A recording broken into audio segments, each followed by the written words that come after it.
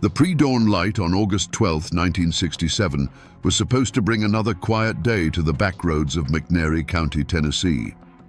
But that morning, the silence wasn't broken by birdsong.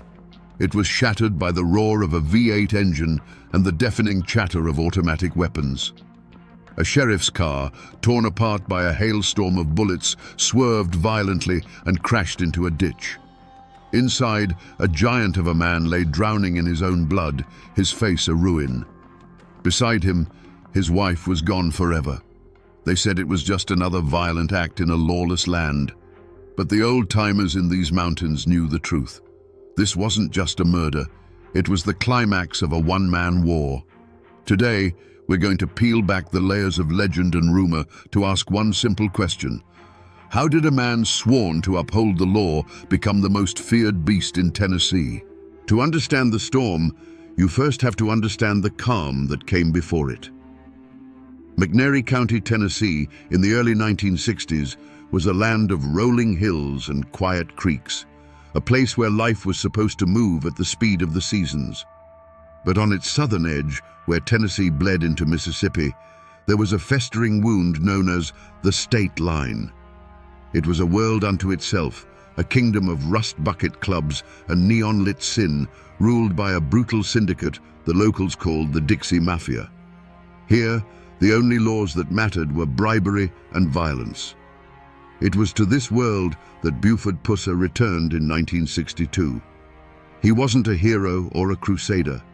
He was just a giant of a man, 6'6", and built like a Tennessee oak tree, tired of the life he'd been leading. He'd been a Marine, and he'd wrestled professionally up in Chicago as Buford the Bull. But he was done with all that. All he wanted was to come home, to build a quiet life with his wife, Pauline, and their 2 small children. He was a family man, looking for peace. You can almost picture it. A simple house, the sound of his children's laughter in the yard, the comfort of Pauline's presence. This was the dream he had traded the roar of the wrestling crowd for. A life measured not in knockouts, but in sunrises over the Tennessee hills. He wasn't looking for trouble. He believed, or maybe just hoped, that if he left the darkness on the state line alone, it would leave him alone too. But that kind of darkness doesn't stay put. It seeps into everything. The Dixie Mafia wasn't just a collection of criminals, it was an occupying army. Their illegal casinos, brothels, and moonshine operations were an open secret, protected by a wall of fear and bought-off badges. They were a cancer, and decent folk knew you didn't poke a cancer. You just prayed it didn't spread to your house. Buford's own father, Carl Pusser, was the police chief in the small town of Adamsville. He was a man who wore a badge but knew its limitations. He'd watched the state line mob operate for years, a weary, powerless spectator to their reign. He warned his son, his words heavy with the wisdom of a man who knows what monsters lurk in the shadows. "Don't go down there, son," he'd say. "Those people are snakes. They'll kill you and not even blink an eye." Buford had come home seeking a sanctuary, but he had unknowingly planted his family's flag on the doorstep of a war zone.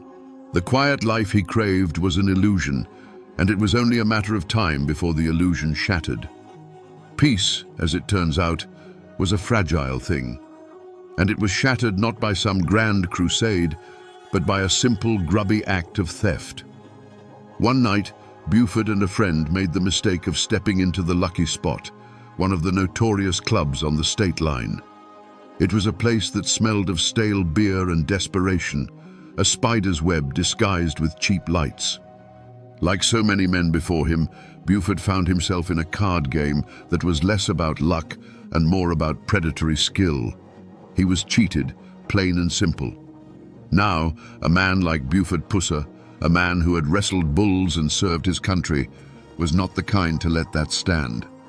He didn't shout, he didn't draw a gun. He just stood up to his full, towering height and demanded his money back. It was a matter of pride. And in that den of vipers, pride was a fatal flaw. They didn't argue, they overwhelmed him. It was a flurry of fists and boots, the cold, sharp bite of a knife, and then nothing. They beat him, cut him, and left him for dead in a roadside ditch like a piece of trash. But Buford Pusser didn't die. He was found somehow and hauled to a hospital, a broken and stitched-together wreck of a man. And it was there, lying in that sterile white room, staring at the ceiling and feeling the fire of 100 different pains, that the decision was made. The quiet family man was buried in that ditch, along with his blood. Something else was clawing its way out. He knew the local law was bought and paid for. Complaining to them would be like complaining to the wolves that they'd eaten your sheep. No, this was personal. This was a debt that would be paid. This was the point of no return. In 1964, to the absolute shock of the corrupt establishment, the man they had left for dead put his name on the ballot for sheriff of McNairy County. He was only 26 years old, a political nobody. His campaign was brutally simple, a 4-word promise that was also a direct threat. I will clean this county. It was a spark in a warehouse full of dry timber. The people who had lived in the shadow of the state line mob for a generation were tired of the fear, tired of the corruption. They saw in this giant of a man not a politician, but a reflection of their own silent rage. And so they did the unthinkable. They elected him. The war had been declared. The state line mob had had enough. The bribes hadn't worked. The threats had been ignored. The stray bullets and hidden bombs had all failed. Sheriff Buford Pusser was not a problem they could manage. He was a force of nature they had to destroy. And so they set a trap, simple and brutal, baiting it with a lie. The call came in before dawn on August 12, 1967.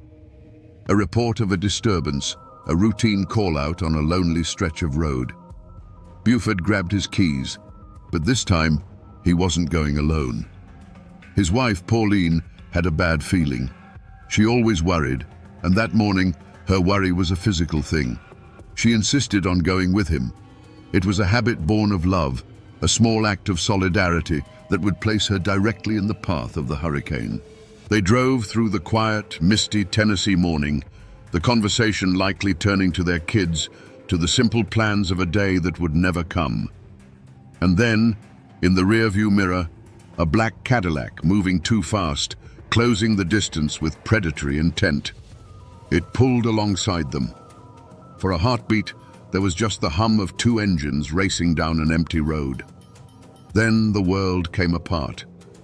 The morning calm was ripped to shreds by a sound that didn't belong there, a mechanical, stuttering thunder that echoed off the pines. This wasn't a pistol shot. This was a declaration of total war.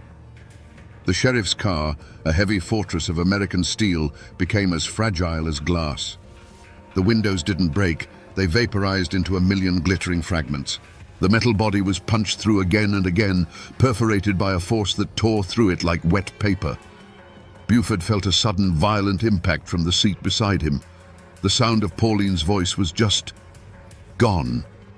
A final sharp silence replaced it, a silence more deafening and more terrible than all the gunfire in the world. Then an explosion of white-hot agony erupted in his own face. It wasn't a sharp pain, it was a demolition. He tasted copper and shattered bone. The world tilted, spun into a blur of green and brown, and then went dark as the car, no longer under any command, swerved off the road and crashed into an embankment. Silence returned, thick and heavy, smelling of gunpowder, gasoline, and blood. When Buford Pusser regained consciousness, it was to a world of pure horror. He was pinned behind the steering wheel, his own jaw a hanging ruin. He could see his own reflection in a shard of the mirror, a monster's face staring back. But that wasn't the worst of it. He turned and saw his wife. She was slumped against the door, eerily still. The woman who had been the calm center of his chaotic life, the reason for his impossible fight, was gone. In that moment, lying in the wreckage, something inside him broke forever. And something else, something far harder and colder, was forged in its place. He wasn't thinking about survival. He was thinking about a testament.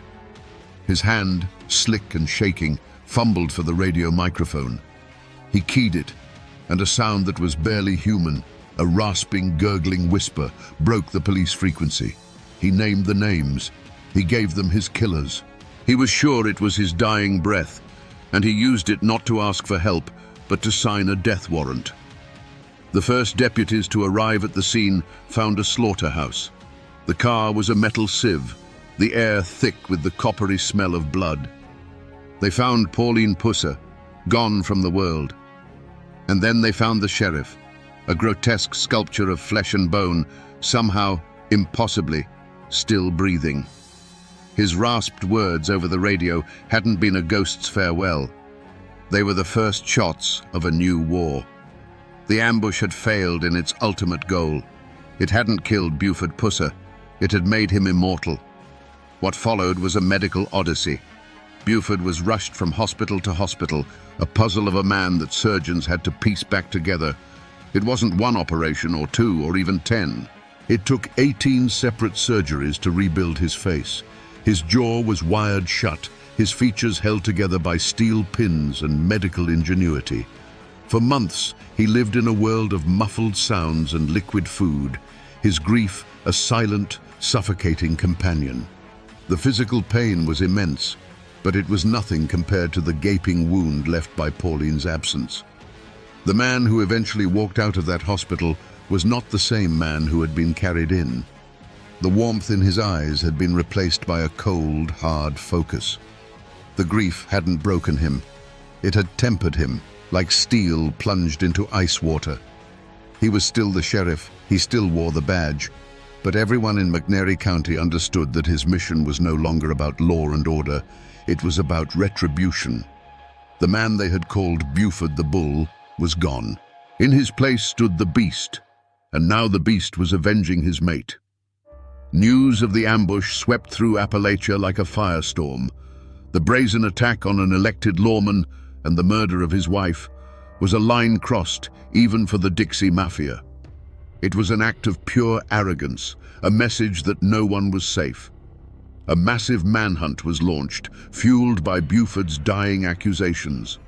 The Tennessee Bureau of Investigation got involved, and rewards were offered. The state line mob, for the first time, felt the heat of real, statewide scrutiny. They had poked the bear one too many times, and now the entire forest was coming for them. But the official investigation was just the public face of the hunt.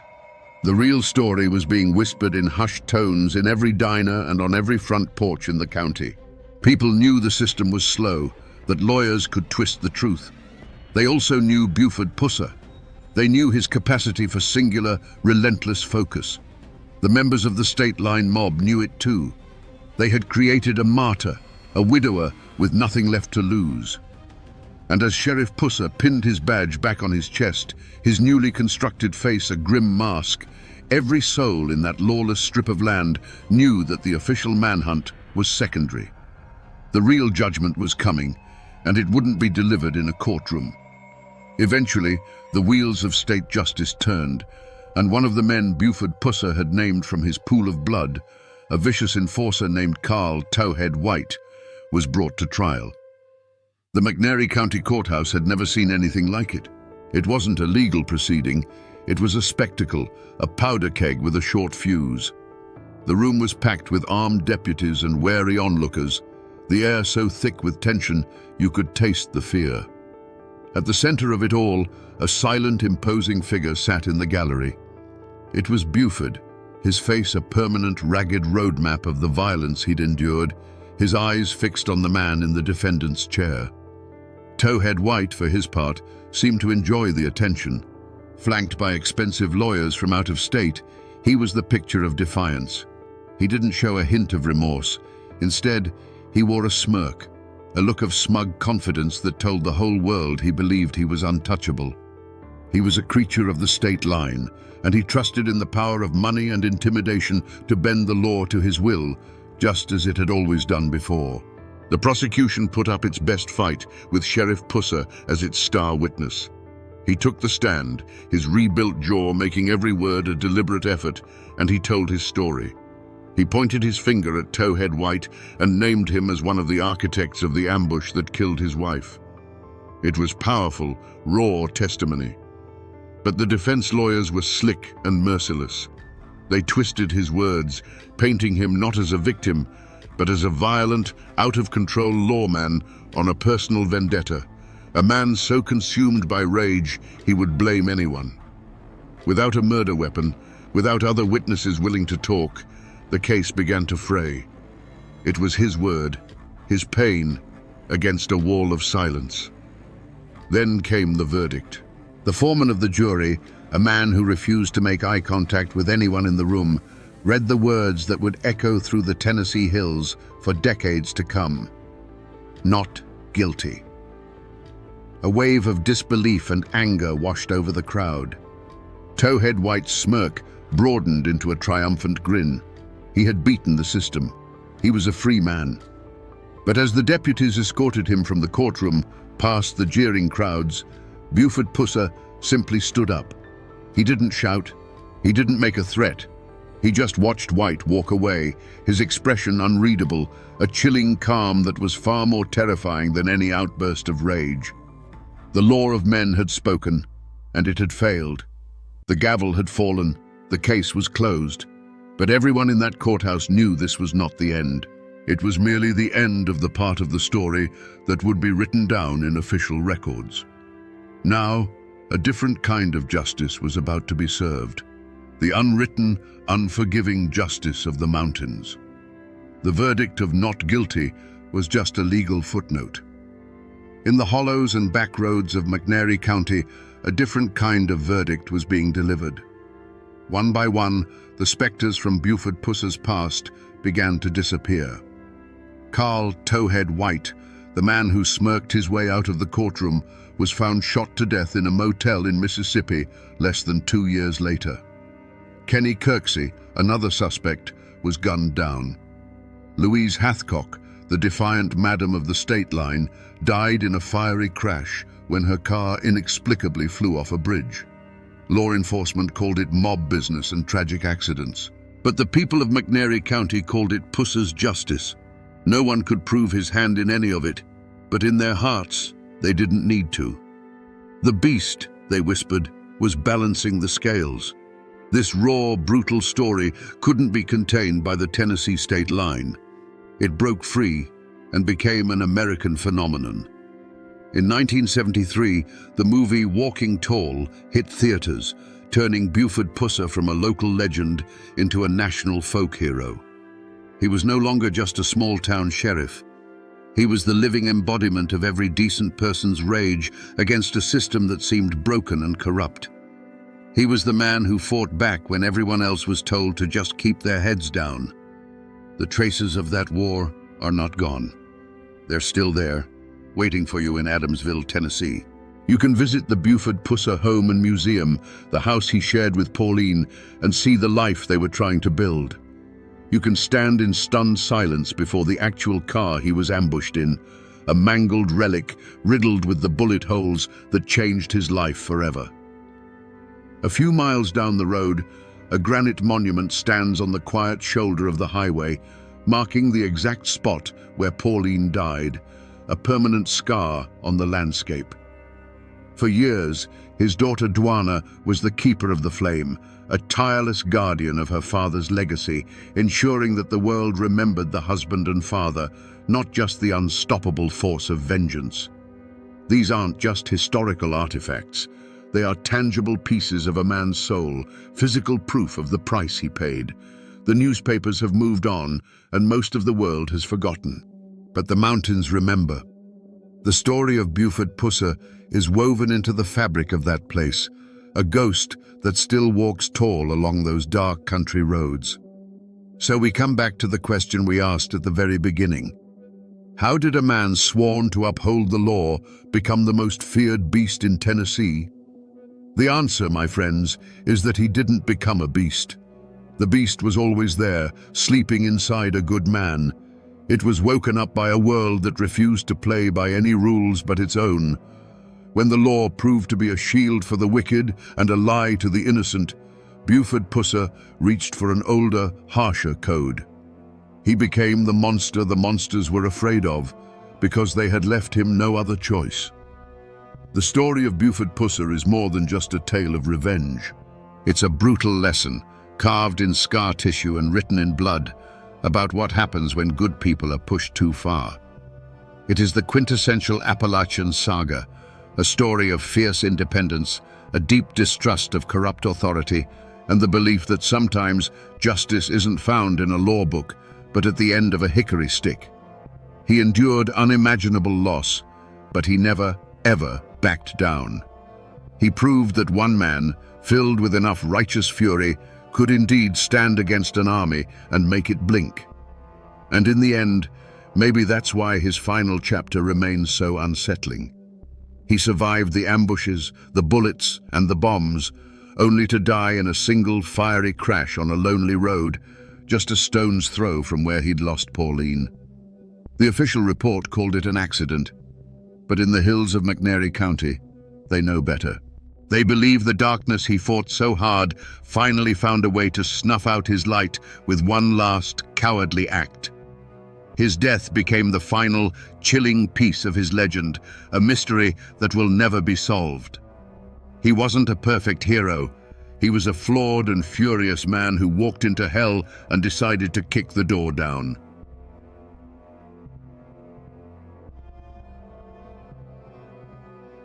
Out here, deep in a West Virginia holler, where the road turns to gravel and the fog clings to the hillsides, the modern world gets quiet. You can find places like this all over the mountains. A forgotten family cemetery, nearly swallowed by ivy and time. These aren't grand monuments. They're simple weathered stones, leaning like old men tired of telling the same story. But it's the names and the dates etched upon them that pull you in. Earl Gibson died 1921. Silas Blackwood died 1923. These men didn't die in the mines. They didn't fall to the fever that swept through these camps so often. They shared one thing, and one thing only. A wife. A woman named Zio Zoe Wilkins. To the law that condemned her, she was a monster. To her few defenders, she was just the unluckiest woman in the state. But to everyone else, she had a different name, the Black Widow of Appalachia. Today, we stand among these silent stones to listen to their whispers and piece together a story this land has tried its best to forget. Let's wind the clock back 100 years. The air here wasn't clean and silent then. It was thick with the grit of coal dust, a fine black powder that settled on windowsills, in your lungs, and in the lines of every face. This hollow was alive with the rumble of coal cars on the tracks and the distant rhythmic clang of pickaxes against the mountain's bones. Life was dictated by the shriek of the company whistle, a sound that sent men like Earl Gibson into the dark belly of the earth before sunrise, and a sound that wives like Zio Zoe prayed to hear again at the end of the day. Earl was a young man, strong and full of the quiet hope that marks so many who work a dangerous trade. He believed his back was broad enough to carve out a decent life for him and his new wife. He'd come home each evening, his face caked in black, and wash up in a basin on the porch of their small two-room cabin. It wasn't much, but it was theirs, a tiny speck of warmth against the vast, indifferent mountains. Zio Zoe was different from the other miners' wives. While they gathered on their porches to trade gossip and remedies, she often kept to herself. She wasn't unfriendly, just reserved. She had a sharp mind and a gaze that seemed to take in everything, a calm that felt out of place in a world built on noise and struggle. Some saw it as dignity. Others, even then, whispered it was a kind of coldness, an ambition that didn't belong in a simple coal camp. Their life together was a routine of small things, a shared meal of beans and cornbread by the fire, Earl talking about his dream of one day saving enough to buy a small piece of land away from the company store and its endless cycle of debt. Zio Zoe would listen, her dark eyes reflecting the firelight, her thoughts her own. To anyone looking in, They were just another young couple trying to survive in a place that didn't make survival easy. But in these mountains, death was a constant neighbor. It came suddenly in the form of a rockfall or a gas explosion in the mine. It came slowly in the wheezing cough of black lung. And it came violently in the gut-wrenching sickness they called the flux, a plague that could sweep through a camp and fill a graveyard in a matter of weeks. A doctor was a luxury, and a sudden death was a tragedy, but it was a familiar one. It was a world that had grown used to the sight of fresh-dug graves, a fact that would soon prove very convenient for someone. The stories buried in the ground are one thing. The stories buried in paper and ink are another.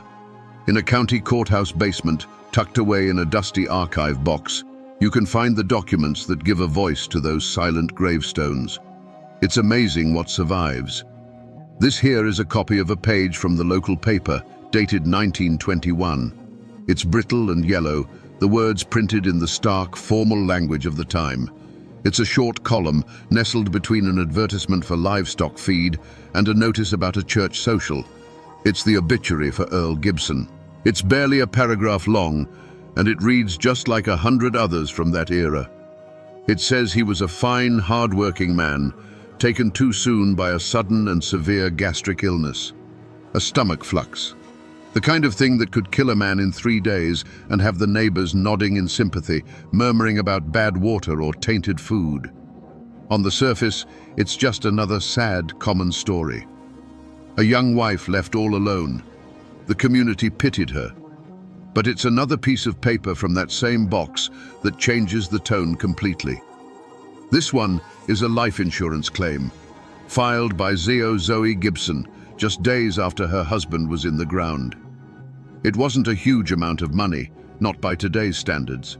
But in 1921, to a miner's widow with no other prospects, it was a small fortune.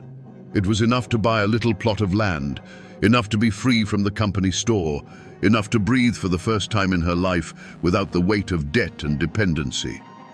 This document right here, this isn't just an insurance policy, it's the first clue. It raises the question that no one dared to ask out loud back then. Was this just a fortunate coincidence in the midst of tragedy?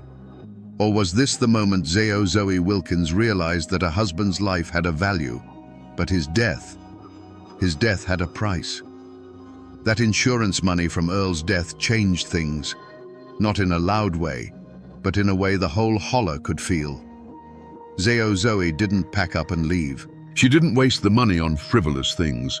She bought a small plot of land, a little house just outside the direct control of the mining company. For the first time, she was a woman who owned something, a woman who answered to no one. And you have to understand, in a place where the company owned the houses, the store, and a man's very soul until his debt was paid, that kind of independence was as strange and unsettling as a summer snow. At first, the whispers were sympathetic. Good for her, some would say, making the best of a bad situation. But pity in a small town has a short shelf life, especially when the object of that pity seems to be doing just fine. Zoe's grief didn't look like the grief they were used to. It wasn't loud and public. It was a quiet, private thing. She held her head high. She managed her own affairs.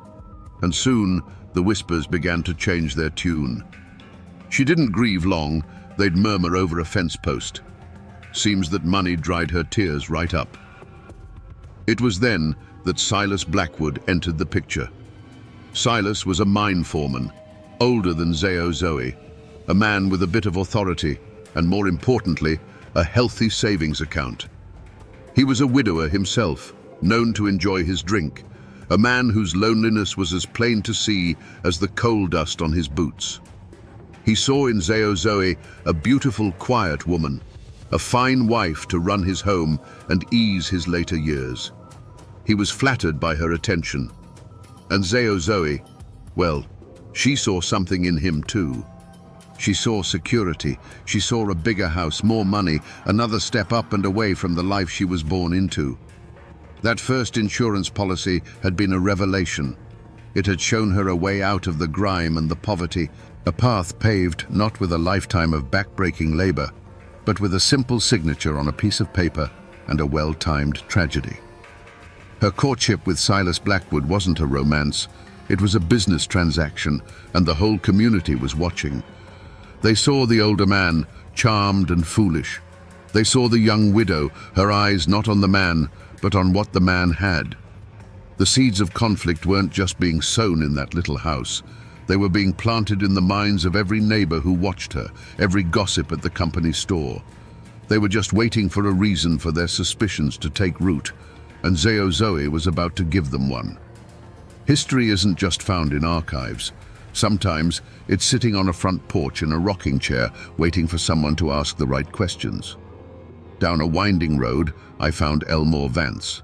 He's an old man now, with hands as gnarled as oak roots and eyes that have seen nearly a century of these mountains.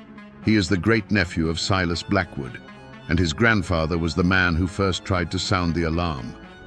For his family, the story of Zoe Wilkins isn't a folk tale. It's a wound that has never fully healed. He doesn't call her the Black Widow. In the Vance family, she has always been that Wilkins woman. He speaks in a slow, deliberate cadence, the way men do when they're recalling a story they've heard 1,000 times, a story that's become a part of their own blood. My granddaddy, Jasper, he begins, he liked Silas, but he never trusted her, not for a minute. He said she had still eyes, like a snake on a rock, watching but never blinking. According to the story passed down to Elmore, the trouble came to a head just 6 months after the wedding. Silas, puffed up with pride and eager to show what a good provider he was, told his brother Jasper that he'd taken out a brand new, sizable life insurance policy. "Just to make sure my Zio is looked after if anything happens to me," he'd said with a grin. Elmore leans forward in his chair. Granddaddy said when he heard those words, a cold spot formed right in his gut.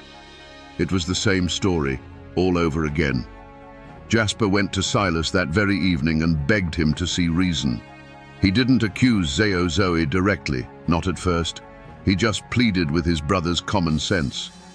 "A woman who profits from one husband's grave is just unlucky," Elmore recounts his granddaddy saying. "But a woman who stands to profit from a second, that ain't luck, Silas. That's a plan." But Silas was blinded by his new bride. He got angry, accused his brother of jealousy, and told him to get out of his house and mind his own business.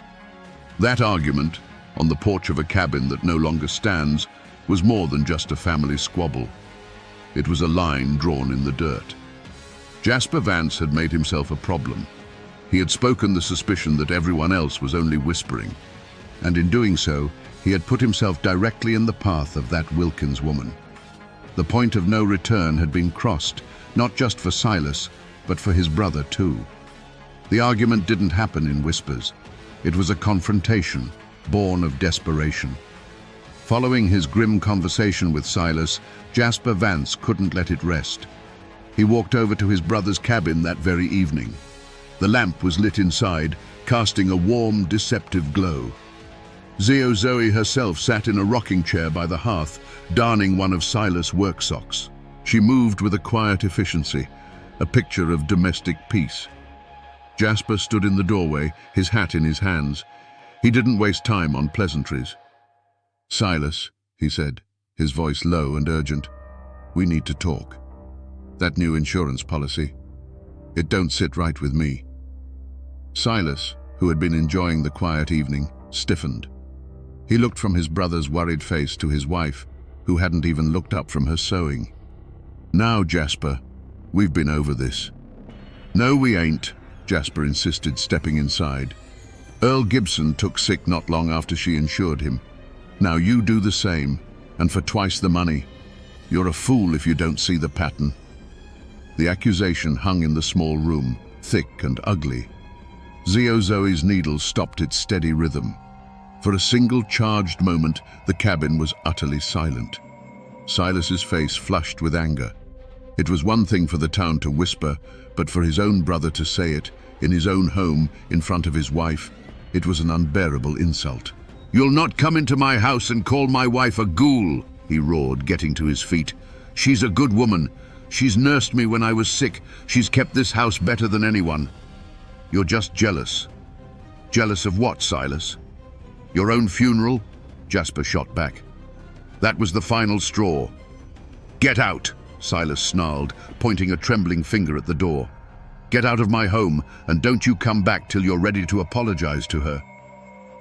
Jasper looked at his brother, his face a mask of sorrow and frustration. Then, his eyes met Zoe's across the room. For the first time, she looked directly at him. There was no anger in her eyes, no fear. There was nothing at all.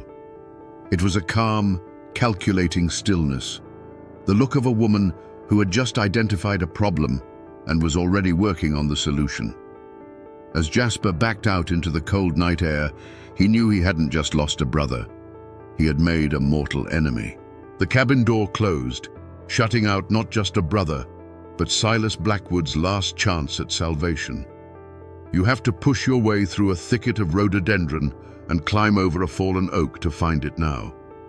If you didn't know what you were looking for, you'd walk right past it. But it's here. A collapsed square of foundation stones covered in a thick carpet of moss, and in the center, a jumbled pile of rock and soot-stained clay. This is all that's left of the chimney, once the warm, beating heart of the home where Silas Blackwood lived with his new wife. This isn't a place marked by the scars of a single violent act. There are no bullet holes in these stones. The horror that unfolded here was quiet, patient, and domestic. It was hidden in the everyday. Over there, nearly choked with a century of dead leaves, is the stone-lined well. This is where Zoe would have drawn the water for Silas' morning coffee, for the soup she simmered on the stove, for the cool drink he'd ask for when the first feverish thirst began to burn in his throat. Right here. This is where it happened. Not with the roar of a gunshot, but with the scrape of a spoon against the bottom of a bowl. The act of murder wasn't a moment of rage. It was a daily chore, a patient administering of poison disguised as an act of love. Within these stone foundations, Silas Blackwood wasted away, believing he was being cared for by a devoted wife, never realizing that the hands that soothed his brow were the same hands that were slowly, methodically killing him. The air is still and peaceful now, but this ground remembers the silence that followed the arguments and the terrible sickness that began soon after. It began, as Jasper Vance had feared, just a few weeks after their argument. Silas Blackwood started complaining of a fire in his belly. At first, he dismissed it as a bad batch of moonshine, a common ailment for him. Zoe was the very picture of a concerned wife. She brewed him herbal teas and insisted he stay home from the mines to rest. But the rest didn't help. The fire in his gut turned into a vice, twisting and cramping until the strong foreman was doubled over in his chair. Then came the sickness, a violent, unending wave of it that left him weak and trembling. He craved water, a burning, desperate thirst that no amount of liquid could quench. And through it all, Zoe was a constant presence. She was always there with a cool cloth for his forehead and a bowl of thin broth. "Just a little something to keep your strength up," she would murmur, spooning the warm liquid into his mouth. To any neighbor who stopped by to check on the ailing man, she was a saint. They saw her tending to him day and night, her face etched with worry. They didn't see the tiny pinch of white powder she stirred into the soup when no one was looking. The days bled into weeks. Silas, once a stout and hearty man, began to shrink. His skin grew pale and loose, his eyes sunk deep into their sockets. He became a ghost in his own home, too weak to leave his bed. The company doctor came once, a rushed visit between a broken leg at the mine and a birthing up the creek. He took one look at the withered man in the bed, listened to Zoe's calm description of the symptoms, and nodded grimly. "It's the stomach flux, and a bad case of it," he declared. "Keep him comfortable. That's all you can do." One evening, after Silas had been bedridden for nearly a month, his brother Jasper came to the house again, swallowing his pride. He couldn't bear the thought of his brother dying without making peace. He found Silas barely conscious, his breathing shallow. Zoe sat by the bed, her hands folded in her lap. Jasper looked at the shell of his brother, then at her calm, serene face, and the awful truth settled in his heart like a stone. He left without a word, the image of that quiet, patient woman seared into his memory. The rocking chair in the corner of the room swayed gently in the draught from the door, empty, but for the shawl left draped over its back. Silas Blackwood's struggle ended 2 nights later, in the dark, silent heart of the Appalachian night. After a man dies, his story is told in whispers. But the version that lasts, the one that gets filed away, is told in ink. This is the death certificate for Silas Blackwood, filed in the county clerk's office. It's a simple bureaucratic ledger. Name, date of birth, date of death. And under the heading Cause of Death, the doctor wrote 2 words: acute gastritis. It's so clean, so medical. A neat and tidy explanation that fits perfectly in a little box on a form. But acute gastritis doesn't capture the truth of it. It doesn't describe a man wasting away for weeks, his body racked with a fire that no water could put out. It doesn't mention the insurance policy that had just been signed, or the brother who was shouting warnings that nobody listened to. The official record sanitizes the horror, boiling a slow, agonizing death down to a stomachache. But then, you find another file. This one isn't from the doctor, it's from the insurance company. And insurance men, they have a different kind of curiosity. They deal in patterns and probabilities. The report, written by a claims investigator, is just as dry, but it asks a pointed question. He notes, "This is the second claim filed by Mrs. Wilkins in 3 years, both following the sudden gastric death of a husband. Further inquiry is recommended." Those 2 words, further inquiry, were the spark that lit the fuse. That recommendation led to this: the exhumation order from the circuit court judge. Look at the formal, looping script. It gives law enforcement the authority to go to the quiet churchyard cemetery and disturb a fresh grave. This piece of paper took the whispers of the holler and turned them into the cold, hard action of the law. The official record started with a lie, but it ended with an order to dig up the truth. That exhumation order was not a quiet affair. The news spread through the hollers like a brush fire. On the day the sheriff and his deputies arrived at the cemetery with shovels, a crowd gathered at a respectful distance, their faces a mixture of morbid curiosity and dread. The sound of digging was the only noise that broke the silence. When the caskets of both Earl Gibson and Silas Blackwood were opened, a collective gasp went through the onlookers. The bodies were in an unnervingly well-preserved state, a telltale sign of the preserving qualities of arsenic. The whispers now had physical proof. The truth wasn't just buried 6 feet deep, it was pickled in poison. The day the law came for Zoe Wilkins, there was no dramatic chase through the mountains. Sheriff Miller and a deputy simply rode their horses up to her little house. She was on the porch, rocking in her chair, as if she were expecting them. They say she didn't flinch when the sheriff showed her the warrant for her arrest. She didn't cry or protest her innocence. She simply stood up, smoothed the front of her black dress, went inside to fetch her bonnet, and walked with them as calmly as if she were heading to the Sunday service. Her silence was more damning than any confession. The trial was a mountain spectacle. The courthouse was packed to the rafters every single day, the air thick with the smell of sweat, dust, and cheap tobacco. Miners took days off from the coalface. Farmers left their fields, all to cram into the sweltering room and get a look at the woman they were now calling the Mountain Borgia. It wasn't just a trial, it was a reckoning. This was the community's chance to finally pass judgment on the woman who had unsettled them for so long. The prosecutor, a fire and brimstone preacher in a lawyer's suit, built his case brick by damning brick. He laid out the pattern of death and the pattern of profit, showing the jury how each untimely death had made Zoe a richer woman. His star witness was the town pharmacist, a nervous little man named Abernathy, who, under oath, pointed a trembling finger directly at the defendant. "That's her," he squeaked. She's the one who kept buying rough-on-rats poison, said she had a terrible infestation, bought enough to kill every rat in the county. Her defense lawyer fought back, painting a picture of a poor, misunderstood widow being persecuted by superstitious neighbors. He argued that dysentery was common, that arsenic was used in every farmhouse, that this was nothing more than a witch hunt fueled by gossip and jealousy. But his arguments were undone by his own client. Zio Zoe sat through the entire proceeding as still as a stone effigy. When the prosecutor finally turned to her and thundered, "Did you feed these men poison for their insurance money, Mrs. Wilkins?"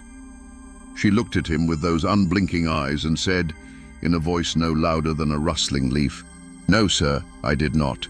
She showed no fear, no anger, no grief, nothing. That chilling calm was all the jury needed to see.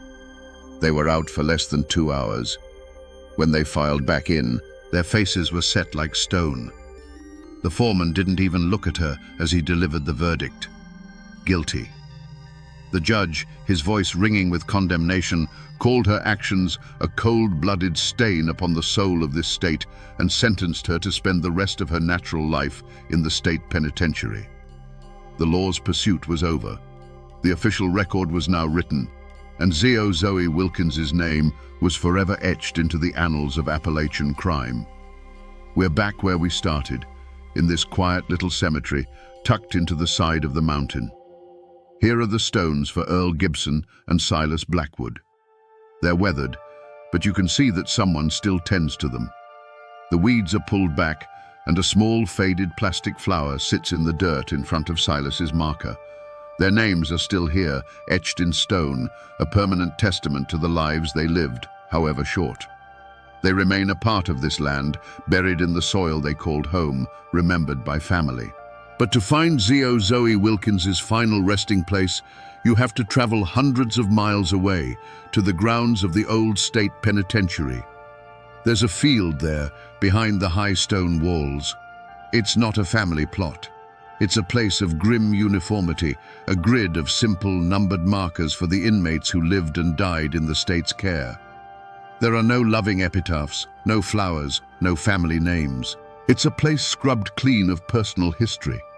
And under one of those anonymous markers lies the woman who caused so much turmoil. There is the final biting irony of her story. The woman who craved land, money, and independence, who killed to possess the property of other men, ended her days with nothing to her name. Her final home is a numbered plot of earth owned by the very state that locked her away. Her victims, the poor miners she looked down on, lie here in the free mountain air, their names known. Her name, the one that once struck fear into a whole community, is nowhere to be found. Looking at these disparate graves, the remembered and the forgotten, you realize the verdict wasn't the end of the story. It was just the beginning of the final chapter. For the families left behind, and for Zio Zoe herself, the sentence was the start of a long, slow aftermath, a shadow that would stretch on for decades. After the gavel fell and the cell door clanged shut, a different kind of quiet settled over the hollow. The excitement of the trial bled away, leaving behind the awkward silence of a community that had just consumed one of its own. For a time, life tried to return to normal. The company whistle blew, the men went back into the mines, and the women went back to their chores. But a scar had been left. Doors were locked a little tighter at night, and a neighbor's sudden sickness was met with a flicker of suspicion that hadn't been there before. For Jasper Vance, the verdict was not a victory. The justice he had fought so hard for tasted like ash in his mouth. It didn't bring his brother back. It didn't erase the memory of Silas wasting away in that bed, or the image of Zio Zoe's cold, placid face in the courtroom. He had been right, but being right had brought him no peace. He lived out his years a quieter, more somber man, forever marked by the knowledge of what one human being was capable of doing to another, hidden behind a placid smile and a bowl of soup. Meanwhile, Zio Zoe Wilkins traded the green, open mountains for a world of grey stone and iron bars. Her reputation preceded her, and the other inmates at the penitentiary gave her a wide berth. They watched the infamous Black Widow, expecting to see a monster.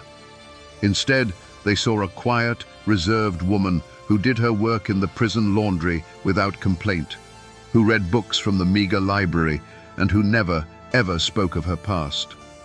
Her chilling composure, which had condemned her in court, now served as a kind of armor. She was an enigma within the walls, just as she had been in the hollow. The years ground on, turning the ink on the court records from black to brown. Zio Zoe's dark hair turned to grey. Her youth and beauty faded under the harsh prison lights, but her story didn't. She never filed an appeal. She never sought a pardon. And to the parole boards that met with her every few years, she gave the same calm, unwavering answer she gave in the courtroom. I did not do it. Her silence became her final legacy, a wall of denial that would stand until the day she died, an old woman in a prison infirmary, taking her secrets, whatever they were, with her to a numbered grave. You'd think a guilty verdict and a life sentence would be the end of it. The case closed, the story finished. But in the mountains, stories have a way of living on, of changing shape in the telling. And the story of Zio Zoe Wilkins is no exception. To this day, the truth of what happened in that little cabin remains a point of contention, a ghost that haunts the family lines. For the descendants of the Vance family, and for most people who know the tale, the book is closed. Zio Zoe Wilkins was a monster hiding in plain sight, a mountain Medea who saw her husbands not as partners, but as assets to be liquidated. They point to the pattern, the insurance money, the pharmacist's testimony, and her chilling lack of emotion in the courtroom. To them, it's an open and shut case, a clear story of greed dressed in a black mourning gown. But Zio Zoe never confessed. And that single stubborn fact, her lifelong insistence on her own innocence, has been just enough to keep a flicker of doubt alive for 100 years. You can still find a few old-timers, a few contrarians, who will offer up the other side. They'll ask you, was she a killer, or was she just a woman who refused to play the part of the helpless, weeping widow? In an age when women were expected to be emotional and dependent, Zio Zoe was quiet, intelligent, and handled her own finances. Was she condemned for murder, or was she condemned for being different? They'll point out that the evidence was purely circumstantial. No one ever saw her put poison in the soup. They saw a woman buy rat poison, a common household item, and they saw men die of a common stomach ailment, and they drew a straight, deadly line between the two. Perhaps, they argue, she was just the victim of a mountain witch hunt, a woman destroyed by gossip and the bad luck of being widowed twice. The truth? The absolute truth of what was in her heart probably died with her in that prison infirmary. All we're left with are the conflicting echoes, two stories that can't both be true, but that both refuse to die. Over the decades, the hard facts of the Zio Zoe Wilkins trial began to soften and warp, like old glass in a fire. Her story leached out of the courthouse records and seeped into the soil of the mountains themselves, where it grew into something else entirely, a full-blown Appalachian legend. The flesh-and-blood woman who bought rat poison at the general store was slowly replaced by a supernatural phantom, a creature of folklore. For generations, her name became a cautionary tale. Mothers would warn their sons, "You be careful of a pretty face with a quiet tongue. Remember Zio Zoe." She became the local boogeyman, a dark fable about the poison of greed. They stopped talking about arsenic and started whispering about a secret spring deep in the woods whose water was tainted by the devil himself, water she would collect in a blue glass bottle under a new moon. They swore that the roses she planted on her husband's graves always bloomed with withered black petals, as if the very ground rejected her feigned grief. And of course, there is the ghost story. Some say that on a moonless night, if you stand by the fallen chimney where her house once stood, you can sometimes see a faint light moving through the trees. They say it's the ghost of Zio Zoe, forever wandering the land she bought with blood, eternally searching for something she can never truly own. The real woman died in a state prison far from here. But the legend, the dark and terrifying story the mountains created to explain a horror they couldn't comprehend. That story never left. And so we find ourselves back where we began, standing in this quiet patch of ground among the leaning stones. It looks the same. The ivy still crawls over the fence line, and the wind still sighs through the pines. But it feels different now, doesn't it? These aren't just names on weathered rock anymore. They are Earl and Silas, men with hopes and fears, whose lives ended in a bowl of soup. We see the ghost of a small cabin over on that ridge, and we can almost feel the cold, calculating gaze of the woman who watched the world from its porch. We have followed this story from these graves to the dusty pages of the courthouse, from the faded memory of an old man on his porch to the grim reality of a prison ledger. We've seen how a real-life tragedy, born of desperation and greed, can curdle into a ghost story told to frighten children.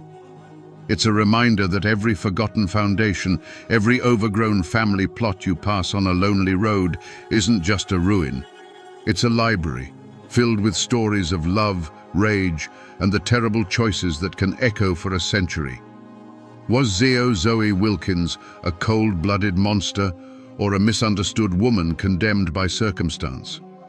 The absolute truth of what was in her heart is likely buried with her in that anonymous grave. But in the end, it almost doesn't matter. The story she created, whether by her actions or by her silence, has become a part of this landscape, as permanent as the mountains themselves. The arsenic has long since turned to dust. The insurance money is gone.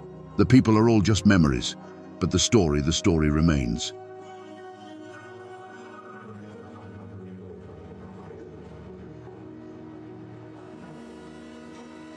The newspapers called it the Fratterville mine disaster.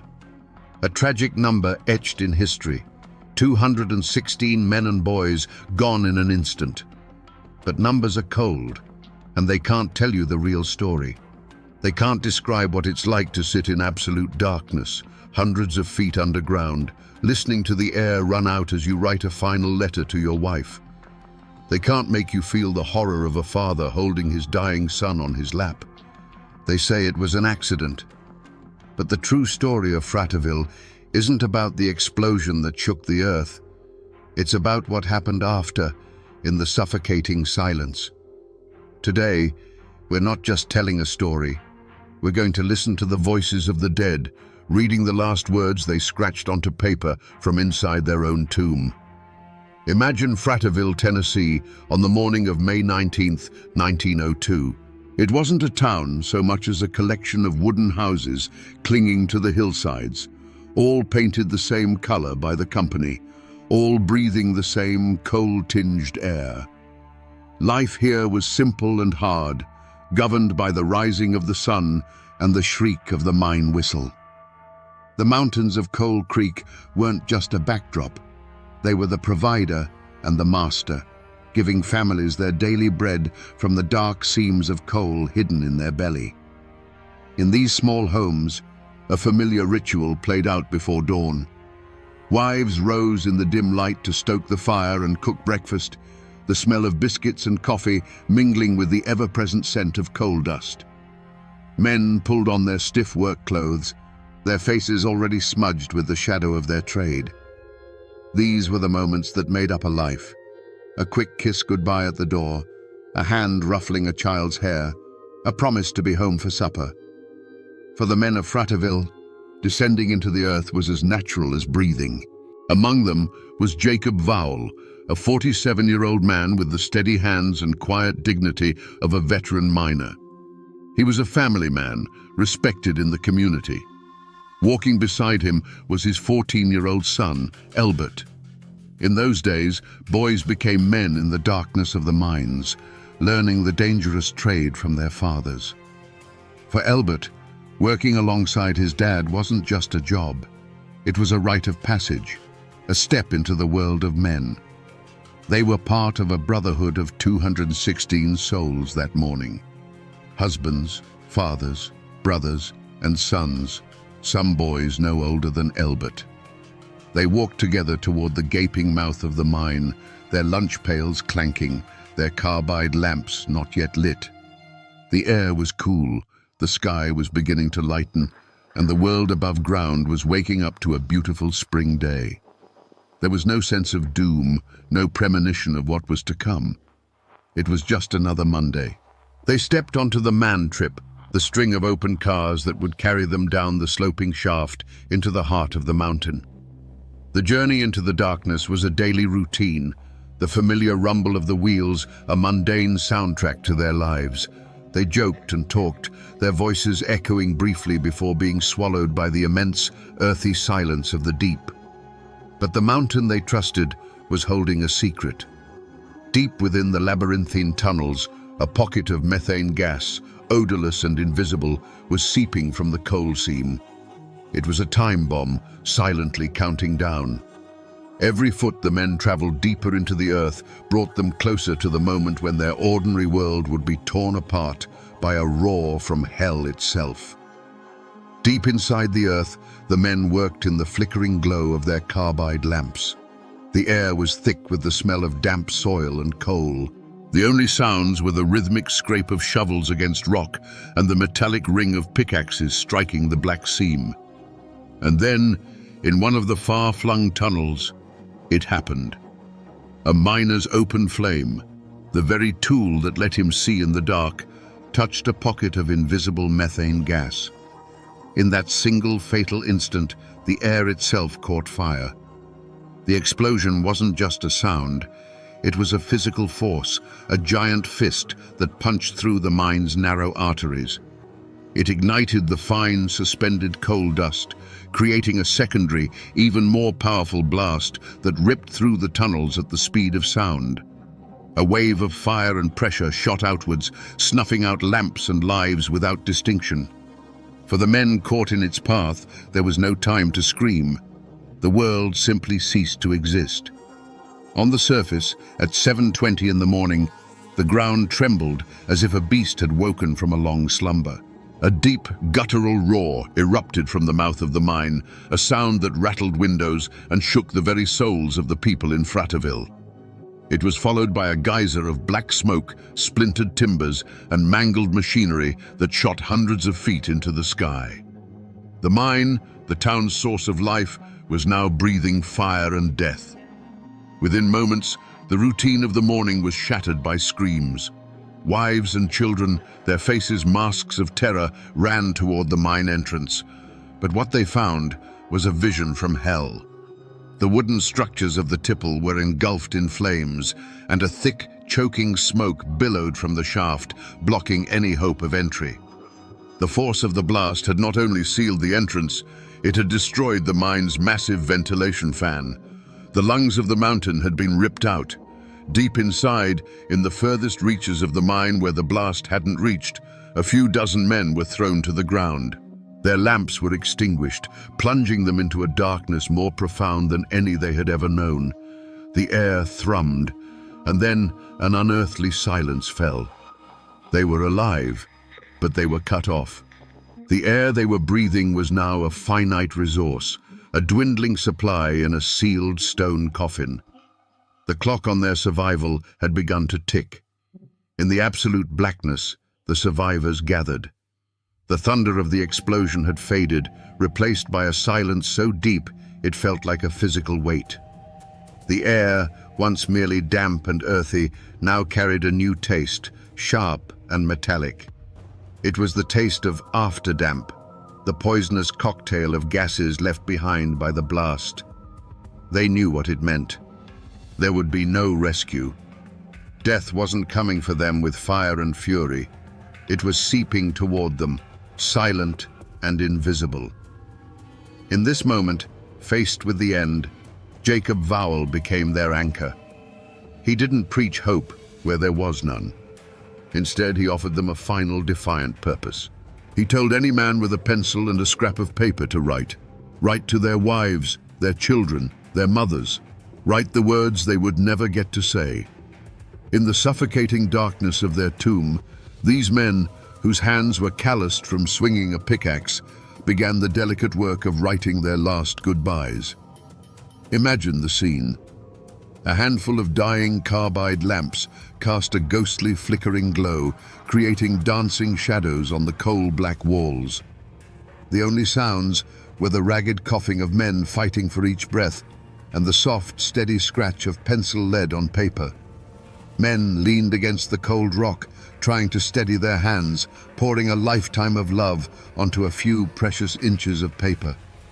They weren't writing about death. They were writing about life, about the families waiting for them under a sun they would never see again. Jacob Vowell wrote to his Sarah, his words a simple, heartbreaking testament. "Tell my little boys to be good boys and to trust in the Lord." He was a father to the very end. Beside him, his 14-year-old son Elbert, his strength failing, lay his head in his father's lap. In the dimming light, Jacob watched his son's breathing grow shallow, watched him drift into a sleep from which he would not wake. Then, with a hand that must have trembled, Jacob Vowell made one last entry in the margins of his letter. He didn't describe the horror. He wrote a sentence of pure, devastating fact. "My boy Elbert has gone to sleep. He has been dead for a few minutes." It was a final act of a father recording his son's peaceful passage, a final whisper of love in a world that had turned to black. One by one, the lamps sputtered and died, plunging the chamber into a darkness that was total. The scratching of pencils ceased.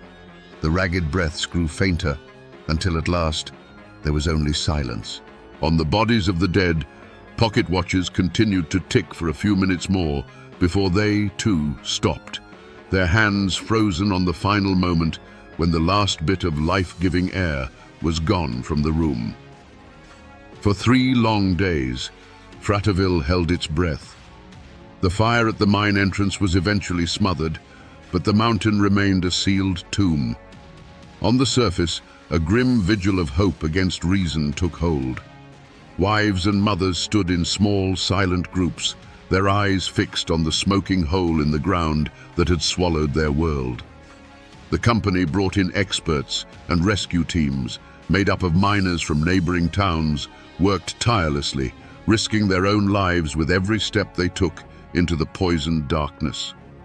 The air inside was a killer, silent and patient.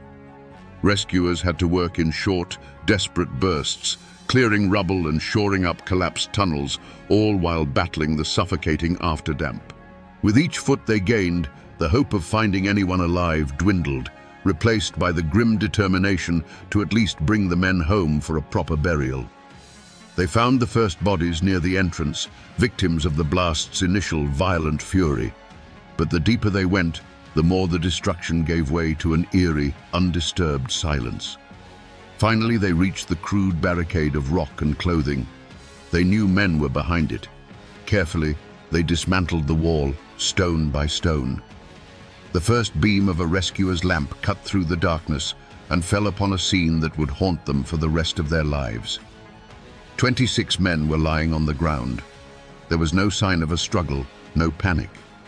They looked as if they had simply laid down to rest, many with their arms around each other in a final, brotherly embrace. And then they saw the letters. Tucked into pockets, clutched in hands, or placed carefully on their chests, were the final messages from the dark. As the bodies were solemnly carried out into the daylight, the news of the letters spread through the grieving crowd like a whisper. This tragedy now had a voice. These were not just numbers in a death toll. They were husbands and fathers who had spent their final moments thinking only of love. Fraterville had become a town of widows and orphans overnight. They say there weren't enough coffins in the county, and they had to be shipped in by the trainload, a final, heartbreaking measure of the town's immeasurable loss. There was no villain in a black hat to put on trial. There was only a company, a mountain, and 216 fresh graves. But the law demanded an answer, so a coroner's inquest was convened. It wasn't a grand trial in a stone courthouse. It was a proceeding held in the shadow of the disaster, a formal attempt to write the final chapter in the official record. For the widows of Fraterville, it was a desperate, flickering hope for accountability. For the Coal Creek Coal Company, it was a matter of containing the damage. Company officials and their lawyers spoke in measured tones. They offered condolences and expressed deep regret. They spoke of the inherent dangers of mining, of the unpredictable nature of the earth. The explosion, they argued, was a tragic accident, an act of God that no one could have foreseen or prevented. They presented charts and testimony from their own experts, painting a picture of a well-run operation that had simply fallen victim to a terrible misfortune. Against this polished defense, who was there to speak for the dead? The miners' letters were their final testimony, but they were testaments of love, not of legal negligence. The living miners in the community, the ones who would need a job when the grief subsided, knew better than to speak out against the only employer in town. To accuse the company was to risk your own family's survival. So they stayed silent, their anger and their knowledge of the mine's gassy reputation a heavy, unspoken secret in the room. The verdict, when it came, was as cold and hard as a seam of coal. The coroner's jury concluded that the miners had died from an explosion of methane gas and coal dust ignited by an open flame. But crucially, they assigned no legal blame. No charges were filed. The company was officially cleared of any criminal negligence. They offered recommendations for the future, the use of safer lamps, better ventilation, but these were suggestions, not punishments. Was this justice? The law of men, the formal system of courts and inquests, had spoken. It had rendered its verdict in clean, legal terms. The company was not a murderer, but a victim of circumstance. But for the people of Fratterville, for the women who now had to raise their children alone, the verdict was just another form of violence. It was a confirmation that the lives of their husbands and sons were worth less than the cost of implementing stricter safety measures. The company walked away free, ready to rebuild and reopen the mine. The town, however, was handed a life sentence of loss and unanswered questions. The inquest provided an official cause of death, but it offered no comfort and no justice. It was a quiet, brutal lesson in the way the world worked in 1902. The law protected property and profit, while the mountains kept the men. The town of Fratterville never recovered. It couldn't. How does a town built around 216 men continue to exist when they are all gone? It became a town of shadows, a community of widows and orphans, where the sound of the mine whistle was replaced by a profound and lasting silence. In time, families moved away, houses fell into disrepair, and Fratterville, the bustling coal town, slowly faded from the map, becoming little more than a name in a history book. But the story didn't vanish completely. It's carved in stone. If you know where to look, you can still find the Leach Cemetery. There, in a large grassy circle, lie the graves of many of the miners.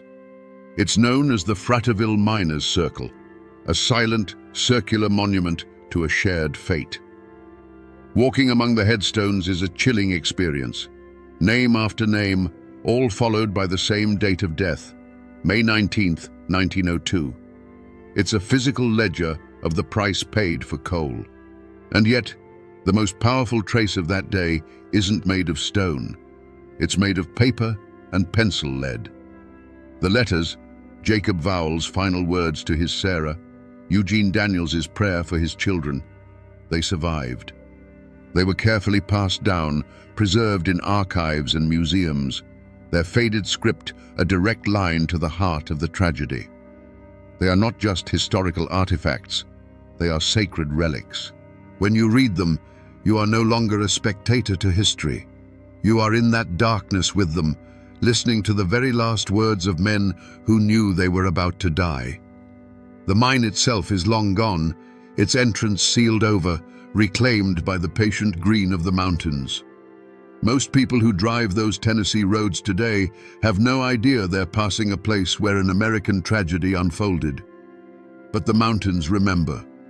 They hold the silence of that sealed-off tunnel, the weight of the grief that soaked into this soil. They remember the roar, the smoke, and the long, agonizing wait that followed. And they hold the echoes of the last words scratched out in the dark, a story of love that proved stronger than the stone that entombed it. So we return to the question we started with. What really happened in the Fraterville mine? An explosion killed 216 men. That is the fact. But it is not the truth. The truth is that in the final suffocating moments of their lives, a handful of ordinary men faced the end, not with rage or panic, but with a quiet, heartbreaking dignity. They chose to spend their last ounce of life and breath not on themselves, but on sending one last message of love out of the darkness. The Fraterville disaster is a story of industrial negligence, a brutal lesson paid for in blood that would slowly, painfully lead to safer mines for future generations. But its truest legacy is not found in safety regulations. It's a lesson in what matters at the very end of everything. It teaches us that the human spirit, when stripped of all else, will reach for connection, for family, for love. In the blackest pit, these men found a light inside themselves and sent it outward. Their bodies were buried in the Tennessee earth over a century ago, their towns swallowed by time. But their final words, scratched onto scraps of paper, have traveled through the years to find us. The mountain took their lives, but it could not silence their love. It couldn't bury their story. In the misty mountains of Appalachia, they say a word can be sharper than any blade, and a woman's pride can be a poison more potent than any rattlesnake's venom. They tell a story of a young man lying on his deathbed, not from fever or from battle, but from love. And they whisper the name of the woman who put him there with a single cruel sentence. Her name was Barbara Allen. Most folks have heard the song, a sad little tune about a hard-hearted girl. But here, in the isolated hollows, that song became more than music. It became a legend of a heart so cold it could freeze a man's soul. It raises a question that still echoes in these hills. Can a person truly be killed by a word? Today, we separate the ballad from the chilling folklore it spawned, to look into the icy heart of Barbara Allen and ask the one question the mountains have been asking for centuries. Was she a monster, or the most tragic victim of them all? You have to understand what life was like back then, in those hidden pockets of the Appalachians. It was a world carved out of the wilderness by sheer grit and stubbornness. Life wasn't measured in the turning of pages on a calendar, but in the rhythm of the seasons, the spring thaw that swelled the creeks, the long hot summers of planting and tending, the autumn harvest that decided who would eat well and who would go hungry through the biting winter. The mountains weren't just a backdrop, they were a living entity, providing everything you needed, but also capable of taking it all away in a heartbeat with a flash flood or a sudden blizzard. In the heart of one such settlement lived a young man they called Sweet William. The name wasn't just a convenience, it was a description. He was the kind of man who was first to help a neighbor raise a barn and the last to leave a campfire. He had a strength that came from working the hard soil and a laugh that could cut through the thickest mountain fog. He was the future, the promise of another generation surviving and thriving in this unforgiving land. Everyone loved him because he was the best of them, a reflection of the warmth and community that was the only real shield against the cold and the dark. And then there was Barbara Allen. If William was the warm hearth of the community, she was the frost on the window pane. She possessed a beauty that was almost painful to look at, sharp and perfect, like a shard of ice. But it was a remote beauty. She lived with her mother in a small cabin, keeping to herself, her silence often mistaken for arrogance. The other girls whispered about her pride, and the young men who tried to court her came away feeling as if they'd tried to warm their hands on a marble statue.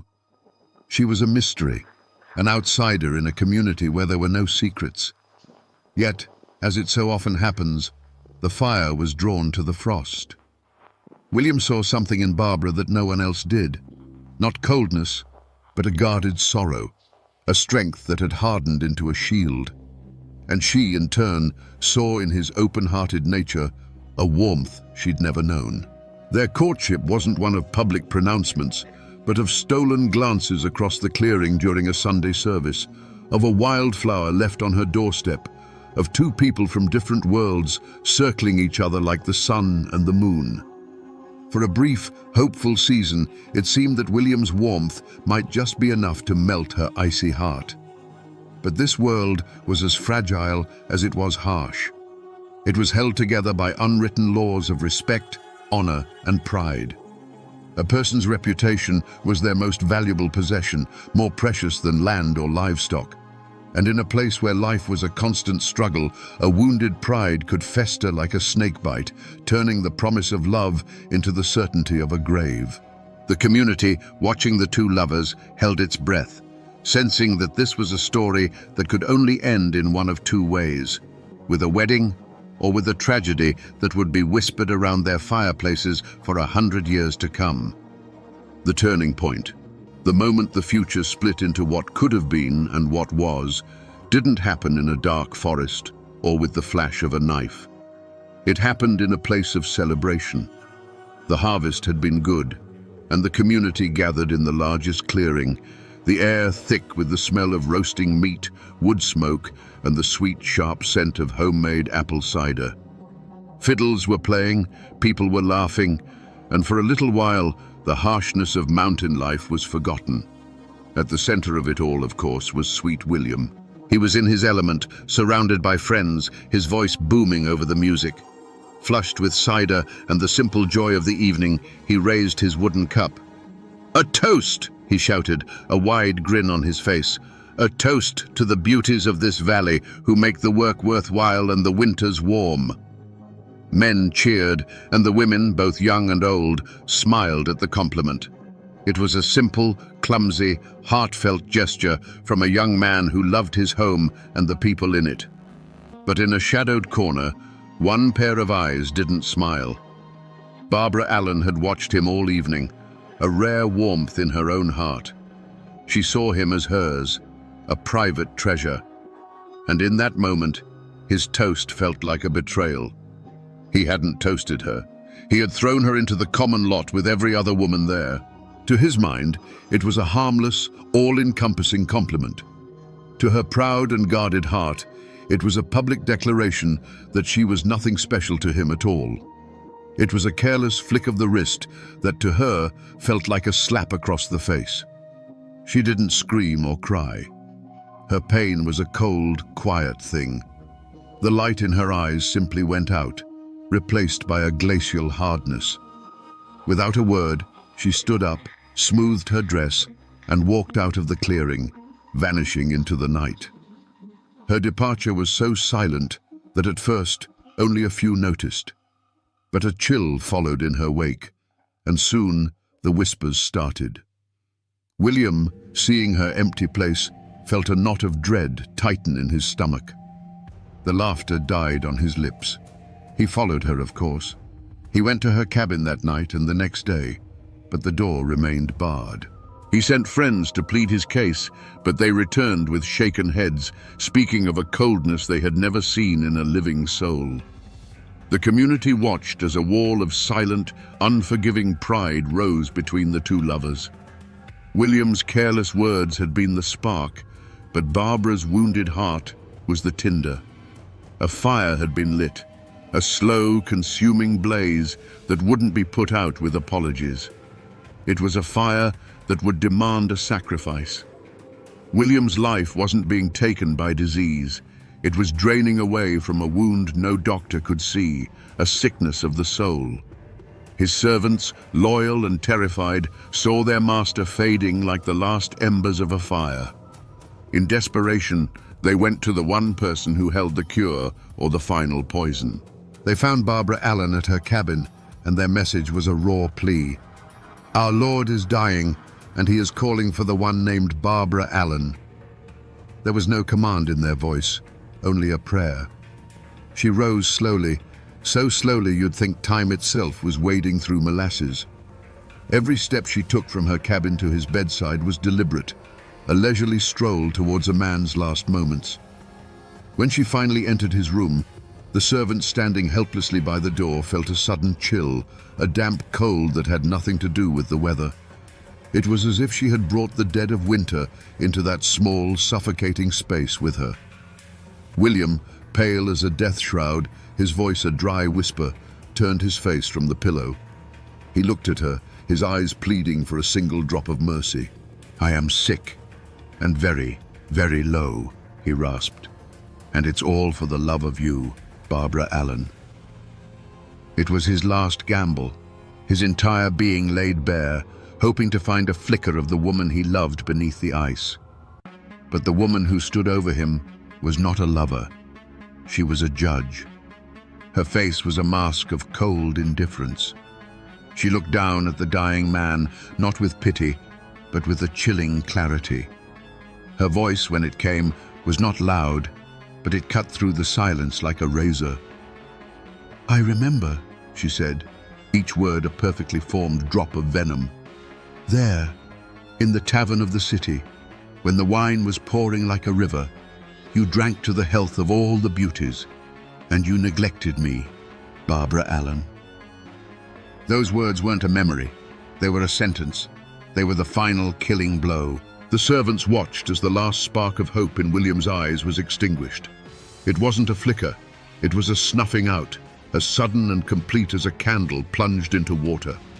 No weapon was raised, no blood was shed, but everyone in that room knew they had just witnessed an execution.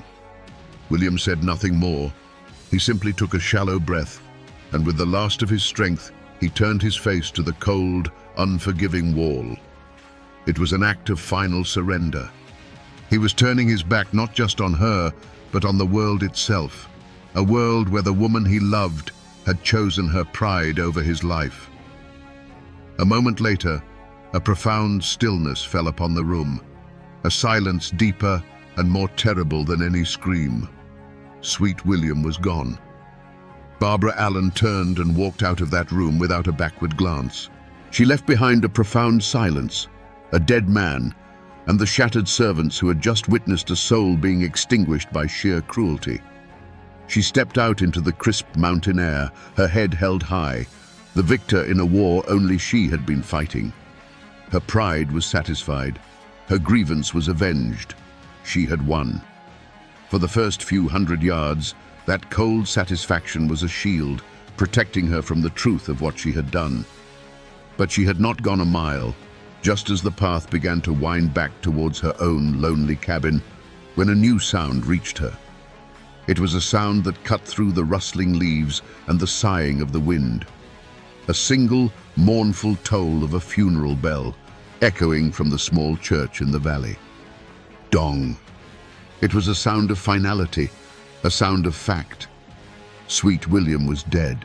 The bell was telling the mountains the news, and that sound pierced her icy armor. The second toll followed the first, and with each resonant peal, a crack appeared in the frozen wall around her heart. It was no longer the sound of her victory, it was the sound of her damnation. The ballad says that the bell seemed to cry out her own name on the wind, a mournful accusation. Hard-hearted Barbara Allen. The pride, the anger, the memory of that silly toast in the tavern, it all evaporated, leaving behind a horrifying, empty void. The realization struck her with the physical force of a blow. The man she loved was in the ground because of her. She had traded his life for a moment of bitter triumph, and the bargain was a fool's one. Her heart, which could not be melted by his love, was now shattered by the sound of his death knell. The community would hear that bell too. The servant's story would spread from cabin to cabin, whispered over cook fires and spinning wheels. There would be no trial, no judge or jury. Her verdict was already being delivered by the hushed, horrified voices of her neighbors. She was no longer just the proud girl. She was the cruel woman, the one who had killed Sweet William with nothing but a handful of cold, unforgiving words. There was no trial held in a courthouse for Barbara Allen. There was no judge in a black robe, no jury of 12 good men and true. What law had she broken? There is no statute against having a heart of stone, no crime on the books for killing a man with a memory and 5 cruel words. The law of men, with its ink and paper, was silent. It had no language to describe what had happened in that death room. But in the mountains, there is another kind of justice, an older and more immediate law. And Barbara Allen's trial had already begun. The courtroom was every cabin, every clearing, every fireside in the valley. The servants who had stood helpless at William's bedside were the sole witnesses, and their testimony, spoken in hushed, horrified tones, was the only evidence needed. The story spread faster than a forest fire, a tale of love turned to poison, of a pride so monstrous it could watch a man die and feel nothing. The community, which had once whispered about her coldness, now spoke of it as a fact, an unnatural blight on the world. The verdict was unanimous. She was guilty. But Barbara wasn't listening to them. She was a prisoner in a different kind of court, the one held in the echoing silence of her own soul. The funeral bell had been the prosecution's opening statement, and it had shattered her every defense. As she ran home, stumbling through the woods, she wasn't fleeing justice. She was rushing to accept her sentence. When she burst through the door of her mother's cabin, her face was a mask of terror and grief. She was no longer a cold-hearted killer. She was a condemned woman. Her confession was not a plea for mercy, but a final, desperate command. She cried out to her mother, the words tumbling from her in a torrent of unbearable guilt. "Mom, Mom, make my bed, make it softly and long. My darling died for me today, and I will die for him tomorrow." In that moment, she was both the accused and the executioner. She understood the ancient law of the mountains, a heart for a heart, a life for a life. Her own pride had demanded William's life as payment, and now her conscience, awakened too late, demanded hers in return. And so the final verdict was delivered, not by the community, who would soon change their condemnation to a sad, shaking pity, but by Barbara Allen herself.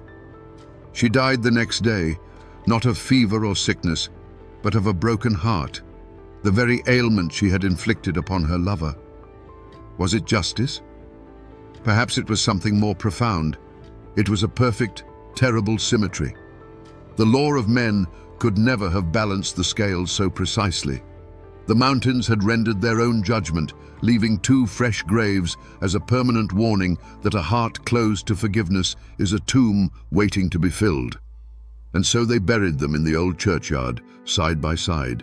He, the victim of a love too strong, and she, the victim of a pride that had turned to poison. In any other story, that would be the end.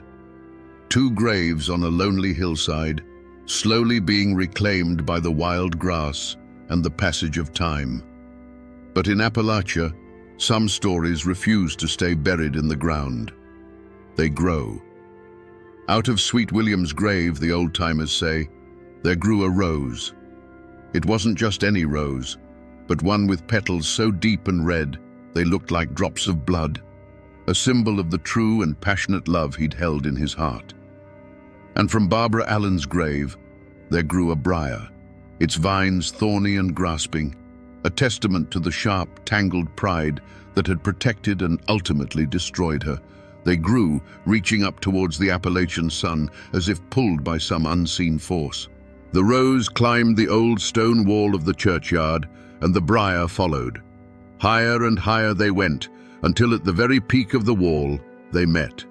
And there, under the watchful eyes of the mountains, the soft red rose and the thorny green briar intertwined. They wove themselves together into what the ballad calls a true lover's knot, a symbol of forgiveness, a sign that the love that was denied in life had finally found its union in death. Now, you can't go to a specific place in Kentucky or North Carolina and find a headstone that reads Barbara Allen. Her grave is not a place on a map. The real marker isn't made of stone, it's made of music. The ballad itself is the echo. It survived the long ocean voyage from Scotland, and in the isolated hollows of Appalachia, it found its true home. It was passed down like an heirloom, from a grandmother's cracked voice to a child listening on a porch swing, a lesson and a lullaby all in one. The story became a part of the people, and that is what remains today. The traces are not in archives or history books, but in the culture itself. It's in the melancholy bend of a fiddle string, in the lyrics sung by 1,000 different voices over hundreds of years. The mountains do remember, and though most people have forgotten the fine details, the legend of the rose and the briar still hangs in the air of every old, overgrown cemetery, a ghostly reminder that love and pride are two powerful vines that, once tangled, can never truly be separated. So we come back to the question that has haunted this story from the start, a question that the wind still whispers in the high mountain passes. Was Barbara Allen a monster, or was she a victim? The truth, like most truths in these mountains, is not a simple thing. In that death room, standing over the man who loved her, she was a monster. She wielded her wounded pride like a weapon and dealt a killing blow. But in the moments that followed, when the sound of a funeral bell shattered her soul, she became the story's final, most tragic victim, a prisoner of a pride she could no longer live with. This is the eternal lesson encoded in the ballad of Barbara Allen, the reason it has survived for centuries while grander tales have turned to dust. It's a story that warns us that a heart shielded by pride is the most fragile heart of all. It teaches us that forgiveness is not a gift we give to others, but a key to our own freedom. The rose and the briar are not just a fanciful ending, they are the story's true moral. They tell us that even after a tragedy born of bitterness and spite, redemption is possible, that two souls torn apart by life can find their way back to each other in the end. This is more than just a ghost story or a sad old song. It is a piece of Appalachia's soul. It is a testament to the people who lived and died by a code of honor that could be both their greatest strength and their most fatal flaw. And even today, if you find yourself deep in the mountains when the fog is rolling in and the world grows quiet, you can almost hear it. A sad, distant melody on the wind and the mournful toll of a bell, forever crying out a warning and a lament. Poor Barbara Allen.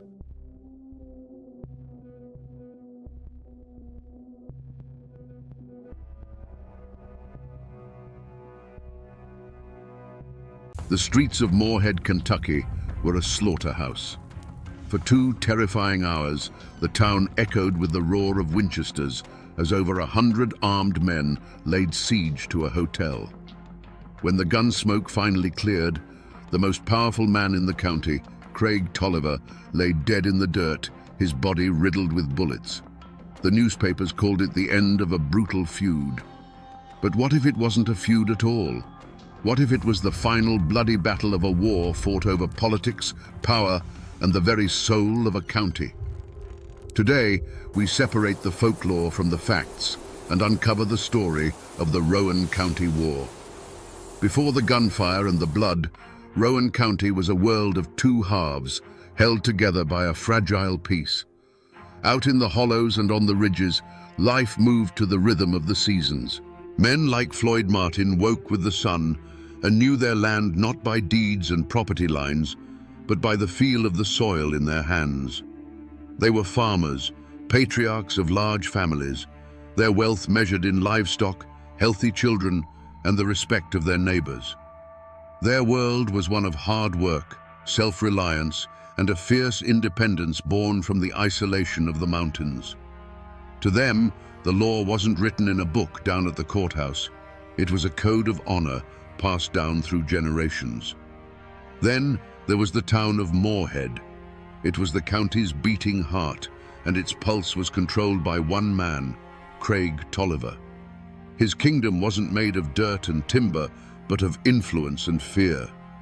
From the bar of his monarch saloon or a suite in his Galt House hotel, he orchestrated the county's politics. He was handsome, always dressed in fine clothes that stood out against the town's mud and dust, but his smile never quite reached his eyes. He was the democratic boss, the man who could make another man rich with a handshake or ruin him with a whisper. He saw Moorhead not as a home, but as a chessboard, and every person in it was a pawn. These two worlds brushed against each other on market days. The Martin clan and their Republican allies would ride into town, their faces weathered by the sun, their conversations quiet and watchful. They'd trade their crops, buy supplies, and endure the smirks of Tolliver's men who ran the town. In the saloons, Democrats and Republicans drank at separate tables, the air thick with an unspoken history. Everyone knew who had worn the blue and who had worn the gray, or whose father had. It was a peace, but it was the kind of quiet you get in the woods just before a storm breaks. Every handshake was a calculation. Every glance held a question. The people of Rowan County were living on a fault line, a deep crack in the earth left by the Civil War, and everyone could feel the ground trembling beneath their feet. They were proud people, both in the town and in the hills, and pride in Appalachia is a dangerous thing. It can build a home, but it can also burn one to the ground with everyone still inside it. And on the horizon, an election was coming. It was August of 1884. To the rest of America, it was just another local vote. But in Rowan County, it wasn't about choosing a representative. It was a referendum on power itself. It was the spark falling toward a powder keg that had been filling for 20 years. Little did they know, this day of voting would not be settled with ballots, but with blood, and the world they knew was about to be lost forever in a haze of gun smoke. The hatred that fueled the Rowan County War wasn't born in a saloon brawl in 1884. Its seeds were sown 20 years earlier in the blood and fire of the Civil War. Kentucky was a state torn in half, a borderland where loyalties were not to a flag, but to family and to the ground beneath one's feet. Brother fought against brother, and neighbor took up arms against neighbor. When the war ended, the soldiers returned to their farms and towns, but they brought the conflict back with them. They laid down their rifles, but they never truly laid down the fight. In the rugged hills of Rowan County, these old battle lines hardened into political identities. To be a Republican, like the Martins, was to align with the Union, with the federal government that had preserved the nation. It was the party of Lincoln, a symbol of victory and order to some, but of occupation and overreach to others. To be a Democrat, like Craig Tolliver and his faction, was to carry the banner of the old Confederacy, of states' rights and resistance to that same federal power. It was a politics of pride and grievance, a burning resentment that the world had been turned upside down. This wasn't about policy debates, it was about memory. It was about which side your father fought on at Perryville or Shiloh. It was about remembering the Union patrols or the Confederate raiders who had passed through these very hollows. The land itself held these memories. For the Martins and their allies, their farms were a testament to their own hard work and independence, a legacy carved from the wilderness. For Tolliver, the town of Moorhead was a different kind of territory, a center of power to be controlled, its commerce and law to be bent to the will of his party, his faction, his cause. In these mountains, a family name is a heavy thing. It's a coat of arms and a burden, all at once. The name Martin became a rallying cry for every Republican farmer who felt choked by the town's political machine. It stood for the country, for the hills, for the men who answered to no one but God. And the name Tolliver became the symbol of absolute democratic control, of the saloons, the courthouse, and the money that made the town run.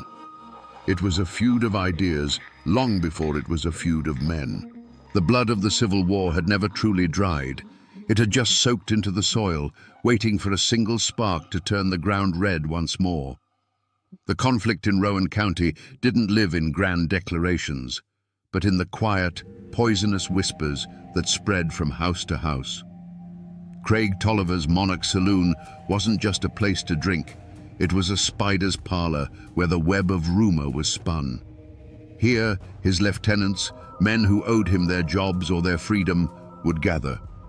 They were the town's deputies, clerks, and business owners, all bound to Tolliver by loyalty or fear. They nurtured every slight against their party, magnifying small disputes into grave insults against the democratic cause and Tolliver himself. The Martin alliance was quieter, forged not over whiskey, but over shared meals and silent nods of understanding on the steps of a country church. Theirs was a sprawling network of kin and fellow Republicans, families like the Coopers and the Hoggers, who saw Tolliver's grip on the courthouse as a tyranny that was slowly strangling them. They were men who had been denied loans, lost court cases on technicalities, or had their businesses squeezed by Tolliver's allies. Their support for Floyd Martin wasn't just political, it was a matter of survival. The ground was already salted with old wounds. Just a few years prior, a sheriff's election had been decided by a handful of questionable ballots, installing a Tolliver man and leaving the Martins and their supporters feeling cheated and disenfranchised. There was the bitter memory of a land dispute between a Tolliver ally and a Republican farmer, a case settled in a court controlled by Tolliver's friends. These weren't isolated incidents, they were a pattern. Each one was a fresh layer of resentment, a reminder that the law in Rowan County bent to the will of the town boss. Gossip became a weapon, as dangerous as any pistol. A drunken argument at the general store was retold in the Monarch Saloon as a deliberate Republican provocation. A Martin supporter speaking too loudly about his rights was marked as a troublemaker. The air grew thick with suspicion. Men started carrying guns, not just for hunting, but for a trip into town. Friendships that had crossed party lines began to fray. The community wasn't just divided, it was curdling, turning sour with paranoia and hate. The stage was being set for a tragedy, and every rumor, every old grudge, was another nail being hammered into the coffin of peace. In the long, sweltering weeks leading up to the August election of 1884, a heavy stillness settled over Rowan County. The summer had been brutally hot and dry, cracking the creek beds and turning the dirt roads into a fine, choking powder that coated every leaf and fence post. Old-timers whispered that it was a bad sign when the katydids fell silent in the heat of the day. It was as if the land itself was holding its breath, waiting for the coming violence. The usual sounds of the mountains, the birds, the rustle of game in the undergrowth seemed to have faded, replaced by an oppressive quiet that felt more menacing than any storm. The true omen, however, wasn't in the sky or the trees. It was in the faces of the men gathering in Moorhead. Election day was approaching, and it felt less like a civic duty and more like a muster for war. The flow of whiskey, always a tool of political persuasion in those days, began to run more freely than usual, loosening tongues and sharpening tempers.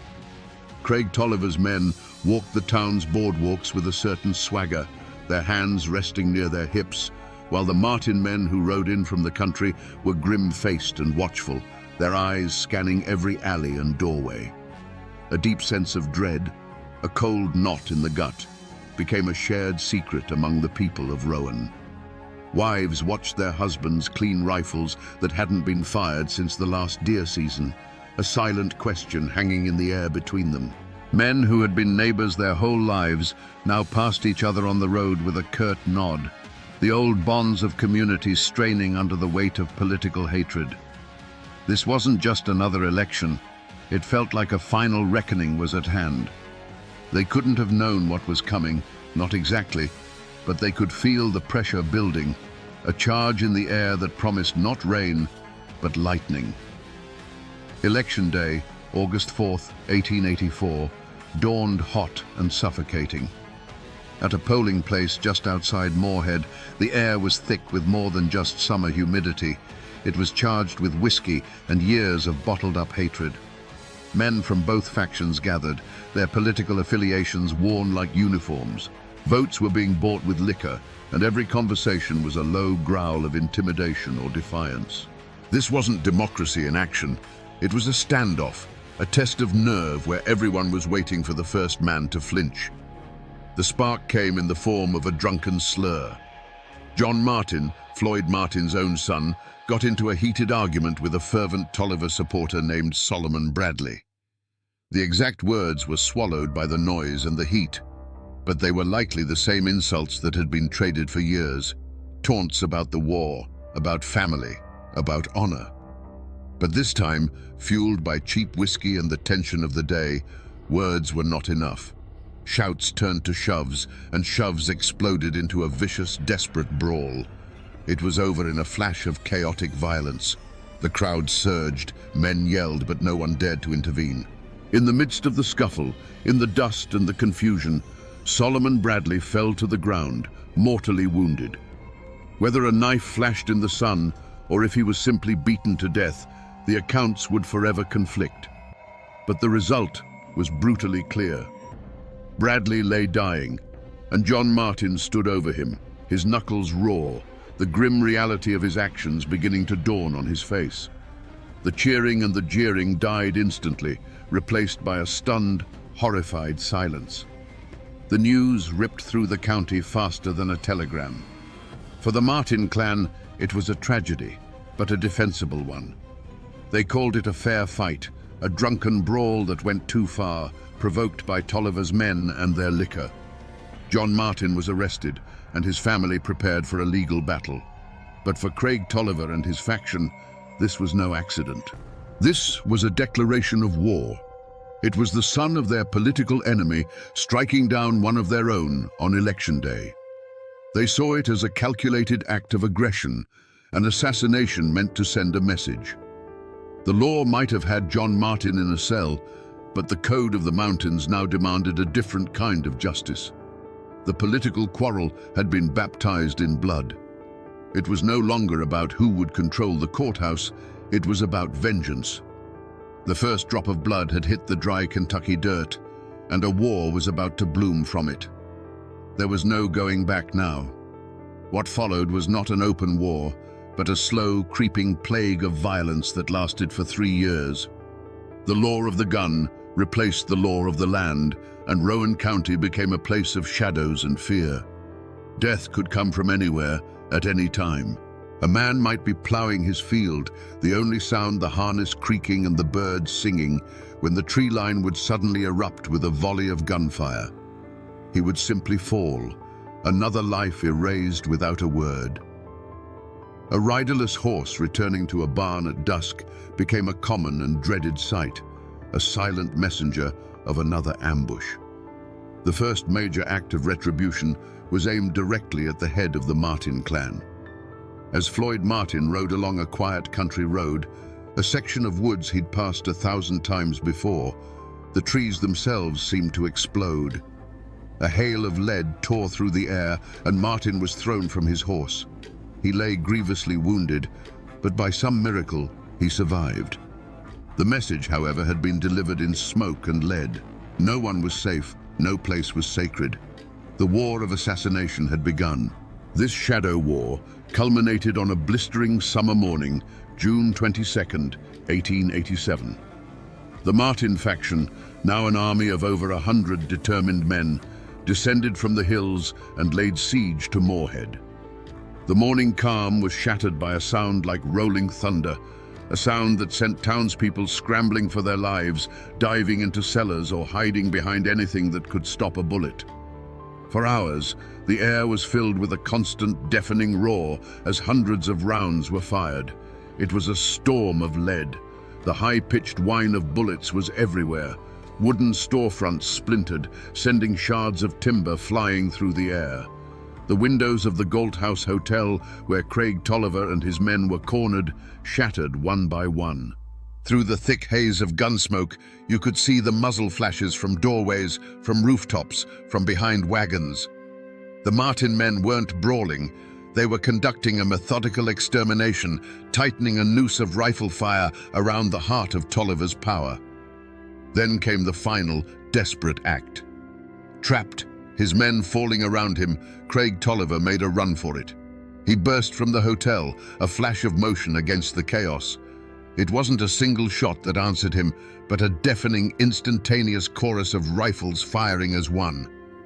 The unstoppable town boss, the man who had ruled Rowan County with an iron fist, simply collapsed in the middle of the street. And in the moment his body hit the dirt, the thunder of the guns stopped. A deafening silence fell over Moorhead, broken only by the ringing in men's ears and the sight of the dead man lying in the dust. The war was over. To understand the 3 years of terror that followed, we must try to look at the world through Craig Tolliver's cold, calculating eyes. In his own mind, he was no villain. He was a king, and Moorhead was his kingdom. The Galthouse Hotel was his castle, the Monarch Saloon his throne room. He believed in order, but it was his order. He provided jobs, settled disputes, and kept the peace, all so long as his authority was never questioned. He didn't see the Martins and their allies as a political opposition. He saw them as rebels, as a disease threatening the body of his carefully controlled world. When Solomon Bradley was killed on election day, Craig Tolliver didn't see a drunken brawl gone wrong.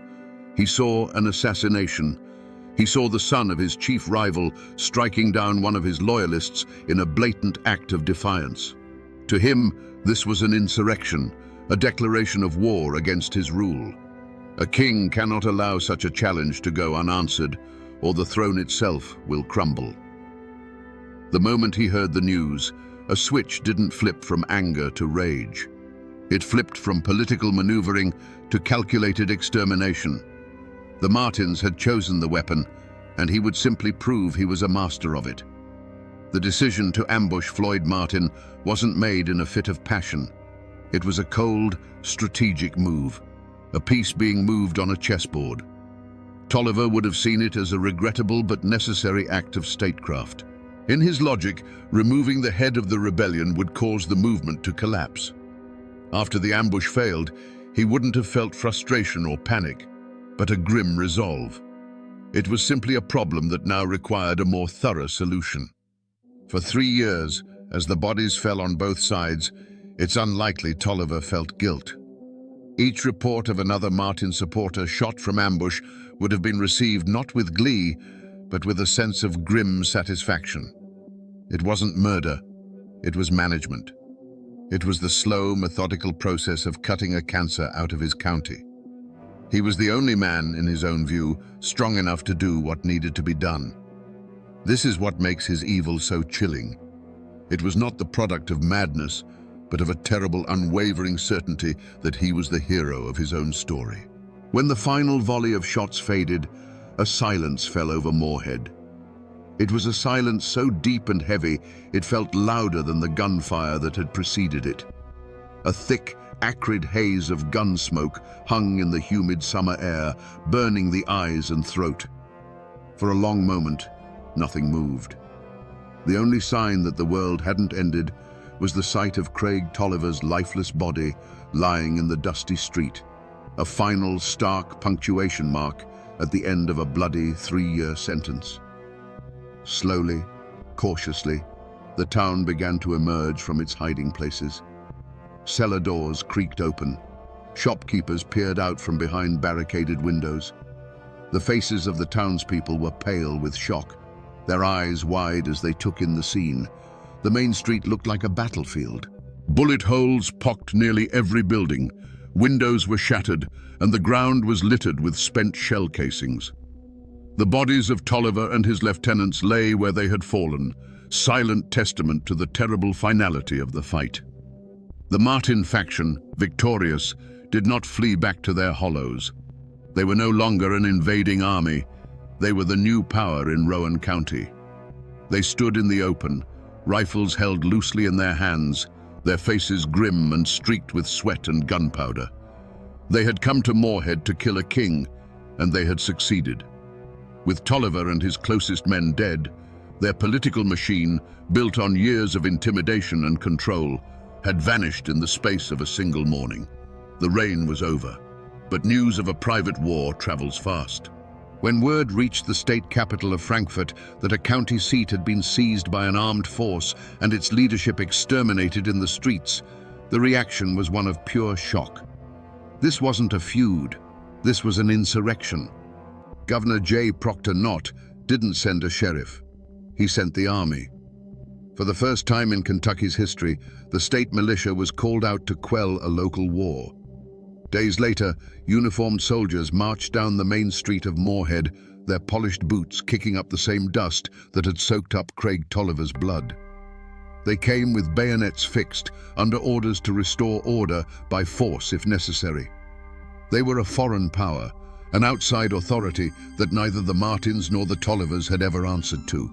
Their arrival marked the true end of the war. The law of the mountains had finally been silenced by the law of the state.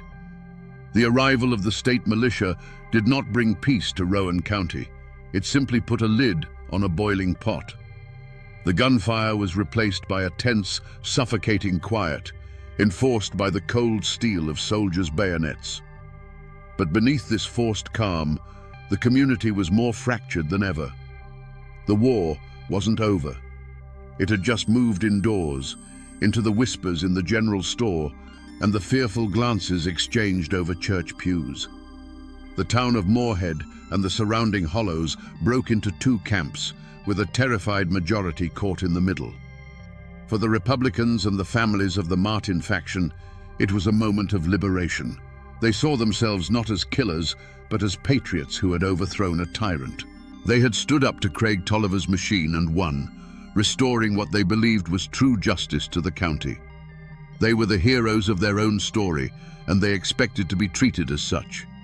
But for the friends, allies, and business partners of the dead Democrats, the Martin clan was a mob of savage murderers from the hills. They saw the great gunfight not as a battle, but as a massacre, and they now lived in mortal fear of the men who had perpetrated it. This fear gave birth to a powerful conspiracy of silence.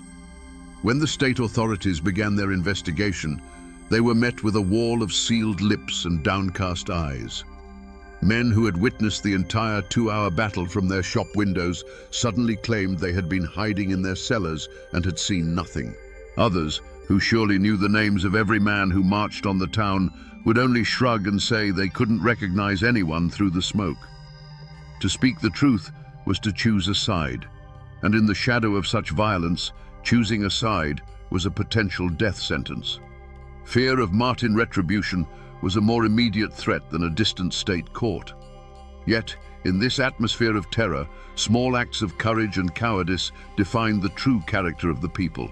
A former Tolliver deputy who once walked with a confident swagger would now cross the street to avoid meeting the gaze of a Martin man.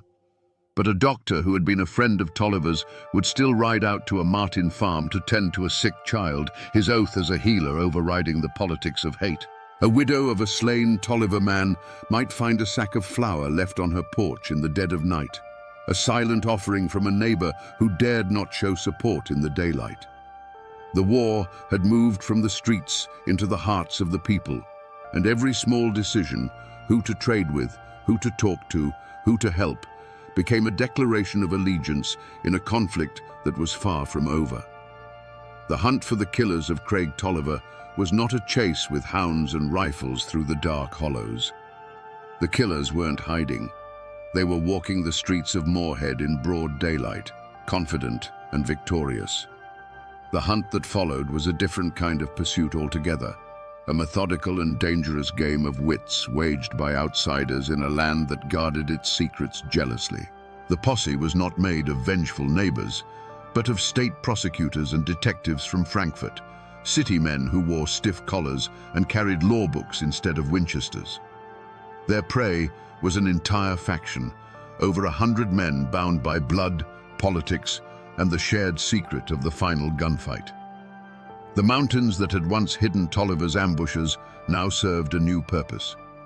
They hid the truth. The state's men rode from one isolated farm to the next, asking questions that were met with blank stares, convenient memory loss, and a steadfast, unnerving silence. The people of the hills, loyal to the Martins or simply terrified of them, created a fortress of ignorance. The investigators found themselves lost not in the woods, but in a fog of fear and clan loyalty. But the state had a power that Tolliver never did: the full weight of the law and the endless patience of bureaucracy. Slowly, painstakingly, they pieced together a list of names. Whispers were gathered, deals were offered, and cracks began to appear in the wall of silence. Finally, the state felt it had enough. Indictments were issued for the leaders of the Martin faction, charging them with murder and insurrection. The question that hung over the entire county was, would they come peacefully? Or would the state's lawmen have to fight a second war to bring them in?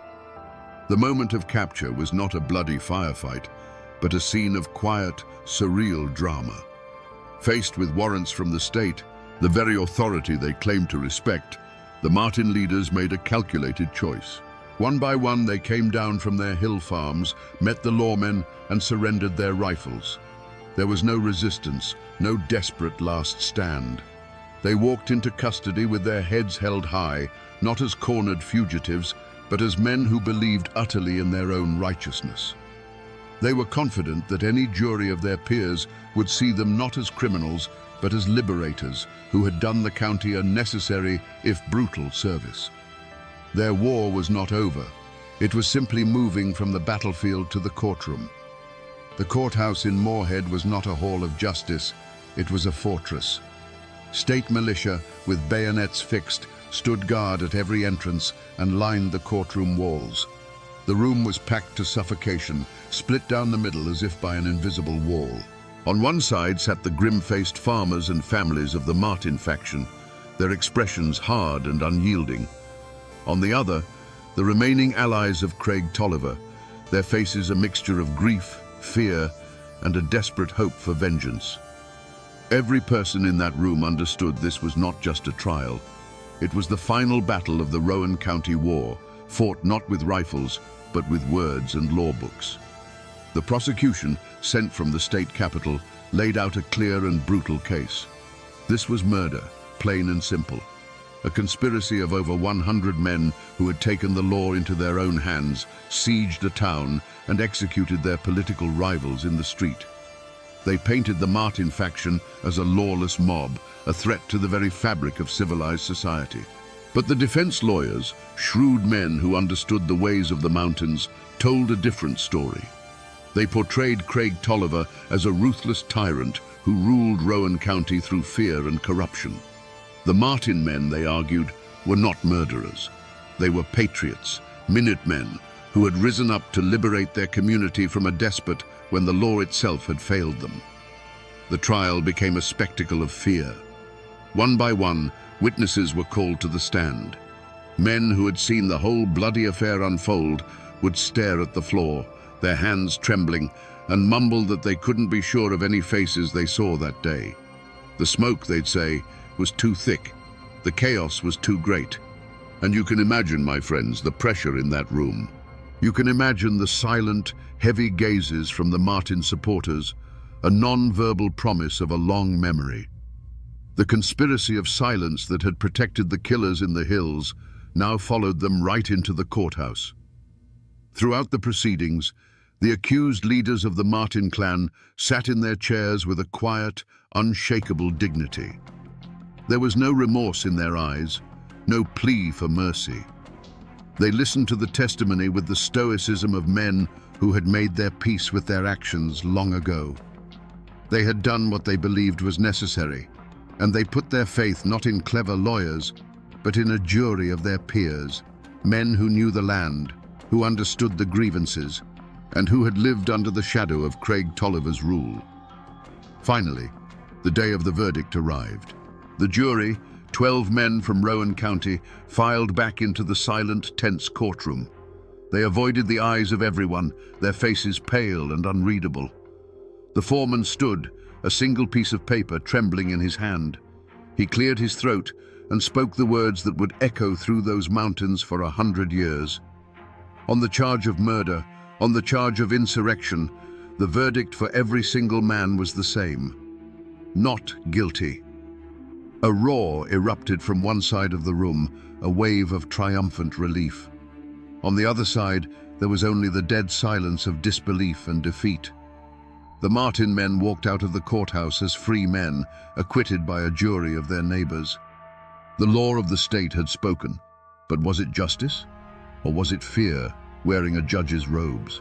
The Martin men walked free from the courthouse, But the war had left a scar on every soul in Rowan County.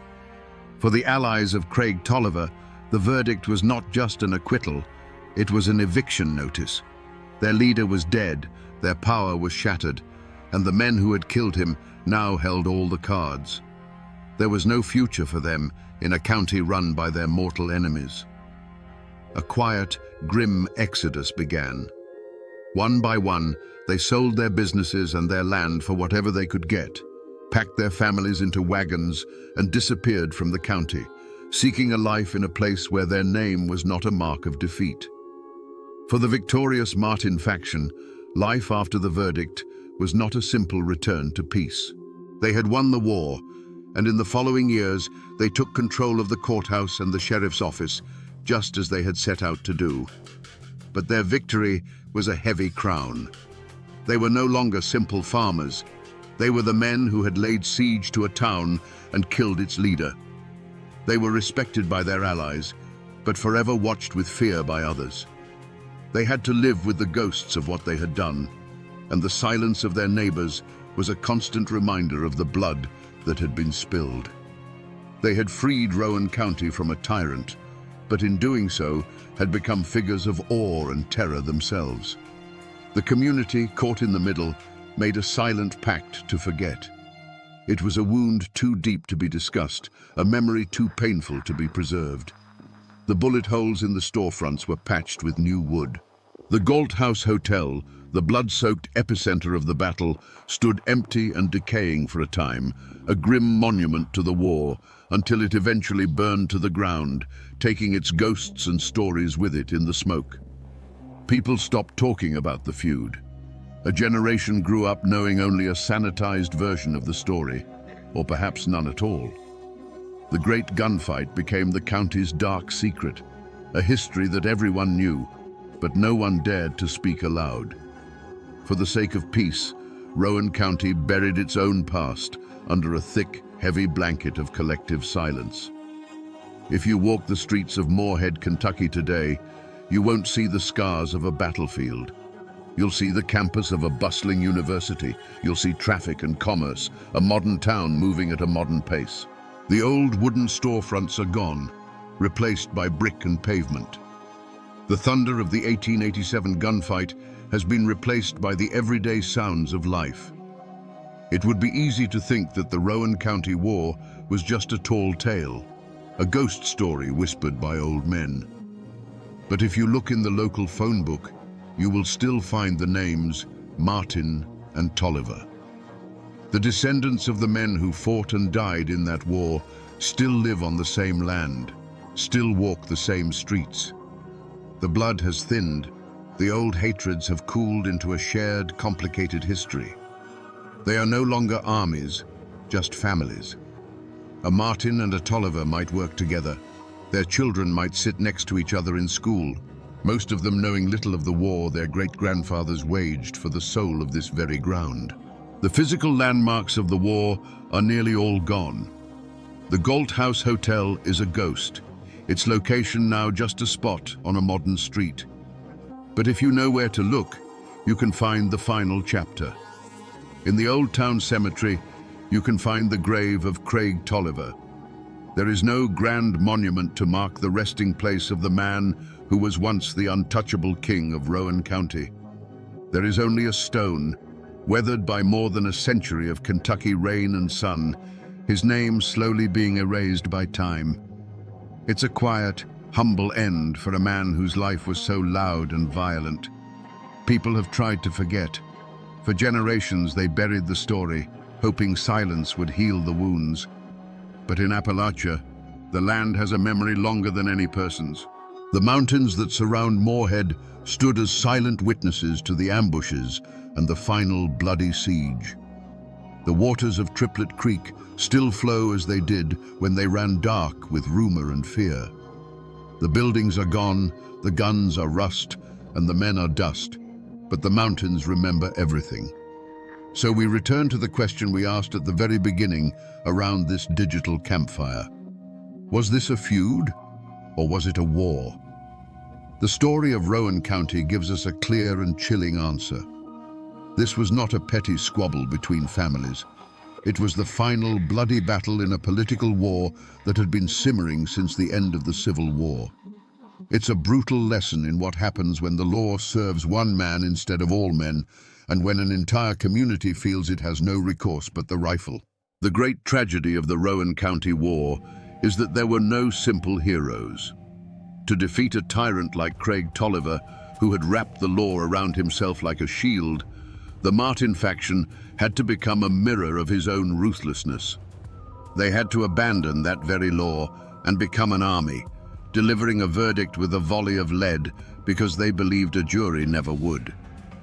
This story forces us to confront an uncomfortable truth, that the line between a liberator and a killer can sometimes be as thin as a puff of gun smoke.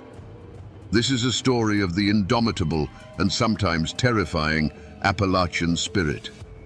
It is a testament to a code that says a man's honor is his own to defend, and that power taken by force can be taken away by force.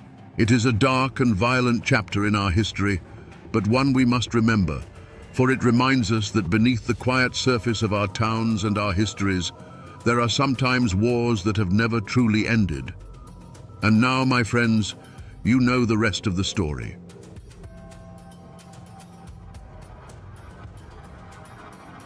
If you stand on the courthouse square in Manchester, Kentucky, and just listen, you can almost feel it. The sounds of today, the hum of traffic, the distant laughter from a storefront, they're just a thin veneer. Beneath that, there's an echo, a deep, cold resonance in the very ground beneath your feet.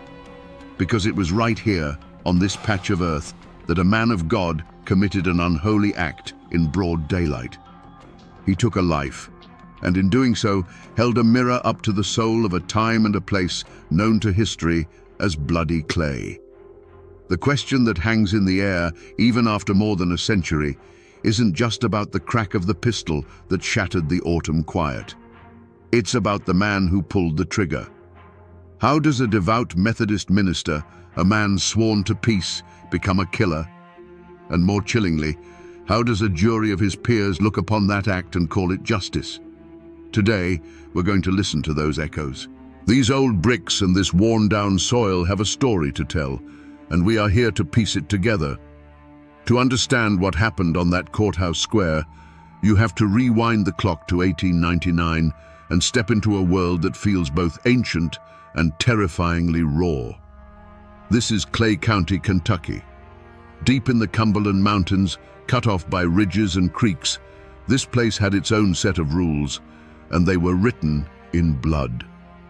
The rest of America was looking forward to a new century of progress, but here, the wounds of the Civil War were still fresh, still weeping. They called it Bloody Clay, and it was a name earned through decades of ambush, assassination, and open warfare on the streets. The war had split this land down the middle, not just north and south, but neighbor against neighbor, cousin against cousin. The Baker clan, staunchly Unionist and Republican, found themselves locked in a bitter struggle for power against a formidable alliance of ex-Confederate families, the Howards, the Whites, and the Gilberts. This wasn't just about who sat in the courthouse. It was a feud over everything. It was about land, about the profits from the salt mines, and most of all, it was about honor. In these mountains, a man's honor was his most valuable possession, and an insult to it demanded a violent reply. In the middle of this cauldron walked Reverend George D. Baker. He was no backwoods preacher screaming at the sky. He was a respected traveling Methodist minister, a man whose words could soothe a grieving widow or inspire a congregation to grace. In a community held together by faith and family, the preacher was meant to be the moral compass, the peacemaker who stood above the endless cycle of revenge. He was the shepherd, meant to guide his flock away from the darkness. But George Baker had a second identity, one that was fused to his very bones. He was a Baker. He was born into the feud, raised on stories of kinsmen shot from their saddles or gunned down in town. The unwritten law of the mountains was absolute. Blood answers for blood. A man stood with his family, or he stood for nothing at all. Every day of his life, Reverend Baker walked an impossible tightrope, balancing the teachings of Christ's forgiveness in one hand and the heavy burden of his clan's honor in the other. His direct rival, the man who embodied everything the Bakers fought against, was Tom Howard. Howard was not just another feudist with a quick temper, he was the elected Clay County clerk. He held a position of legitimate power, controlling records, documents, and the official gears of local government. As a leader of the Democratic faction, he was the public face of the Baker family's oldest and deadliest enemies. And so, the stage was set. The town of Manchester was a tinderbox, and these two men were like sparks in the wind. Every time their paths crossed on the dusty main street, the air would grow thick and cold. It was more than a personal dislike. It was a collision of two worlds.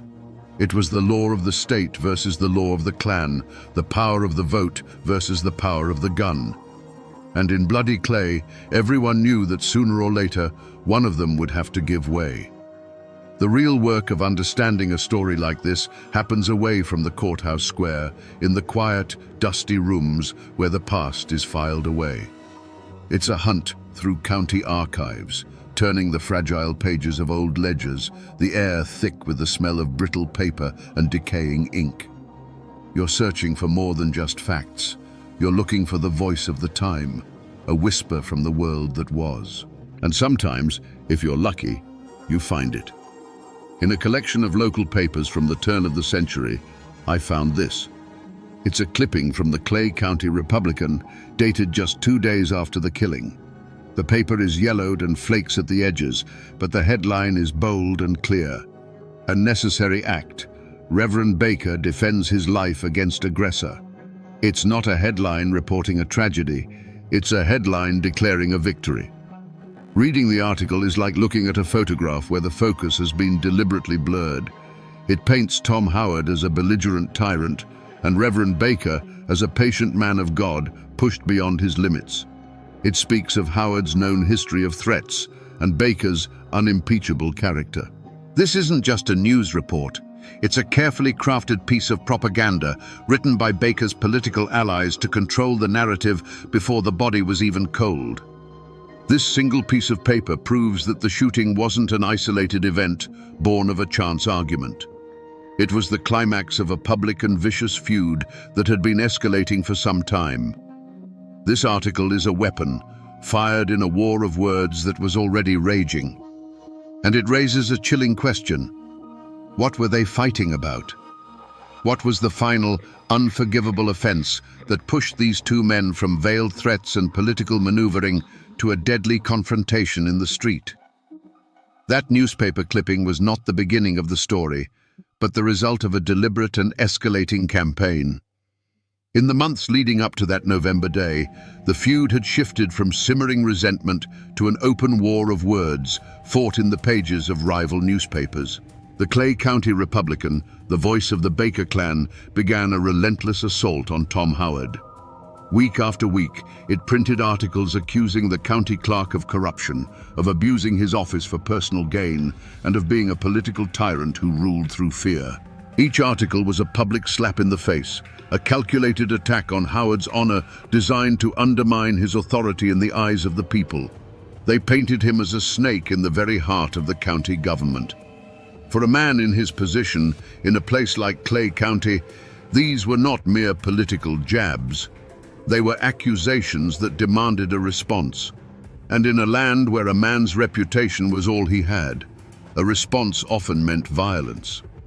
This is where Reverend George D. Baker stepped from the pulpit into the heart of the conflict. He wasn't just a passive supporter of his family's newspaper.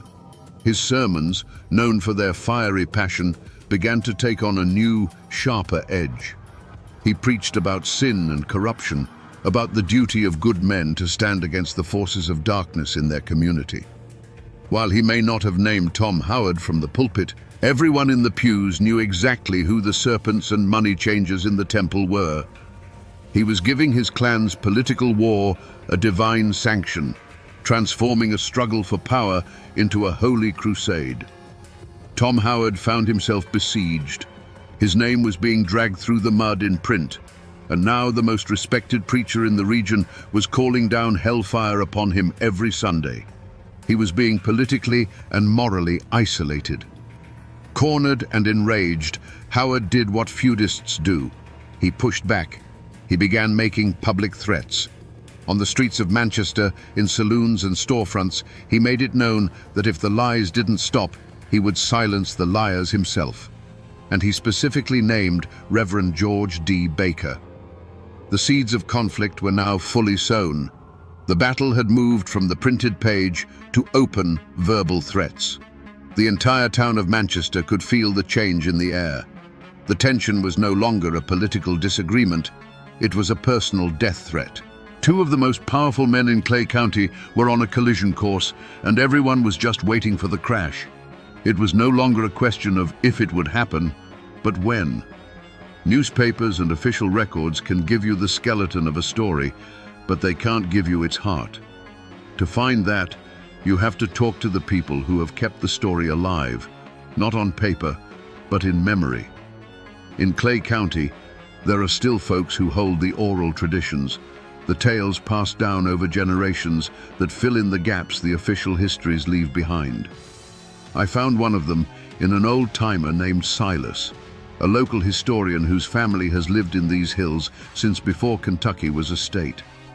We sat on his front porch, the afternoon sun filtering through the oak trees, and he spoke of the past as if it were yesterday. He listened patiently as I recounted the details I'd found, the newspaper war, the political maneuvering. He just nodded slowly, a wry smile on his face. "That's the official story," he said, his voice a low, gravelly rumble. "That's the part they wanted everyone to see. But the old folks in my family, they always said the real trouble, the thing that made it all unavoidable, happened just 3 days before the shooting. It wasn't in any newspaper. According to the story passed down in his family, Tom Howard, pushed to the breaking point by the relentless attacks, finally went looking for the Reverend. He didn't find him in the courthouse or a saloon, but on the street, not far from the Methodist church. He walked right up to Baker, his face a mask of cold fury. And what he said wasn't just a threat, it was an attack on the man's very soul. He didn't yell, Silas told me. He spoke just loud enough for Baker to hear. "You hide your feud behind that Bible, preacher," Howard hissed. "You call me a sinner from your pulpit while you sick your family's dogs on me in the papers. You ain't a man of God. You're a coward, using the cross as a shield for your own hate." In that moment, Tom Howard did more than just insult George Baker. He ripped away the one thing that allowed the preacher to reconcile the two halves of his life. He accused him of being a hypocrite and a coward, invalidating his faith and his honor in a single breath. As Silas finished the story, he looked at me, his eyes clear and steady. "Now you understand," he said. After that was said, one of them had to die. It was just a matter of who got the first shot. The confrontation, when it finally came, was not a wild brawl in a smoky saloon. It was something far more chilling. Just 3 days before the end, Tom Howard found what he was looking for. He saw the Reverend George Baker walking along the main street, not far from the shadow of his own church steeple. The air was crisp with the promise of winter, and the usual bustle of Manchester seemed to fade into a low hum as Howard altered his course, his steps deliberate and heavy on the hard-packed dirt. He didn't rush. He didn't shout. He simply moved to block the preacher's path, forcing him to stop. For a moment, the two most powerful enemies in Clay County stood face to face, the space between them crackling with generations of hate. Witnesses would later say that Howard's voice was low, controlled, a venom colder than the November wind. He looked the minister dead in the eye, and the words he spoke were not a challenge to a fight, but a judgment on a man's soul. "You hide your feud behind that Bible, preacher," Howard said, the words cutting through the quiet air. "You call me a sinner from your pulpit while you sick your family's dogs on me in the papers." He took a slight step closer, his gaze unwavering. "You ain't a man of God. You're a coward, using the cross as a shield for your own hate. In that single devastating moment, Tom Howard had found the one weapon that could pierce George Baker's armor. He didn't just question his honor as a Baker, he publicly condemned his integrity as a man of faith. He declared that the Reverend's entire life, his ministry, his moral authority, was a lie. For a man who had built his identity on those two irreconcilable pillars, clan and cloth, it was an accusation of absolute spiritual bankruptcy. The tightrope he had walked for so long had just been severed. George Baker said nothing. He simply stood there, his face a stone mask. But something in his eyes changed. The fire of the preacher was extinguished, replaced by the cold, hard glint of the feudist. The argument was over. The debates, the sermons, the newspaper articles, they were all meaningless now. Tom Howard had delivered the final, unforgivable insult, and in the unwritten law of bloody clay, such a thing could only be answered one way. Howard turned and walked away, leaving the minister standing alone in the street. But it was too late. The line had been crossed, the words had been spoken, and they could never be taken back. In that quiet, tense exchange, a death sentence had been passed. The only question left was who would be the executioner and who would be the condemned. So I'm standing here now, back on the courthouse square in Manchester. The building you see today isn't the one that stood here in 1899. That was an older, two-story brick building, the kind with tall windows that seemed to look down on the town like weary old eyes. That building is gone, lost to time and progress. But the ground is the same. The earth that drank Tom Howard's blood is still right here, paved over, but present. This whole square is a witness mark, right here. This is where it happened. The county clerk's office was in that original courthouse, so Tom Howard would have been walking right across this very path, maybe heading for the street. And based on all accounts, Reverend Baker was approaching from that direction, coming into the heart of town. This patch of ground was their collision point, the inevitable destination for two men who had run out of words. This wasn't an ambush in a dark hollow or a fight in a lawless saloon. This was a confrontation set to happen in the very center of civic life, in the shadow of the law itself. Storekeepers would have been sweeping their porches, farmers negotiating prices, children running errands. They were all about to become the audience for the final bloody act of a drama that had been building for months. They were about to see the moment when the last thread of civility in bloody clay finally snapped. On that fateful November day, the inevitable finally arrived. Reverend George Baker and Tom Howard met on the courthouse square. The exact words spoken between them were lost to the wind and the partisan accounts that followed, but they were surely little more than a final, venomous formality. It was the last spark falling onto a powder keg that had been packed with generations of hatred and a week of unforgivable insults. For a heartbeat, the world seemed to hold its breath.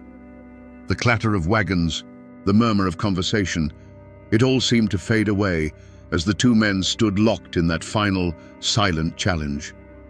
Then, a blur of motion, a hand diving beneath a coat. The sound that shattered the afternoon quiet wasn't a single shot, but a deafening, thunderous crack of pistols echoing between the wooden storefronts. It wasn't the sound of a fight. It was the sound of an ending. Pigeons scattered from the courthouse roof in a frantic grey cloud. A woman on the far side of the square dropped a basket of apples, and they rolled, unheeded, across the dirt. Everything froze. When the smoke cleared, the scene was stark and horrifyingly simple. Tom Howard was on his feet, but only just. He staggered back a step, a look of profound surprise on his face, his hand clutching at his chest. A dark patch began to bloom across his shirt, a terrible flower of violence. He opened his mouth as if to speak, but no sound came out. Then, with a finality that silenced the entire town, he collapsed in a heap on the ground. Standing over him, his feet planted firm, was the Methodist minister, George D. Baker. His face was not one of rage or panic, but of grim, unyielding determination. The hand that had baptized children and offered the communion wafer now held a smoking pistol. He had shot and killed the Clay County clerk in broad daylight in the very heart of town, and he made no move to run. The battle was over. In the terrible silence that followed, the only thing left to do was count the cost. After the chaos of the courthouse square, the story moves indoors into the quiet, methodical world of paper and ink. I'm sitting in a county records office, a place where human dramas are boiled down into simple, declarative sentences written in the elegant, spidery script of the past. In my hands, I have a copy of the coroner's inquest for Thomas Howard, dated November 1899. It's a document of brutal efficiency. Under cause of death, the physician wrote just 2 words: pistol shot. 2 words. That's all the official record has to say about the violent end of a man's life. It doesn't mention the generations of animosity, the public insults, or the look of shock on his face as he fell. The paper reduces the entire complex, bloody feud into a simple clinical fact. It strips away the passion, the hatred, and the honor, leaving only the sterile mechanics of the event. This is the first step in the law's attempt to make sense of the unthinkable. Then there's the sheriff's logbook entry for that day. It's just as lean. George D. Baker surrendered himself into my custody this afternoon. States he shot Thomas Howard in self-defense after being threatened. Here it is, the moment the story pivots. The raw, violent act on the street is immediately being framed, packaged into a legal defense. Self-defense. In the world of bloody clay, those 2 words carried an immense weight, a meaning far deeper than any law book could define. Reading these documents, you realize the official record is a different language. It has no words for the code of the mountains. It cannot record the weight of an insult or the sacred duty to kin. All the raw human emotion that led to the shooting is invisible here. These papers tell you what happened, but they are utterly silent on the why. And it was in that vast, silent space between the facts on the page and the truth of the feud that the fate of Reverend George D. Baker would be decided. There was no manhunt for Reverend Baker. He did not flee into the mountains or attempt to hide among his kin. In a move that demonstrated a deep understanding of the local power dynamics, he walked calmly from the scene of the shooting, his pistol likely still warm, and surrendered himself to the sheriff. He knew the fight had not ended. It had simply moved into a new arena, the courtroom. He was gambling that the same code of honor that led him to pull the trigger would be the very thing that set him free. The trial of the killer preacher was a sensation. It drew crowds from all over the surrounding counties, packing the small Manchester courthouse to the rafters. On one side of the room sat the somber, black-clad family of Tom Howard, their faces etched with grief and a thirst for vengeance. On the other side sat the Bakers and their allies, a formidable wall of support for their preacher and kinsman. The entire Clay County feud was condensed into that one superheated room, the air thick with tension and the unspoken threat of more violence. The prosecution presented a clear, logical case. They argued that this was a premeditated assassination, the culmination of a political and personal vendetta. They had witnesses who saw the confrontation. They had the body of the county clerk as their star exhibit. They argued that a man of God, of all people, should have turned the other cheek. It was a solid case, built on the foundation of state law and Christian morality. But Baker's defense was not built on the law of Kentucky. It was built on the law of the mountains. His lawyers didn't deny he pulled the trigger. Instead, they painted a picture of a good man pushed to the brink. They brought witness after witness to testify about Tom Howard's aggressive nature and the public threats he had made against the Reverend's life. Baker himself took the stand, a commanding and sympathetic figure. He spoke not of politics, but of the primal fear for his life.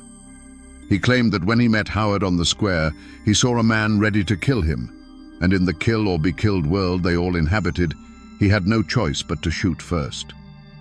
The jury, 12 men from Clay and the surrounding hills, listened intently. They were not just jurors. They were men who lived by the same code. They understood the weight of a public threat, the unforgivable nature of certain insults. They were being asked to judge George Baker not by the cold letter of the law, but by the unwritten rules of survival and honor that governed their own lives. When the time came, the verdict was delivered to a silent, packed courtroom. Not guilty. Reverend George D. Baker had killed a man, and his peers had declared it justice. He walked out of the courthouse a free man, leaving the family of Tom Howard to wonder if there was any law in Kentucky that could touch a Baker. The final chapter of any feud isn't written in a courthouse ledger or a yellowed newspaper. It's written here, in a quiet mountain cemetery where the only sounds are the wind in the cedar trees and the crunch of your own feet on the gravel path. The stones here are old, tilted by the slow creep of the earth, their inscriptions worn smooth by a century of rain and snow. This is where the passions of bloody clay came for their final, silent rest. It takes some searching to find Tom Howard. His stone is in a family plot, a solid, respectable granite marker befitting a man of his station. The inscription is fading now, but you can still make out his name and his title, Clay County Clerk. It's a final, silent testament to the power he once held. The stone is weathered, clean, but not meticulously tended. It feels like a monument to a past that is slowly, surely being forgotten. Here lies a man who lost the most important fight of his life, and the quiet dignity of his grave seems to echo that defeat. Then, just over a small rise, on the other side of the cemetery, you find the Baker family plot. And there it is. Reverend George D. Baker's stone is simpler, more humble, marked with a plain cross. It's the grave of a minister, not a warrior. But there's a key difference here. The ground around it is clearer, and a small, faded plastic flower sits at its base, a sign that someone still comes to remember. His legacy, it seems, has lingered in a way that Howard's has not. They lie maybe 200 feet from one another. All the fury, the power struggles, the public condemnations, and the final fatal violence on the courthouse square, it all ends here. They are neighbors now, enemies in life who share the same quiet Kentucky soil in death. But leaving that courthouse a free man was not the end of the story. For the Reverend, for his family, and for the shattered family of the man he killed, acquittal was not the same as peace. A new, long shadow was just beginning to fall. Freedom, in bloody Clay County, was a complicated thing. When Reverend George D. Baker walked out of that courthouse, acquitted and unbowed, he wasn't returning to a life of quiet ministry. He was returning to a war that he had just won a major battle in. The law had exonerated him, but the feud was far from over. The long shadow of the man he killed would follow him, and the entire county, for years to come. The most powerful legend about the killer preacher, the one that still sends a shiver down the spine, is what happened the very next Sunday. He ascended to his pulpit, as he always did. The church was filled to overflowing, a tense mix of his loyal Baker kin and other townsfolk, all watching, waiting to see what the man who had killed another just days before would have to say. He opened his Bible, looked out over the congregation, and his voice boomed with the same fire and conviction as always. He did not preach of mercy or forgiveness. He preached from the Old Testament, a fiery sermon about righteous justice, about smiting one's enemies, about the sacred duty to protect one's own from the forces of evil. He didn't need to name Tom Howard. Every soul in that room knew who the Philistine was in his sermon. He was not asking for forgiveness. He was claiming divine justification. For the Howard family, the acquittal was not an ending, but a declaration of war. The legal system had failed them, siding with their enemy. In their eyes, the verdict was a profound and unforgivable insult, proof that the Bakers owned the law in Clay County. The grief for their fallen leader curdled into a cold, hard resolve. They were now bound by honor to seek their own justice. The feud did not die with Tom Howard. His death became a rallying cry, a martyr's blood that guaranteed the violence would continue for another generation. And so, Clay County did not find peace. The acquittal hardened the battle lines. The Bakers and their allies were emboldened, convinced of the righteousness of their cause. The Howards and their supporters were driven by a fresh, burning sense of grievance. The violence sputtered on, in ambushes on lonely roads and sudden confrontations in town. The long shadow of that courthouse showdown poisoned the community, ensuring that sons would inherit the hatreds of their fathers. Reverend George D. Baker, for his part, continued to preach. He lived for many more years, a respected elder in his clan and a pillar of his church. He died an old man, a living paradox, who never seemed to have been troubled by the two halves of his life. To his flock and his family, he remained a man of God who had been forced to defend himself. He was the shepherd who, to protect his flock, had been forced to kill a wolf. The story of his life, however, would serve as a dark and permanent reminder that in the mountains, the law of God and the law of man could both be bent to the will of the feud. Even today, more than 100 years after the smoke cleared on the courthouse square, the story of the killer preacher is not a settled piece of history in Clay County. It's a living wound. The feud itself may have faded, but its memory has split into two powerful, irreconcilable currents that still flow through the community. The truth, you see, depends entirely on which side of the cemetery you're standing on. If you talk to folks with Baker blood, or those whose families were allied with them, a clear picture emerges. To them, Reverend George D. Baker remains a pillar of strength and conviction. He was a man of God, yes, but he was also a man of his time and place, forced to defend his very life against a corrupt and violent political enemy. In their telling, the acquittal wasn't a miscarriage of justice. It was the will of the community, a righteous verdict for a man who had been pushed too far. He is remembered as a hero, a symbol of the unbreakable bond of family and the courage to stand against tyranny. But if you find someone with a connection to the Howard clan, you will hear a different gospel entirely. They will tell you the story of a cold-blooded hypocrite who hid a killer's heart behind the cloth of the ministry. They'll speak of a political assassination, carefully planned and brutally executed, disguised as a chance street fight.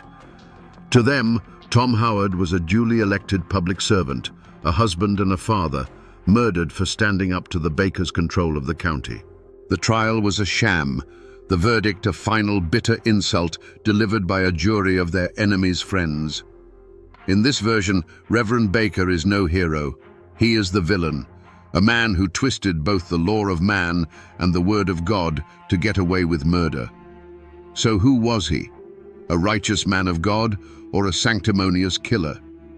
Was Tom Howard a dangerous aggressor or a public servant trying to do his job?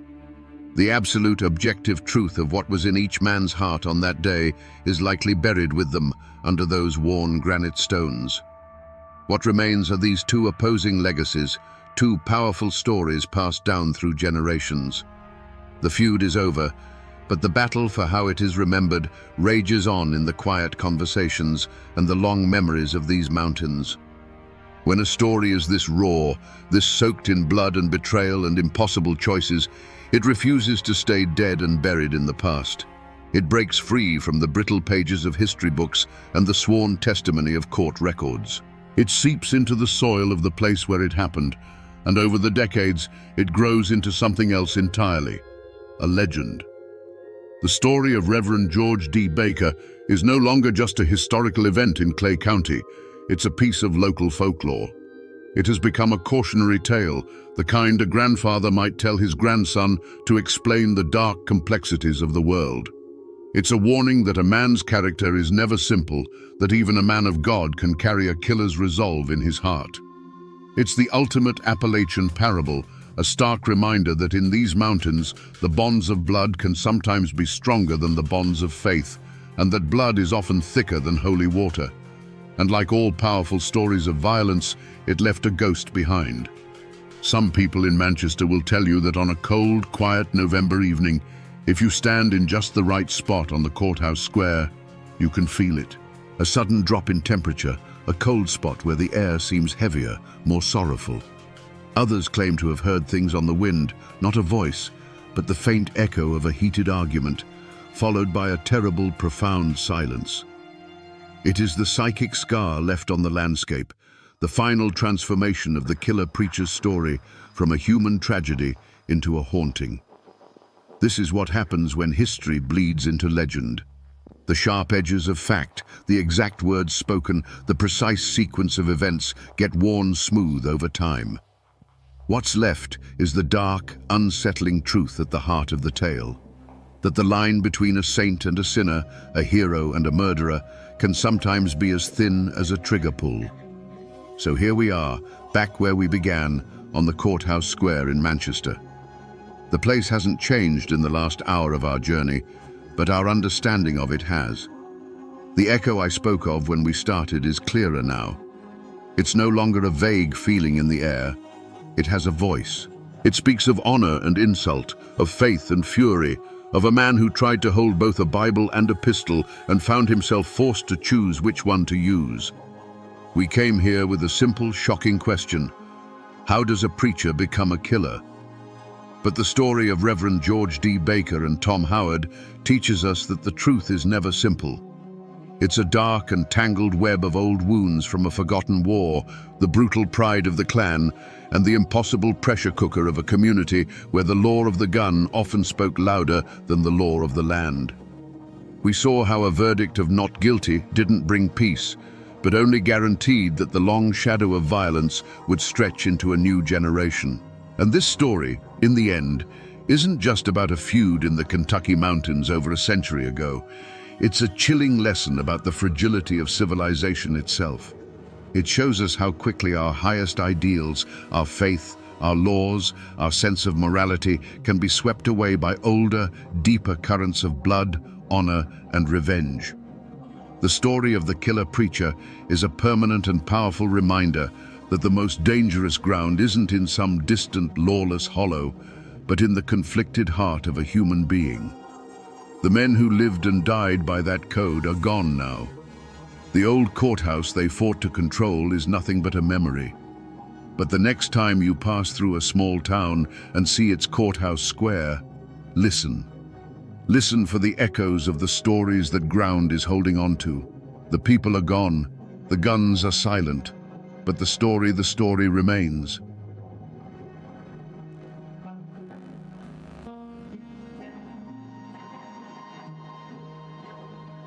They say that on May 5, 1931, the mountains of Harlan County themselves held their breath.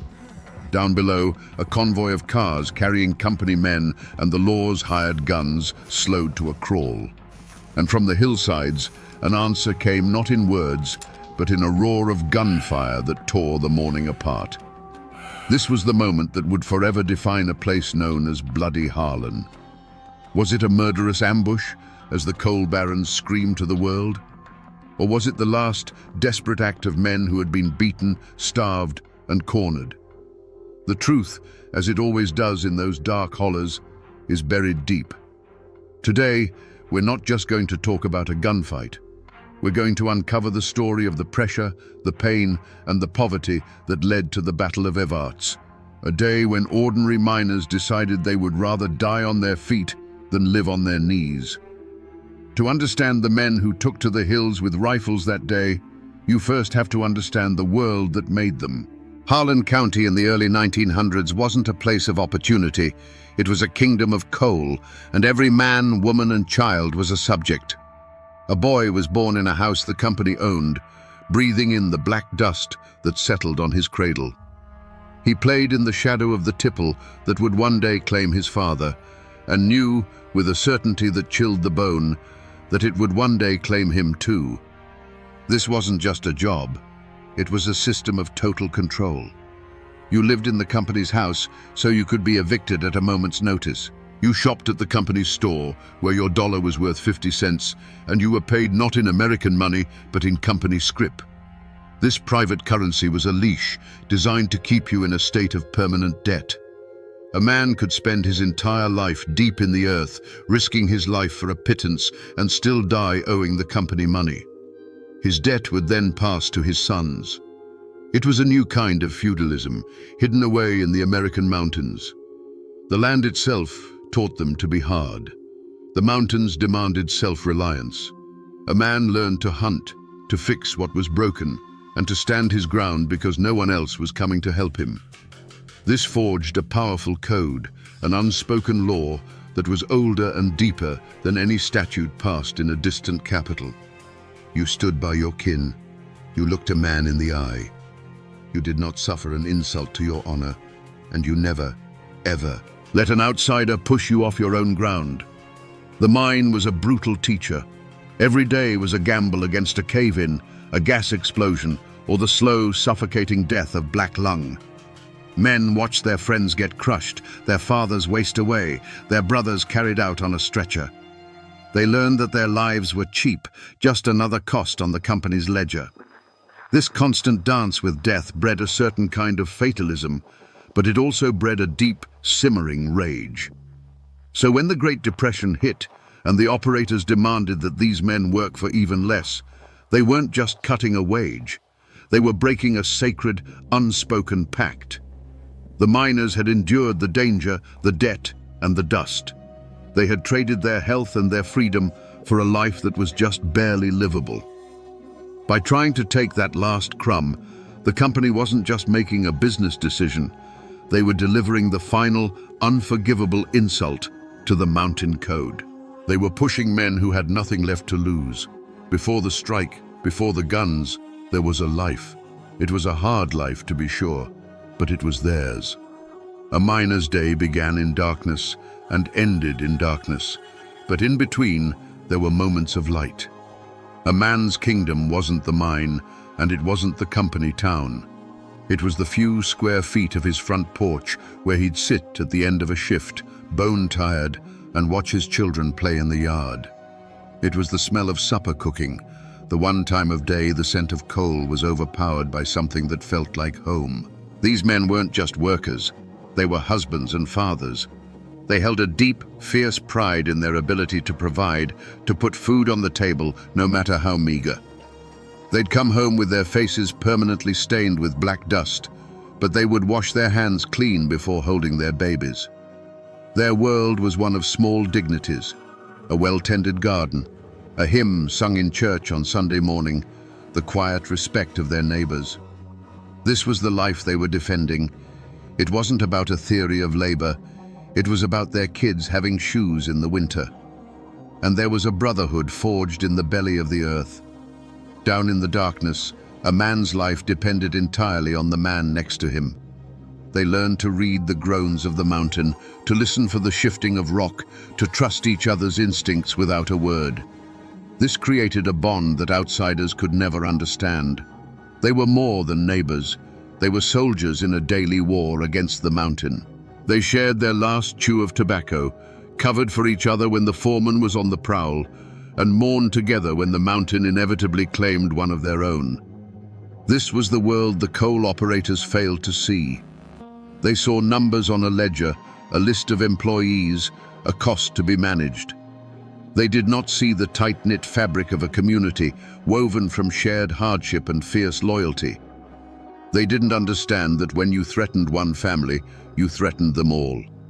The world they had built, this fragile ecosystem of kinship and honor, was the only thing they had.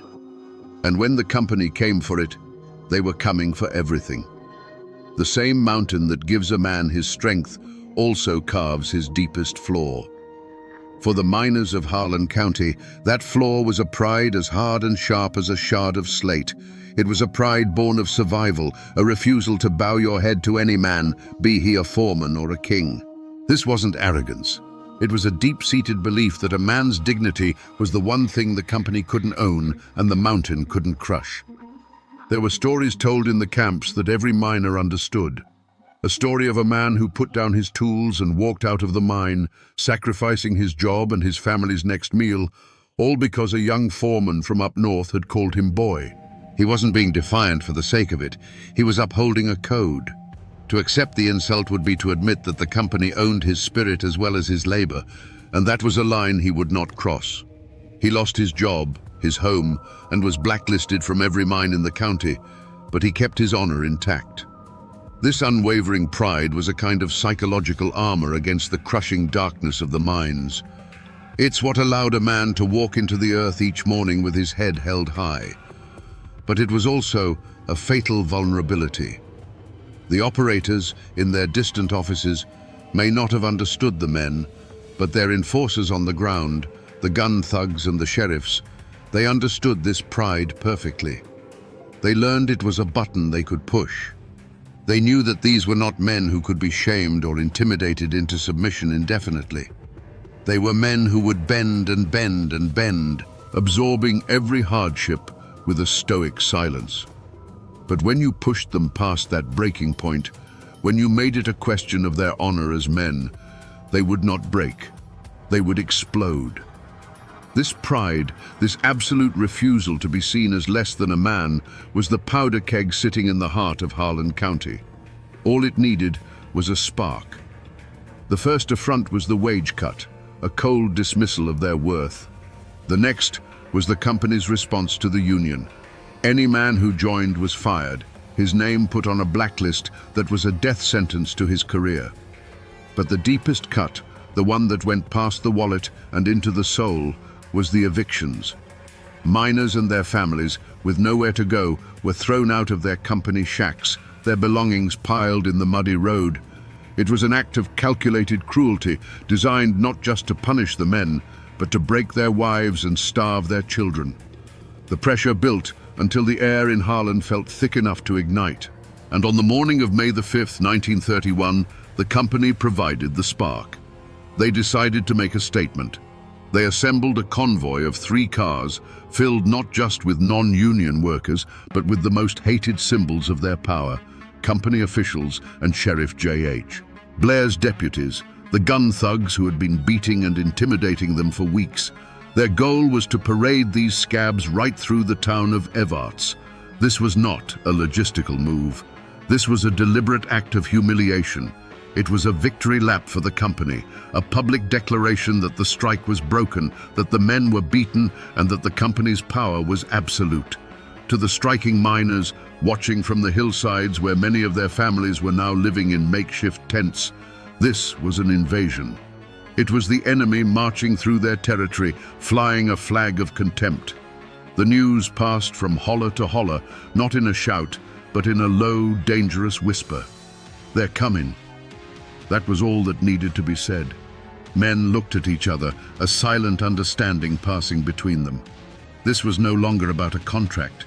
This was about honor. It was a direct challenge to their pride, a public taunt.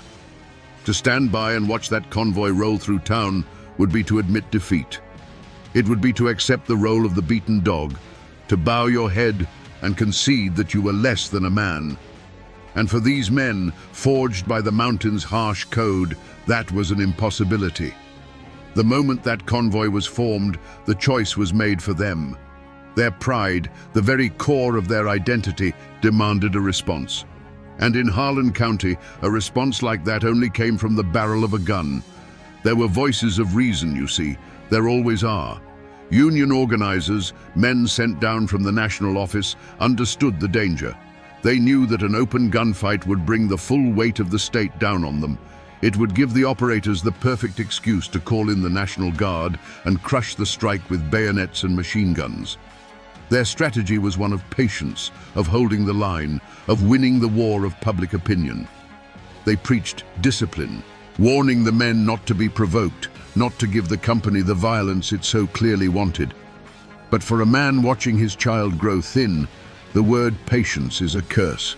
For a man who has been beaten by company thugs and seen his furniture thrown into the street, the idea of discipline sounds like cowardice. The organizers' warnings, however wise, were spoken in a language these miners no longer understood. The company had been communicating in the language of brute force for months. The miners were simply deciding to answer in kind. Their pride, that raw, unshakable mountain pride, could not absorb another blow. The decision wasn't made in a meeting or put to a vote. It was made in silence, in the grim set of 100 jaws. It was the quiet click of a rifle bolt in a dozen hillside tents. It was a man giving his wife a look that said everything, before taking his old shotgun down from the wall. One by one, then in small groups, they began to move. They slipped away from the desperate little camps and filtered down through the woods, their movements quiet and purposeful. This wasn't a mob, it was an army assembling. They knew the convoy's route, they knew the land better than any deputy, and they knew the perfect spot, a place where the road narrowed and was forced to cross the railroad tracks at the edge of Evarts. It was a natural choke point, a place where the cars would have to slow to a crawl.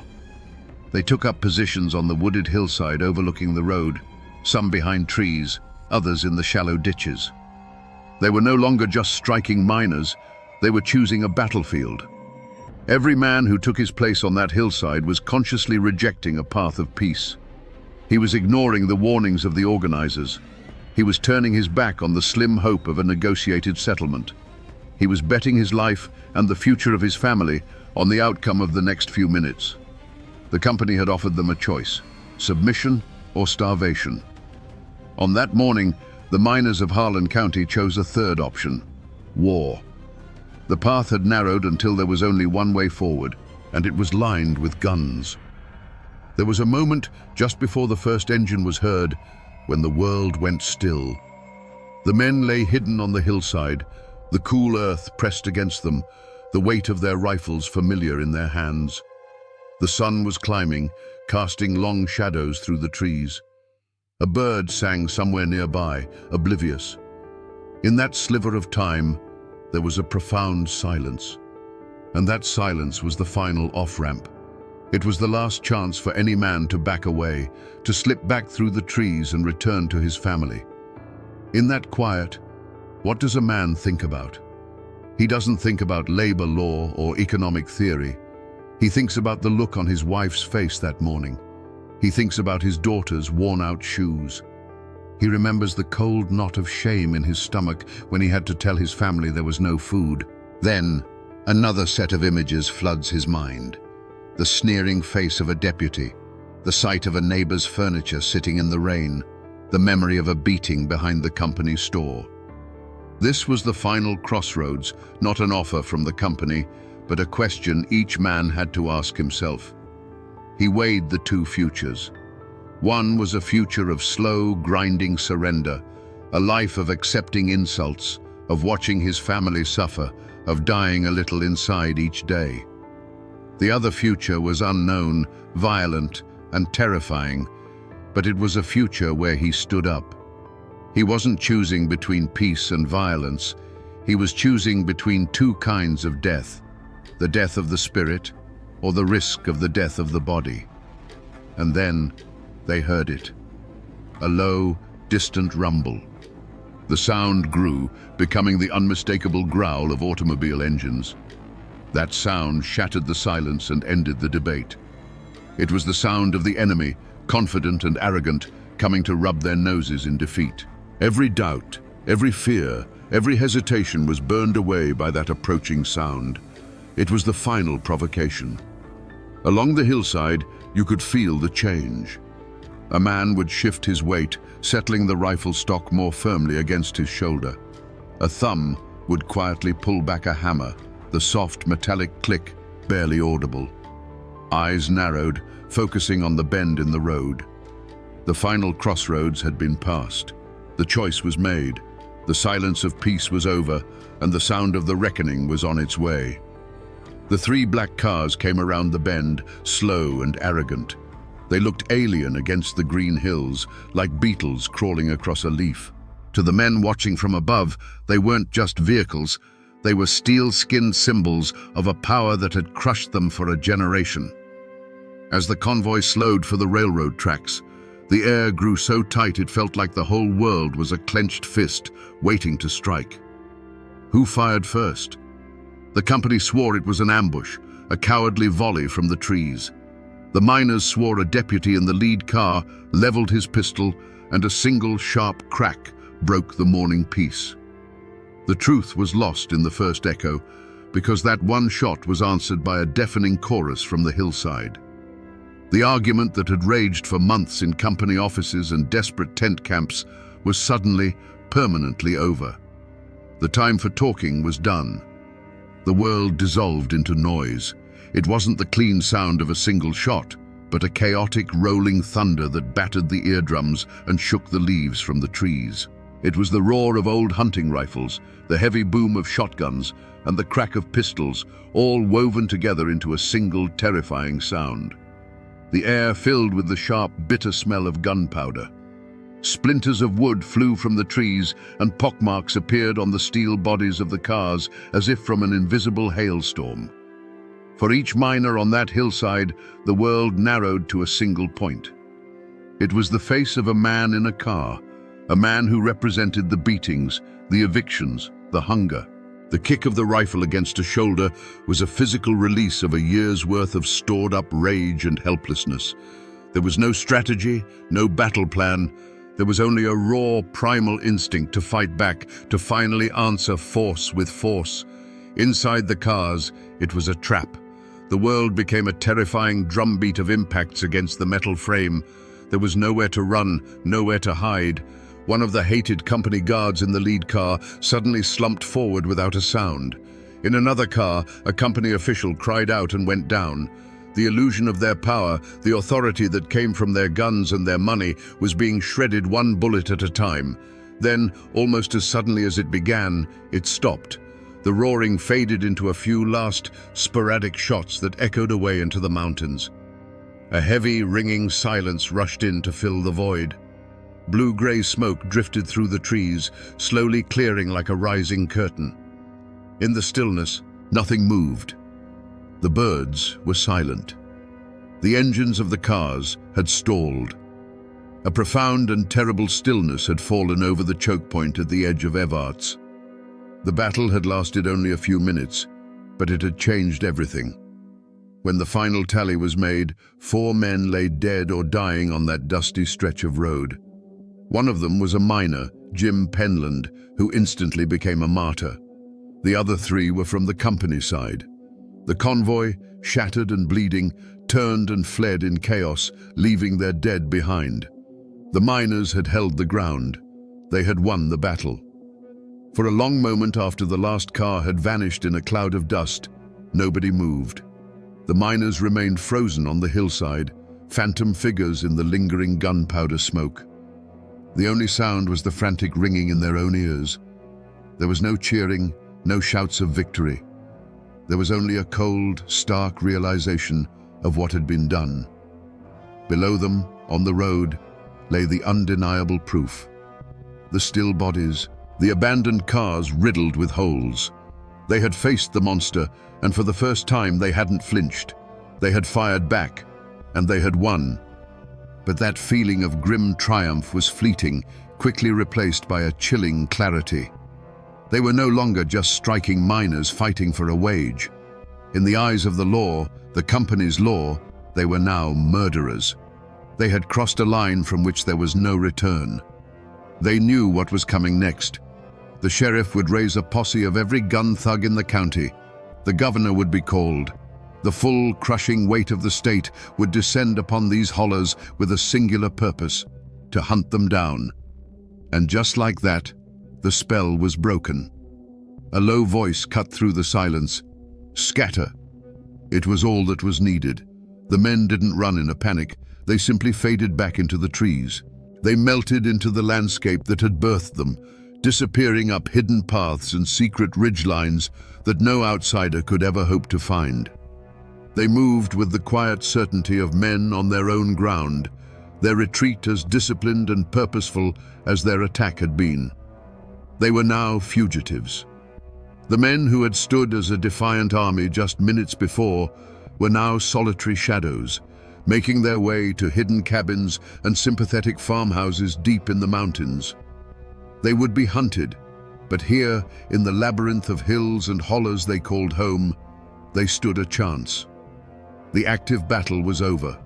Their role as combatants had ended in the smoke and thunder of that brief, brutal firefight. Their new role was just beginning, that of the hunted. And the war for Harlan County had just entered its next bloody chapter. The bullets fired at Evarts didn't stop when they hit their targets. They traveled onward, invisible and deadly, tearing through the fabric of the entire community. While the men who fired the guns vanished into the mountains, their families were left behind, exposed and vulnerable on the battlefield of the aftermath. They were no longer just the wives and children of striking miners. They were the kin of wanted killers. Doors were kicked in during the dead of night. Women were dragged out and interrogated by deputies whose faces were twisted with a new, vengeful fury. The battle drew a line of blood straight through Harlan County, a line that could never be erased. Before, the division was between strikers and scabs, a bitter but familiar conflict. After, it was between the families of the dead and the families of the killers. Neighbor turned against neighbor, their shared hardships forgotten, replaced by suspicion and a thirst for vengeance. Friendships that had endured a lifetime were severed with a single, hateful glance across a muddy street. The community didn't just break, it shattered into 1,000 sharp-edged pieces. The men on the hillside had fought to reclaim their dignity, to push back against an oppressive power. But their act of defiance gave that power the perfect excuse to tighten its grip. The governor declared martial law. The Kentucky National Guard rolled into the county, their trucks and machine guns a clear message. This was no longer a labor dispute, it was an insurrection. The miners had wanted to free themselves from the company's control, but their actions had brought an even greater power down upon them all, turning their towns and hollers into an occupied territory. The victory on the road was paid for by the hunger in the camps. With the men in hiding, the last trickles of income dried up completely. The women were left to fend for their children in a world that now saw them as pariahs. The small charities and local sympathizers who had helped them before were now too frightened to offer aid. The cost of that brief, violent stand was measured in the bellies of hungry children and the desperate, haunted eyes of their mothers. The tragedy of Evarts wasn't confined to the 4 men who died. It was a slow, creeping tragedy that would stalk the families of the living for years to come. The state of Kentucky did not respond with understanding. It responded with handcuffs and indictments. Dozens of miners and union organizers were hunted down, arrested, and charged with murder and conspiracy. The iron machinery of the law, a power far more methodical and relentless than a posse of gun thugs, was brought to bear. These men, who had lived their lives by a simple, brutal code of honor, were now dragged into a world they didn't understand, a world of courtrooms, lawyers, and the foreign language of affidavits and statutes. The trials were a spectacle, a perfect illustration of the clash between 2 Americas. On one side stood the prosecution, funded by the coal operators and backed by the state, arguing points of law and presenting a clean, simple narrative of a cold-blooded ambush. On the other side stood a miner in a borrowed suit, his hands still bearing the calluses of the coal face. When he spoke, he didn't use legal terms. He spoke of starvation. He spoke of his children's hunger. He spoke of the endless provocations by the company guards. His defense wasn't written in a law book. It was etched on the faces of his neighbors. He was essentially saying, "They pushed us until we had no choice but to push back." In that courtroom, it wasn't just the men on trial, it was the mountain code itself. And the jury was made up of men who understood that code. They were farmers and small merchants from the surrounding counties. They may not have worked in the mines, but they knew the arrogance of the coal companies. They knew what a gun thug was. They heard the legal arguments, but they also heard the unspoken truth of the miners' testimony. They looked at the accused and didn't see killers. They saw men exactly like themselves, pushed to the absolute limit. And then came the verdict in the first major trial. Not guilty. The word landed like a thunderclap in the silent courtroom. It was a stunning, almost unbelievable victory. The state, with all its power and all its money, had failed to convince a jury of their peers that these miners were criminals. The verdict was a clear message from the community. The blame for the blood spilled at Evarts did not belong to the miners alone. It belonged to the system that had cornered them. Realizing they could never get a conviction, The prosecutors eventually dropped the murder charges against the remaining men. On paper, it was a victory for the Union, a moment of incredible triumph. But was it justice? The men were free, but the war was far from over.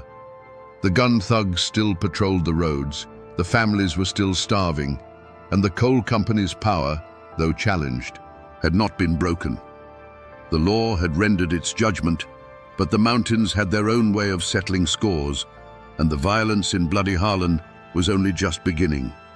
So, what became of the men who drove the convoy, the ones who held the whip hand?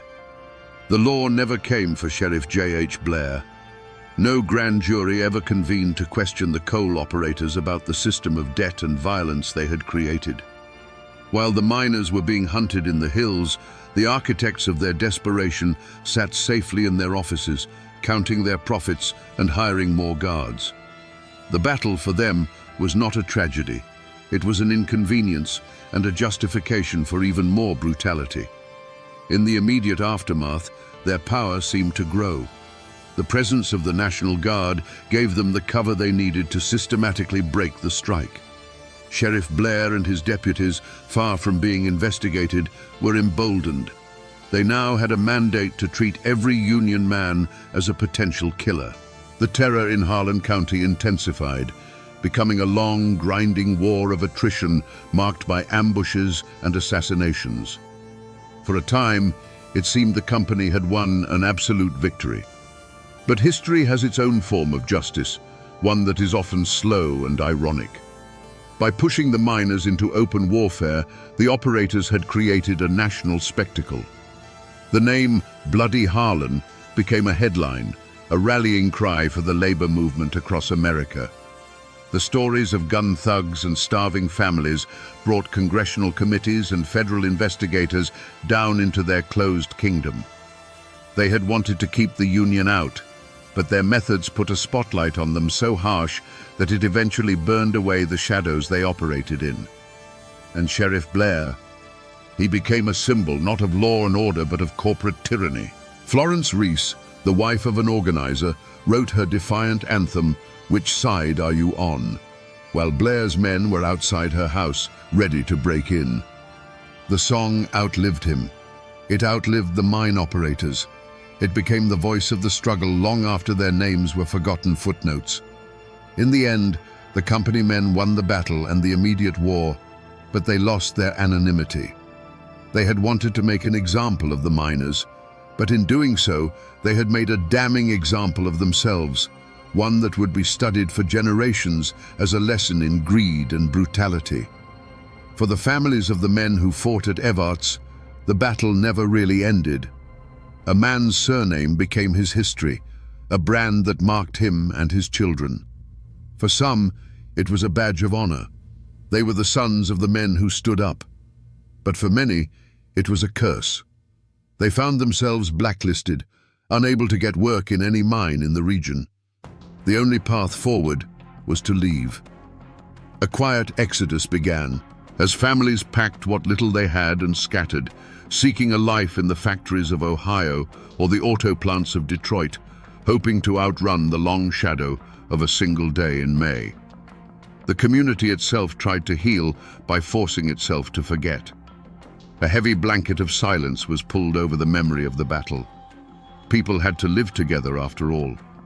The son of a miner who fought on the hillside might find himself working a shift next to the son of a company man who was in that convoy. To survive, they could not speak of it. The gunfight became a ghost, a presence that everyone felt but no one acknowledged.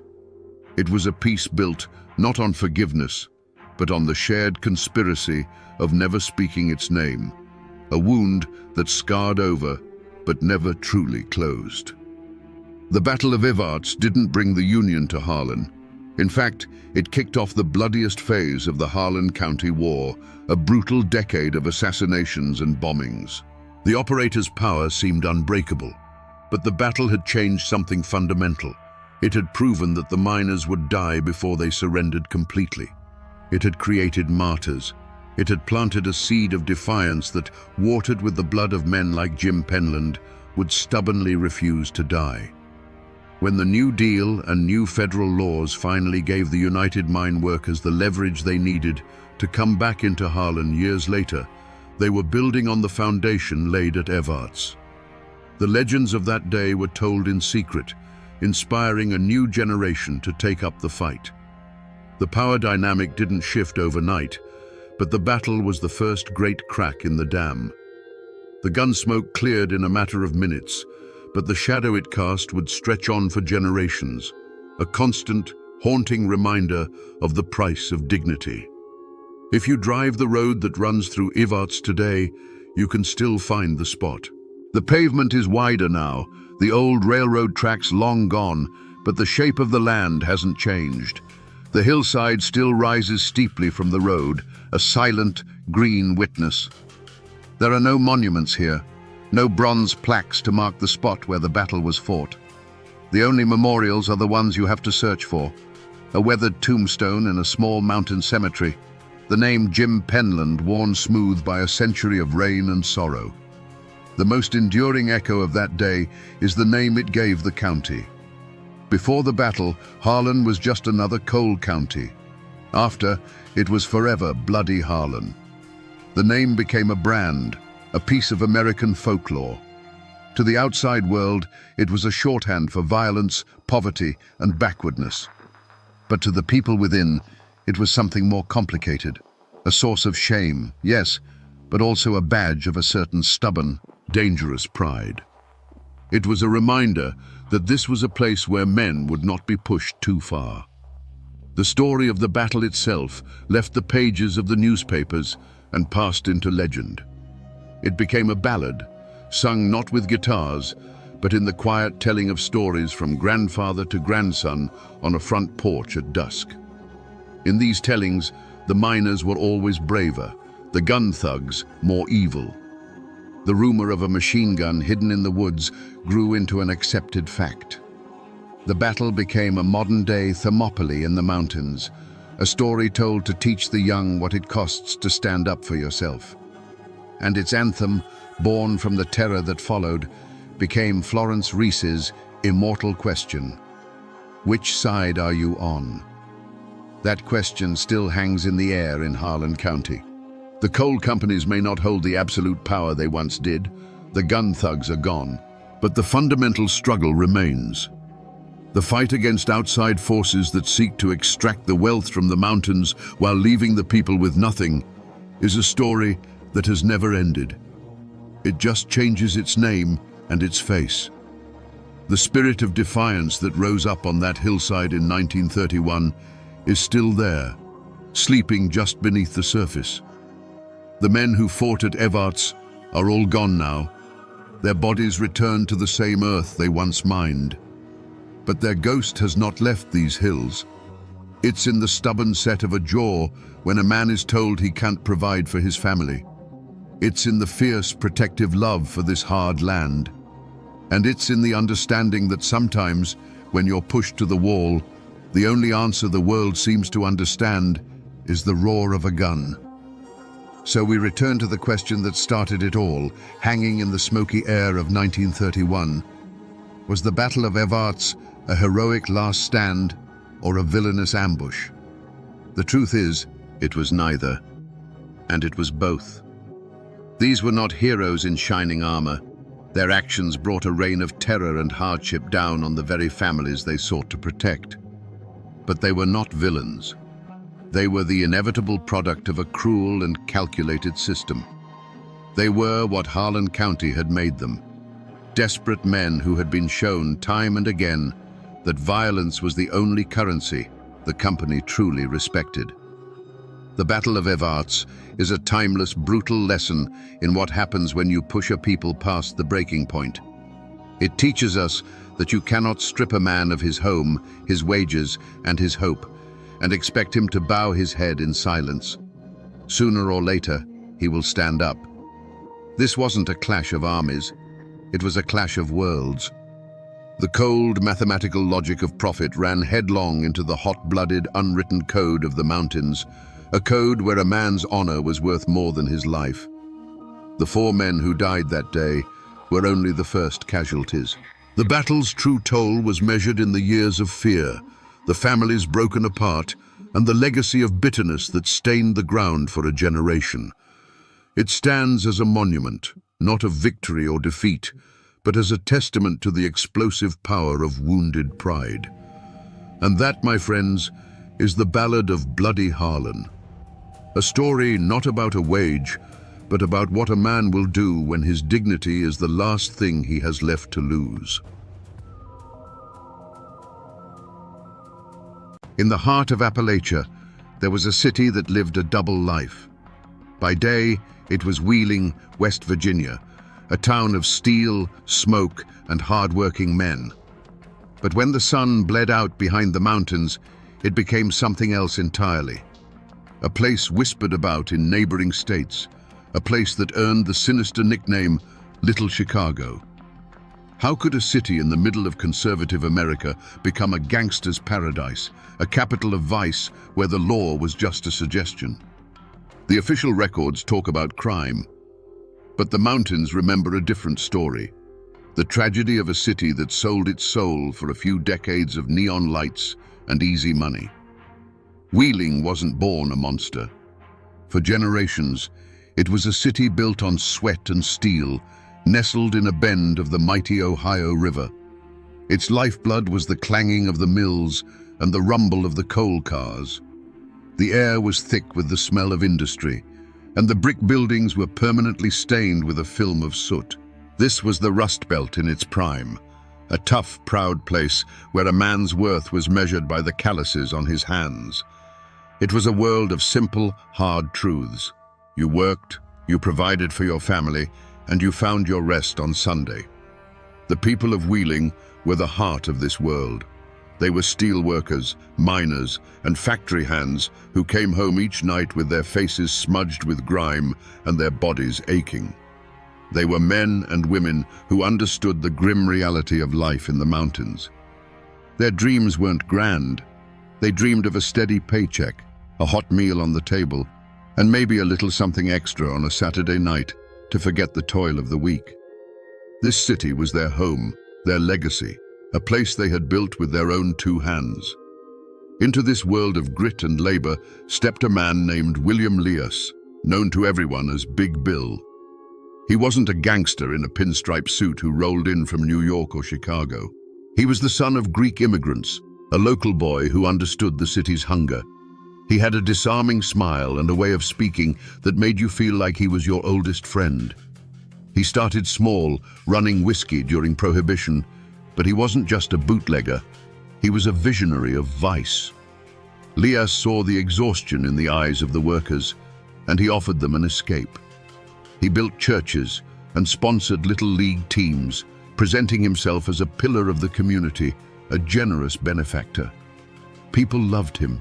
He gave them jobs when the mills were slow and entertainment when their lives felt bleak. He was one of them, they thought, just a little smarter, a little luckier.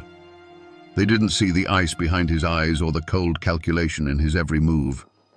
But a shadow was beginning to stretch over Wheeling, long before it was ever called Little Chicago. It started with a friendly game of cards in the back of a tavern, a slot machine quietly installed in the corner of a diner. It was the friendly cop who was told to look the other way. The small envelope of cash slipped into a politician's hand. Each small compromise was another brick in the foundation of a corrupt empire. The city, so desperate for a taste of prosperity, didn't realize it was making a deal with the devil. They were a community on the brink, about to lose everything they thought they were, all for the illusion of a good time. It wasn't a single gunshot that marked the point of no return for Wheeling. It was a sound, the constant mechanical grinding and clatter of hundreds, then thousands of slot machines. Big Bill Leas didn't conquer the city with an army of thugs. He seduced it with an army of one-armed bandits. They appeared like a quiet invasion, first in the back rooms of his clubs, then in bars, restaurants, and eventually even corner drugstores. Each machine was a tiny, glittering promise of fortune, and a spigot for a river of untaxed silver that flowed directly into his empire. At first, The city's honest lawmen tried to fight back. They would raid an establishment, confiscate a few machines, and make an arrest, feeling they'd done their duty. But it was a fool's errand. The arrested man would be out on bail within an hour, the case mysteriously dismissed by a compliant judge. The next day, 2 new machines would appear in the same spot. It was a demoralizing, soul-crushing charade. This is where the real poison took hold. Lias understood that you didn't need to own every man with a gun if you owned the men with the gavels and the badges.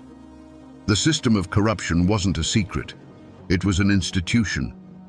Police officers began receiving weekly envelopes stuffed with cash, a bonus for simply looking the other way. It wasn't presented as a dirty bribe, but as a practical arrangement, a way to ensure the city ran smoothly. For a cop with a family to feed on a meager salary, the choice was brutal. Uphold a law that no one else respected, or accept the cash and provide. One by one, the city's guardians laid down their arms. The conflict shifted from the streets to the quiet, desperate struggle within the hearts of those few who refused to bend. A councilman who spoke out against the gambling racket would find his business suddenly failing inspections. A reporter who dug too deep might get a quiet visit, a friendly warning that his curiosity was unhealthy. The violence wasn't always loud. It was often the silent, chilling threat of ruin. The first drops of blood weren't shed on the pavement. They were the slow bleeding of a city's integrity, the death of its hope that the law was still the law. Wheeling had crossed a threshold, and everyone knew it. The city no longer belonged to its people. It belonged to Big Bill Lias. The slaughter in Little Chicago wasn't a single night of gunfire. It was a slow, methodical strangulation of a city's soul, carried out over decades in smoke-filled backrooms and on dimly lit streets.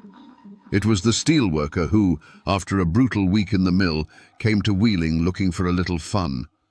He'd put a few coins in one of Big Bill's machines, mesmerized by the spinning reels. That small thrill became a weekly ritual, then an obsession. The children's frozen terror wasn't from seeing a monster, but from watching their father walk through the door with empty pockets and hollow eyes, his week's pay sacrificed to the one-armed bandit. His family didn't die in a hail of bullets. They starved slowly, their future devoured $1 silver at a time. This was Lias's genius. His violence was often invisible. But for those who couldn't be bought or intimidated, a more permanent solution was whispered about. The Ohio River, the city's lifeblood, became its graveyard. No one ever admitted to seeing a body thrown from the Wheeling suspension bridge, but the stories were there, dark and cold as the river itself. A man who couldn't pay his debts would simply vanish. The rumor was he'd gone for a swim in cement shoes. Fishermen downstream would sometimes cut their lines in a panic, having snagged something that felt unnervingly human, and they learned to never, ever talk about it. The river kept its secrets. As time went on, the violence grew bolder. After Lias, a new figure rose to prominence. Paul No Legs Hankish, a man who ruled his own syndicate from a wheelchair with a cold, terrifying fury.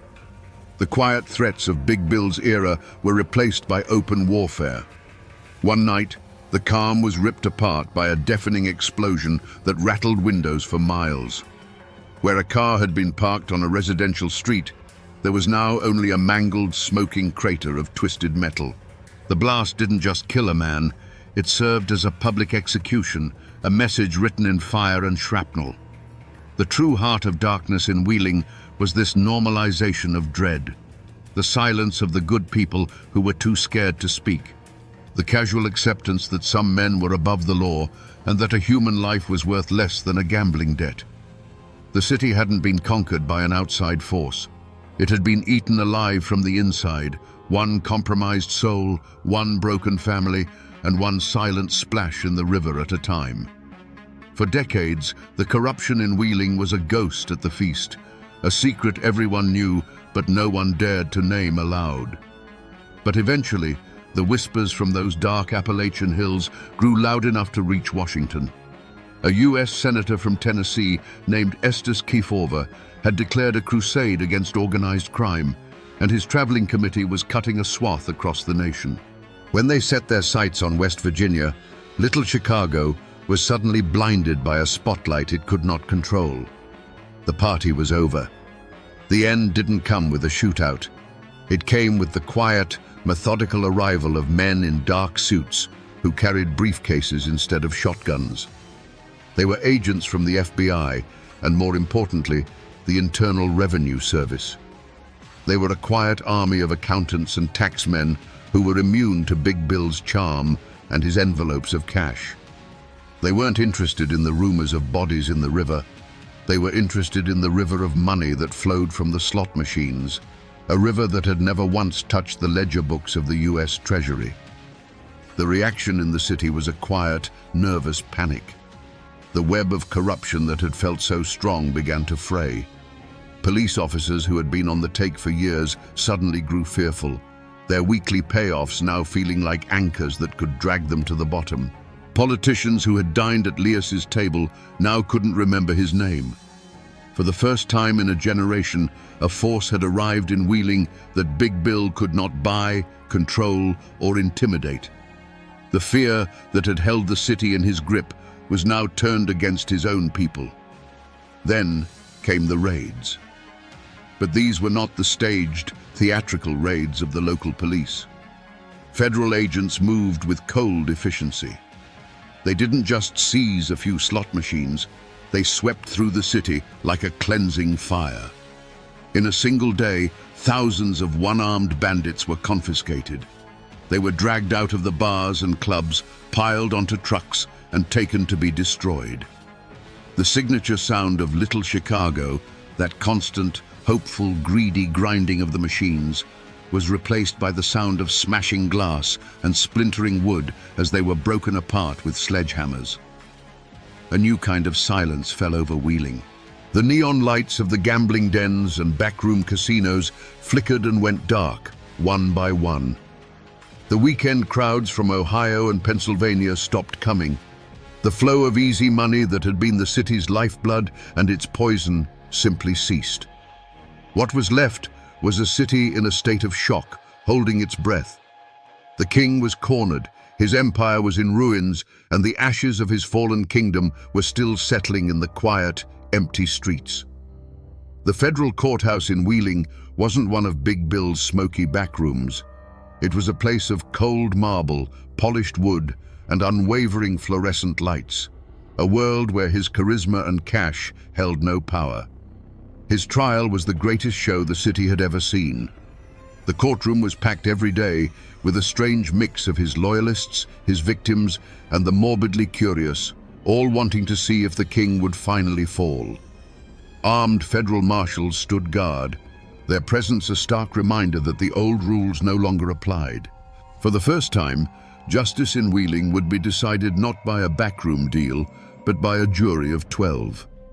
In the defendant's chair sat William Leas, and he looked like a man out of time. The confident, charming benefactor was gone. In his place was an aging man in an ill-fitting suit, looking confused and diminished under the weight of federal authority.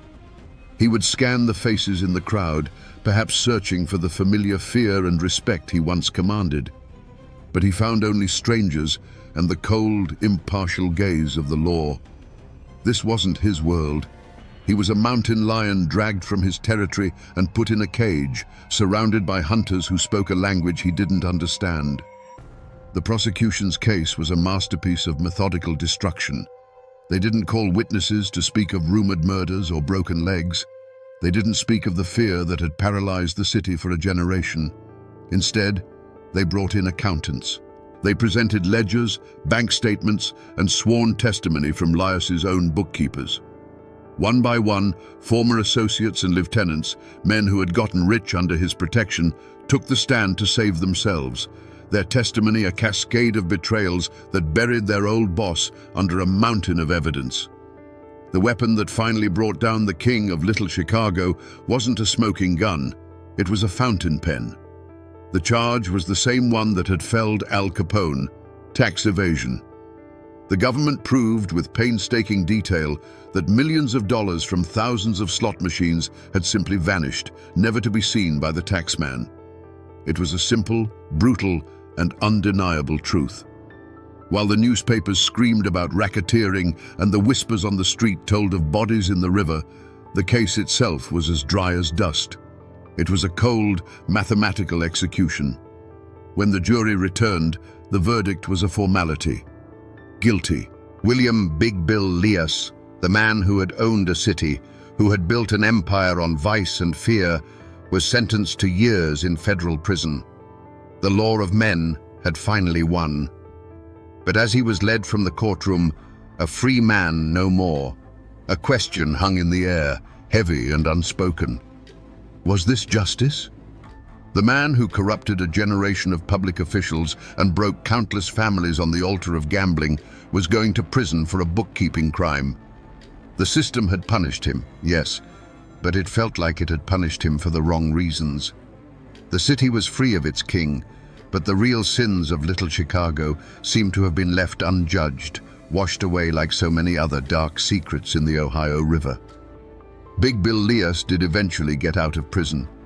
He returned to Wheeling, but the city he came back to was no longer his kingdom. He was a ghost from a bygone era, his power broken, his name now just a story whispered by old-timers. The man who had once been the uncrowned king of a city died not in a hail of gunfire, but quietly, his empire already turned to dust. The vacuum he left behind was filled for a time by more vicious predators like No Legs Hankish, whose reign was one of bombs and fear, but that too eventually crumbled under the relentless pressure of federal law enforcement.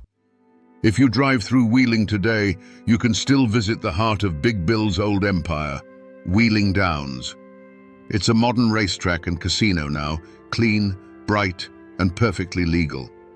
The clatter of slot machines is back, but now every dollar is counted and taxed. It stands as a sanitized monument to a dark past, a place where families can go for an afternoon of fun, with no idea of the illegal betting syndicates and hidden currents of cash that once defined its very existence. It's the ghost of what it once was, tamed and put on display. Walk the older streets of downtown, past the brick facades that have stood for a century, and you can almost feel the echoes. That building there, now a law office, might have been the 19th hole, where deals were made in clouds of cigar smoke. That empty storefront could have been a club where a politician and a gangster shook hands. The neon signs are gone, the secret tunnels are sealed or forgotten, and the Ohio River flows on, carrying its secrets silently to the sea. Most people who live in Wheeling now have only a vague sense of this history. Little Chicago is a nickname, a local legend. But the deepest scars left by that era aren't in the brick and mortar. They are in the city's soul. It's an ingrained distrust of authority, a cynical belief that every system can be bought. It's in the stories passed down from grandfathers who remember the open secret of the city's double life. The official records are filed away in dusty archives, but in Appalachia, the true history is the one that lives in the memory of the people. The mountains saw it all, and the mountains never forget. So we come back to the question that hung in the smoky air at the start of our story. How did a hard-working Appalachian city become a gangster's paradise? The answer is as simple as it is tragic. Little Chicago wasn't built by force. It was built on a quiet, desperate bargain. Big Bill Leas didn't conquer Wheeling. He seduced it. He offered a city, weary from the toil of the mills and the mines, an escape. He offered them the illusion of prosperity, the thrill of the jackpot, and all he asked for in return was their silence and their soul. This is more than just a crime story. It is a cautionary tale, a lesson etched into the very hills of West Virginia. It's a story about the danger of looking the other way, of accepting small compromises until there is nothing left of your integrity to compromise. The tragedy of Wheeling wasn't just that a criminal empire rose in its streets, but that so many good people stood by and let it happen, convinced that the easy money was worth the moral rot that came with it. It is a timeless story of how a community, desperate for a better life, can make a deal with the devil, never realizing the price is always far higher than they can imagine. The steel mills have cooled, and the bright neon signs are dark. But the ghost of Little Chicago still haunts these hills, a cold lesson written in the heart of Appalachia. Its legacy is a reminder that the most dangerous monsters are not always the ones who break down your door, but the ones you willingly invite inside.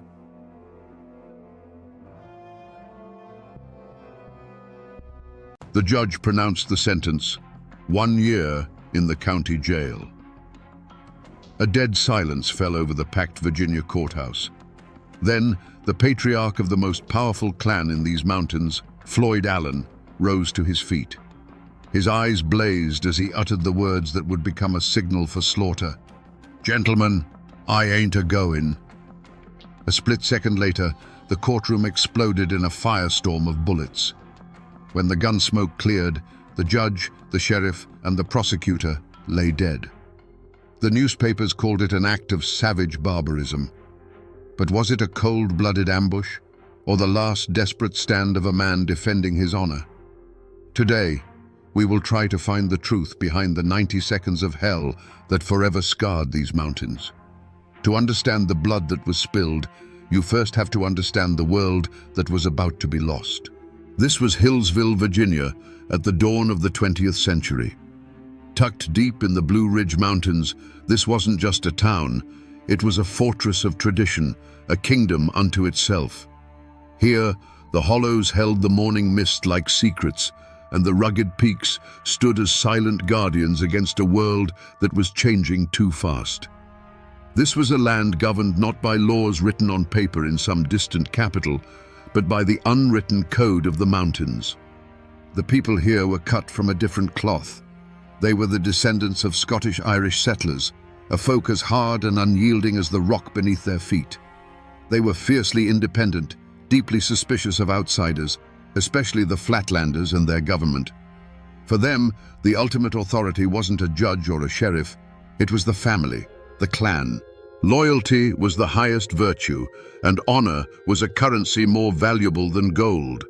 An insult to one was an insult to all, and a man was expected to defend his name with a steady hand and a loaded gun. And in this world of shadow and stone, no clan cast a longer shadow than the Allens. They were the embodiment of the mountain spirit, powerful, proud, and absolutely uncompromising. They weren't just a family, they were a force of nature, with dozens of kin and supporters who looked to them for leadership, protection, and justice. When the Allens spoke, Carroll County listened. At their head stood the patriarch, 56-year-old Floyd Allen. Don't picture some simple farmer. Floyd was a titan of the mountains, a wealthy landowner, a savvy businessman who owned a general store and a sawmill. He was known for his immense strength, his quick temper, and a will made of iron. He never backed down from a fight, and he never broke a promise. To the people of Carroll County, he was more than a man. He was their king. The Allens lived by a simple, terrifying creed, an oath that was whispered with a mix of fear and admiration across the county. It was the foundation of their power and the very core of their identity. No Allen will ever go to jail. This wasn't just a boast. It was a declaration of sovereignty, a promise that they would answer to their own code of honor before they ever answered to the laws of the Flatlanders. But the outside world, with its telegraphs, its railroads, and its centralized government, was creeping closer. The authority of the state was pressing in on this isolated kingdom, seeking to replace the ancient law of the clan with the modern law of the land. The world of the Allens and the world of Judge Thornton Massey were two massive millstones, grinding slowly, inevitably, toward each other. It was only a matter of time before someone got crushed between them. Great tragedies often begin with the smallest of things, a spark in a tinder-dry forest. For the Allens, that spark was a clumsy gesture at a local corn festival. Floyd's young nephew, Wesley Edwards, tried to kiss a girl. It was a foolish, youthful act. But in the mountains, where a woman's honor is fiercely guarded, it was a profound offense. The girl's brothers Will and Sid saw it, and fists flew. News of the fight traveled fast, echoing through the hollows until it reached the ears of Floyd Allen. His nephew had been challenged, his kin had been disrespected. This was not a simple brawl to him, it was a stain on the honor of the entire Allen clan. He didn't wait for the law, he dispensed his own. He met the Edwards brothers on a dusty road, and the conversation was short. According to witnesses, Floyd, a man of formidable strength, beat one of the brothers so severely with the butt of his pistol that he left him bleeding and broken in the dirt. Now the outside world was forced to act. The beating was too public, too brutal to ignore. A warrant was issued for the arrest of Floyd Allen. Sheriff Lewis Webb and his deputy, men who knew exactly who they were dealing with, rode out to Floyd's home. They were met on the porch by the patriarch himself, not with his hands up, but with a rifle cradled in his arms. In a tense standoff, Floyd made his position clear. He had been insulted, he said, and he would not be dragged from his home like a common criminal. This was the moment the line was truly crossed. Floyd Allen looked the law in the eye and did not blink. He told the sheriff that he would come to court, but he would come on his own time, on his own terms. And incredibly, that's exactly what happened. The sheriff and his deputy retreated, empty-handed. Floyd surrendered when he was ready, walking into town not as a prisoner, but as a king granting an audience. He had bent the law to his will, proving to everyone in Carroll County that he was a power unto himself. But in doing so, he had thrown down a gauntlet. He had publicly humiliated the court and dared it to challenge him. Now, all eyes turned to the Hillsville courthouse. It was no longer a place for a simple assault trial. It was a battlefield, and everyone knew the Allens were coming prepared for war. March 14th, 1912. The Hillsville courthouse was not a hall of justice. It was a powder keg, and Judge Thornton Massey had just lit the fuse.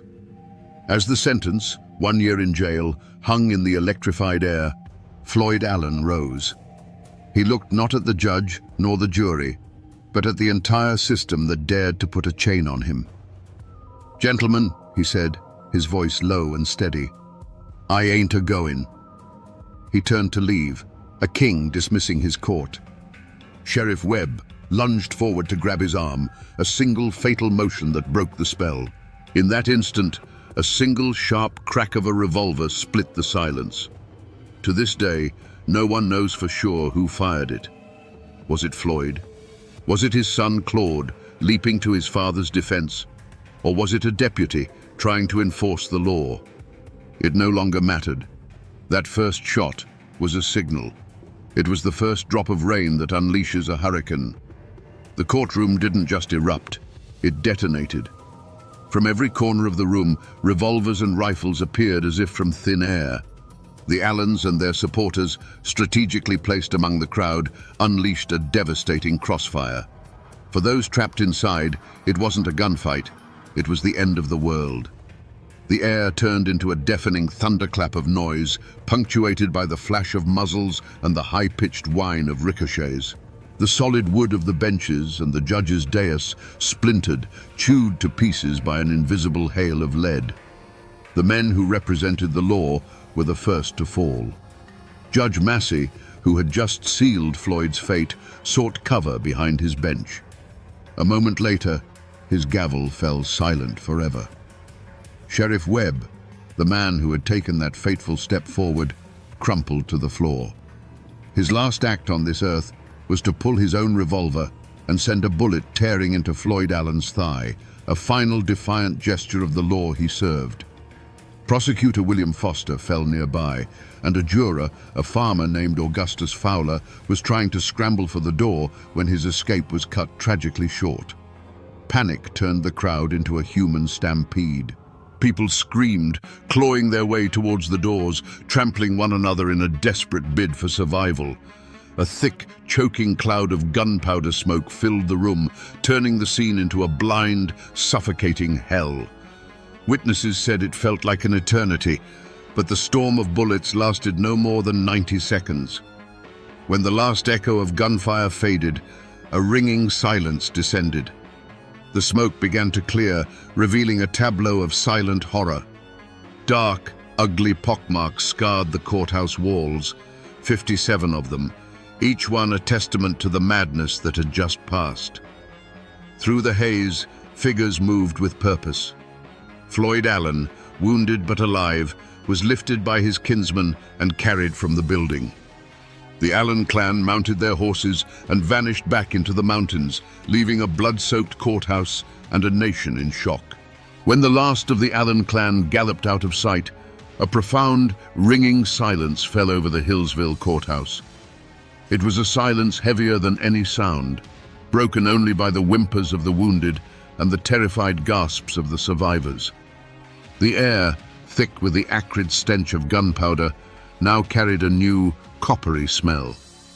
On the blood-soaked floorboards, the law of the Commonwealth of Virginia lay dead.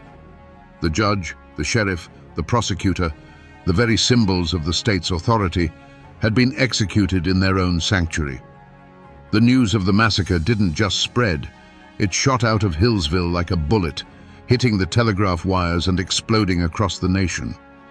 Newspapers from Richmond to New York screamed with headlines that painted a picture of a savage war against civilization itself. They called the Allens mountain degenerates, barbaric clansmen who had risen up against the rule of law. The story tapped into a deep-seated fear of Appalachia as a wild, untamed frontier. There was no room for nuance in these reports. There was only shock, horror, and a thunderous call for vengeance. The response from the state was swift and absolute. Governor William Hodges Mann declared that the assassins would be hunted down if it took all the resources of the Commonwealth. He mobilized the state militia, but he also called in a force more feared and perhaps more suited to the task, the Baldwin Felts Detective Agency. These were not ordinary lawmen. They were ruthless, efficient bounty hunters, veterans of the brutal coalfield wars, known for their willingness to meet violence with greater violence. They were the modern world's answer to the Mountain Clan, a hired army that understood the language of the gun. The great hunt began. The mountains, which had always been the Allens' fortress, had now become their cage. The Baldwin Felts detectives, methodical and relentless, swarmed into Carroll County. They brought with them the tools of the modern age, photographs of the wanted men, a network of informants, and the promise of a hefty reward that could turn a neighbor into a betrayer. They combed every hollow, searched every cabin, and squeezed the community with a grip of fear. For the Allens, there was nowhere left to run. One by one, the fugitives were captured or surrendered. The net tightened until finally, acting on a tip, detectives found their ultimate prize. Hiding in a lumberjack's shack, wounded and exhausted, were Floyd Allen and his son, Claude. The king of Carroll County, the man who swore he would never see the inside of a jail, was now in shackles. The wolf hunt was over. The wolves were caged. And now they would face the victor's justice. The trial of the Allen clan was never going to be held in Hillsville. The influence of their name was too strong, the memory of the massacre too raw. To ensure a conviction, the state moved the proceedings to the city of Wytheville. But this change of venue did more than just move the trial. It ripped the Allens out of their world and placed them in the heart of their enemies. It wasn't a trial, it was a reckoning. The courthouse was surrounded by armed militia. Reporters from across the country filled the press benches, eager to send back sensational stories of the Appalachian savages. The court of law had become a theater of vengeance, and the public demanded a bloody final act. In the center of this storm sat Floyd and Claude Allen. They were not the wild-eyed murderers the newspapers described. Witnesses from the trial remembered them as composed, stoic, and utterly unbowed. They sat like fallen kings, their faces carved from mountain stone, showing no fear and no remorse. They listened to the testimony against them with a quiet dignity that was, in its own way, a final act of defiance. They had lived by the code of the mountains, and they would not grovel before the code of the Flatlanders, even with their lives hanging in the balance. The prosecution painted a picture of a cold, calculated conspiracy, an ambush designed to assassinate the law itself. Their lawyers argued that it was a spontaneous eruption of violence, a tragic misunderstanding that spiraled out of control. But in a courtroom filled with rage and grief, against the testimony of dozens of terrified survivors, their words were meaningless. The verdict was a foregone conclusion before the first witness was even called. The jury, drawn from a world that neither knew nor understood the Allens' way of life, deliberated for only a short time. The verdict came back: guilty. Guilty of murder in the first degree. The judge, his voice heavy with the weight of the state's authority, sentenced Floyd Allen and his son Claude to die. Not by the gun, the weapon of their world, but by the electric chair. A cold, scientific answer to the hot-blooded code of the mountains. The other clan members involved were handed sentences that would see them waste away for decades behind bars, their power broken, their families scattered. The sentence was met with applause in the courtroom and celebrated in newspaper headlines as a triumph for civilization. The law had been challenged, and the law had won. But back in the misty hollows of Carroll County, the whispers told a different story. To many, this wasn't justice. It was an execution carried out by a foreign power. The state had not just punished murderers, it had made an example of men who dared to live by their own rules. And so the question that hangs over this story remains, even a century later. Was it justice that was delivered in that Wytheville courtroom? Or was it simply the final brutal act of a war between two worlds, where the victor got to write the law and call it by whatever name they chose? The years have passed, and the gun smoke over Hillsville has long since cleared, but the echo of those shots has never truly faded. On March 28, 1913, Floyd Allen walked to the electric chair. As they strapped him in, he looked at the witnesses and spoke his own epitaph, words as hard and unyielding as the man himself. "Gentlemen, I'm dying like a man. I'll get there before you do." Minutes later, his son Claude sat in the same chair, meeting his end with the same mountain stoicism. The state had its final victory. But the Allen story didn't end there. Floyd's brother, Sidner, became a legend of survival. Riddled with 11 bullets during the shootout, he not only lived, but escaped, hiding in the mountains for months. When he was finally caught, he was sentenced to 35 years in prison, but he outlasted the outrage. He was eventually pardoned, a man who stared death in the face and walked away. The other clan members served their long sentences, returning to a world that had moved on, forever branded by those 90 seconds of violence. If you go to Hillsville today, you won't see the original courthouse.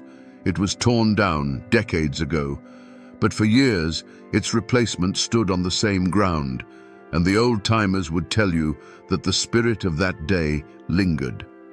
They said that for a long time you could still trace the bullet holes in the old building's walls, silent mouths speaking of the chaos. The graves of Floyd and Claude Allen can still be found in a family cemetery.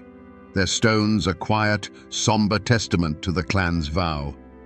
They are not just graves, they are a landmark, a place where the past feels close enough to touch. The rest of the world has largely forgotten the Carroll County Courthouse massacre. It's become a dusty footnote in the history books. But here, in these mountains, it is not forgotten. It has seeped into the soil and become folklore. The story is told not as history, but as a cautionary tale about pride, honor, and the terrible price of defiance. The Allen name still echoes through these hollows, a name that for some means murder and mayhem, but for others, still whispers of a fallen king who dared to stand against the world and kept his promise that he would never, ever go to jail. The mountains remember. So we come back to the question that hung in the gunsmoke of that Virginia courthouse. Were the Allens cold-blooded killers who planned a massacre from the start?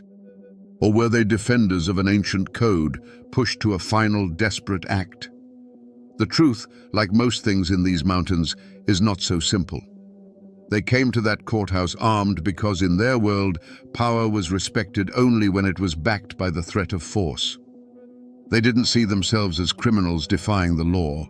They saw themselves as sovereigns of their own kingdom, defending its honor against a foreign invasion. The Hillsville Massacre was more than just a crime. It was the bloody, violent end of an era. It was the moment the modern world, with its courts and its electric chairs, finally broke the back of the old world, with its clans and its code of blood honor. The state sent a message that day, written in the language the Allens understood best. Its power was now absolute, its reach inescapable. The Allen clan wasn't just fighting a one-year jail sentence, they were fighting the 20th century, and the 20th century won. This is a story of brutality, yes, but it is also a story of the indomitable Appalachian spirit, a spirit so fiercely independent that it can lead to both greatness and ruin. Floyd Allen was a king who refused to watch his kingdom crumble. He and his family were not heroes, but their tragic, violent story has become a dark legend, a warning of what happens when pride and honor demand a price that can only be paid in blood. And while the law won the war that day, the story of the clan who swore they would never go to prison and kept that oath at the cost of everything still haunts these hills.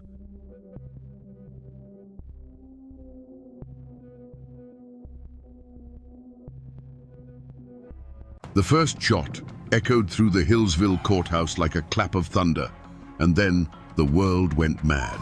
In less than 90 seconds, a judge, a sheriff, and a Commonwealth's attorney lay dead on the blood-slick floor, victims of a furious volley of gunfire. The newspapers across the nation screamed of a savage mountain clan, an insurrection against civilization itself. But for the people who lived and breathed the thin, cold air of the Blue Ridge Mountains, they knew the truth was far more complicated. What pushes a man to declare war on the law in the very temple of justice? Today, we separate the legends from the facts to uncover the story of the Allen clan and the epic manhunt that tore a community apart. Before the gun smoke and the blood, there was the land. Carroll County, Virginia, was a world unto itself, a kingdom of mist-shrouded ridges and deep, shadowed hollows carved by creeks 1,000 years old. The Blue Ridge Mountains weren't just a backdrop here, they were a living presence that shaped the people, instilling in them a fierce independence and a profound distrust of the flatlands below. In this isolated world, a man's worth was measured by the land he owned, the family he raised, and the honor he was willing to defend with his life. The seasons, not the clock in a distant capital, dictated the rhythm of life. At the center of this world stood Floyd Allen. He was a man built of the same hard rock as the mountains themselves, a patriarch in the truest sense. He wasn't some poor dirt farmer. He was a wealthy businessman, a landowner with vast tracts of timber and a former county supervisor. His word was law in the hollows. To his friends and family, he was generous and loyal to a fault. To his enemies, his temper was a force of nature, as sudden and violent as a summer thunderstorm. He saw himself not as a citizen subject to the law, but as the source of law in his domain. If Floyd was the fire of the Allen clan, his younger brother Sidner was the ice. Where Floyd was impulsive and hot-blooded, Sidner was cool, intelligent, and calculating. He too was a man of considerable wealth, but he showed his ambition in a different way. Just a few years before the tragedy, Sidner had completed a magnificent new home, the finest in the county. It was a testament to his success, a symbol of permanence and legacy, built with the finest wood and stone. It was a castle for his own dynasty, a place where he expected to live out his days in peace and prosperity. The Allens were not outlaws hiding in the shadows. They were the power in these hills. They were a sprawling, interconnected web of cousins, nephews, and in-laws, bound by blood and a shared code. They were respected, and they were feared. Their influence reached into local politics, business, and law enforcement. To cross one Allen was to cross them all, and everyone in Carroll County understood that simple, unshakable fact. They had built a world that answered to them and them alone. In these mountains, there were two kinds of law. There was the law written in books, administered by judges and lawyers from towns who didn't understand the ways of the high country. Then there was the unwritten law of the mountains, the code of honor. This code said that family was absolute, that an insult could not go unanswered, and that a man had the right to settle his own disputes.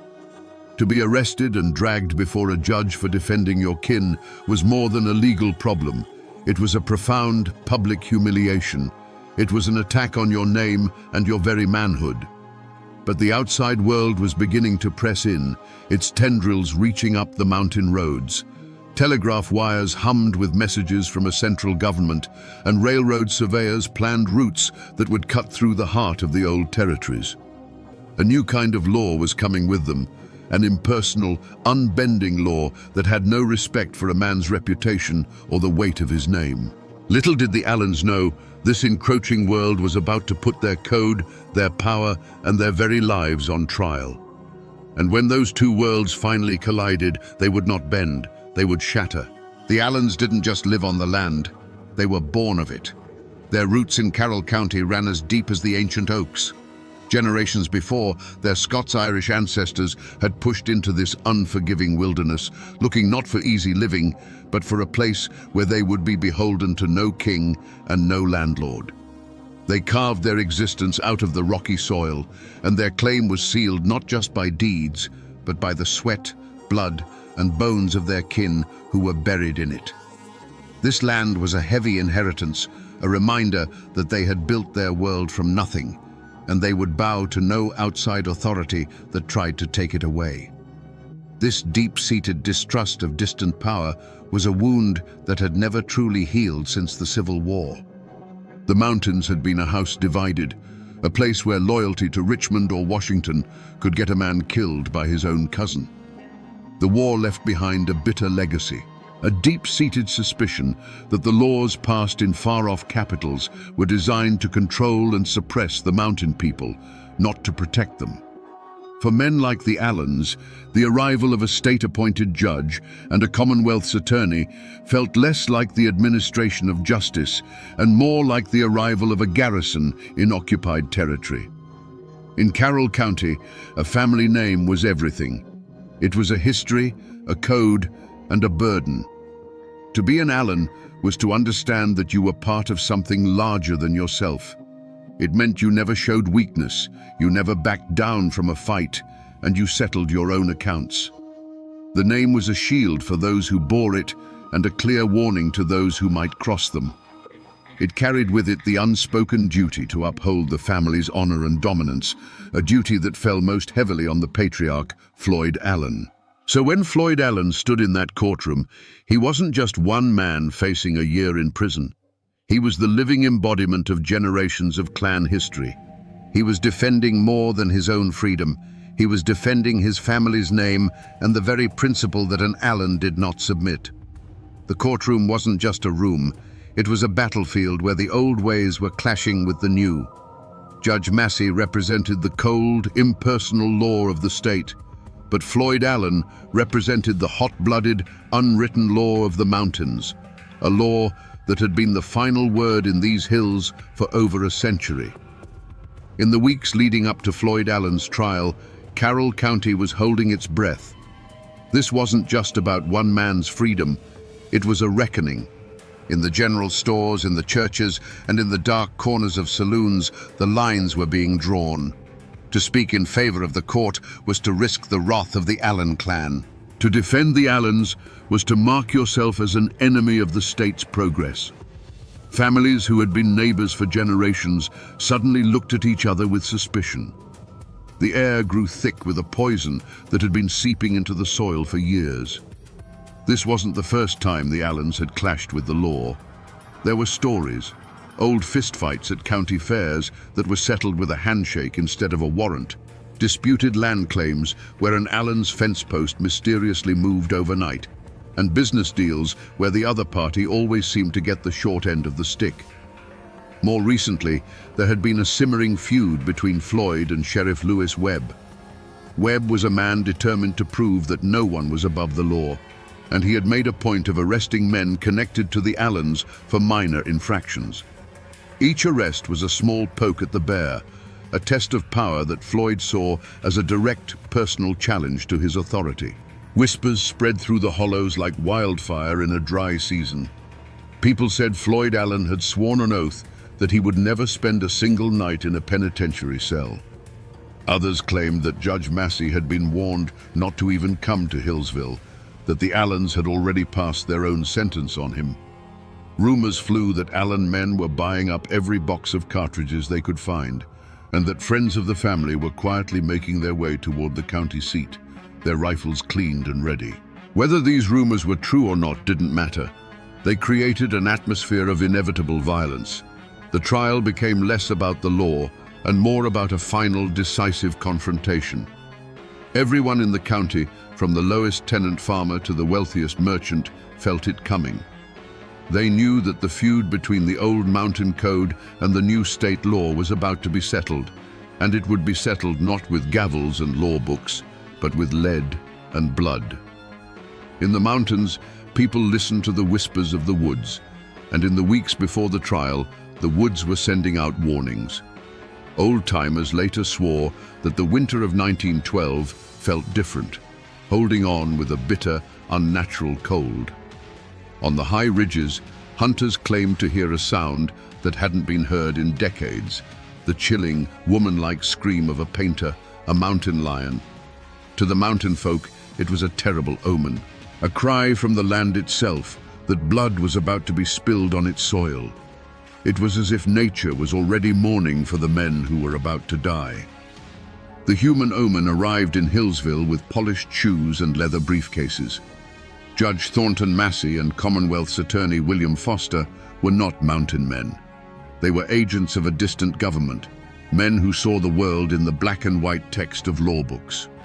They walked into Carroll County with the confidence of men who believed they held all the power, that their authority was absolute and backed by the full might of the state. They could not understand that in these hills they were the outsiders. They were the foreign body that the clan, like a feverish immune system, was preparing to violently reject. On the morning of March 14th, a heavy stillness settled over the town of Hillsville. Sheriff Lewis Webb felt it in his bones. He was a local man, caught between the two great forces. He knew Floyd Allen, and he knew the unbending pride that coursed through the veins of that family. As he strapped on his pistol that morning, he wasn't just preparing for a day in court. He was preparing for a war. He could see the hard, unblinking eyes of the Allen clan members gathering on the courthouse steps. The air was thick and electric, like the dead calm before a lightning strike. Every man in that town knew that something terrible was about to happen. They were just waiting for the first drop of rain or the first flash of fire. The courtroom in Hillsville on March 14th, 1912, was a powder keg waiting for a spark. The air was thick with the scent of wet wool, chewing tobacco, and raw fear. On the bench sat Judge Thornton Massey, his face a grim mask of authority. Standing ready was Sheriff Lewis Webb, his hand hovering near the butt of his revolver, and scattered throughout the room, in the gallery and among the benches, were the Allens. They weren't there as spectators. They were there as soldiers, their eyes cold and watchful, their coats hanging heavy with the weight of concealed pistols. The jury filed back in, their faces pale.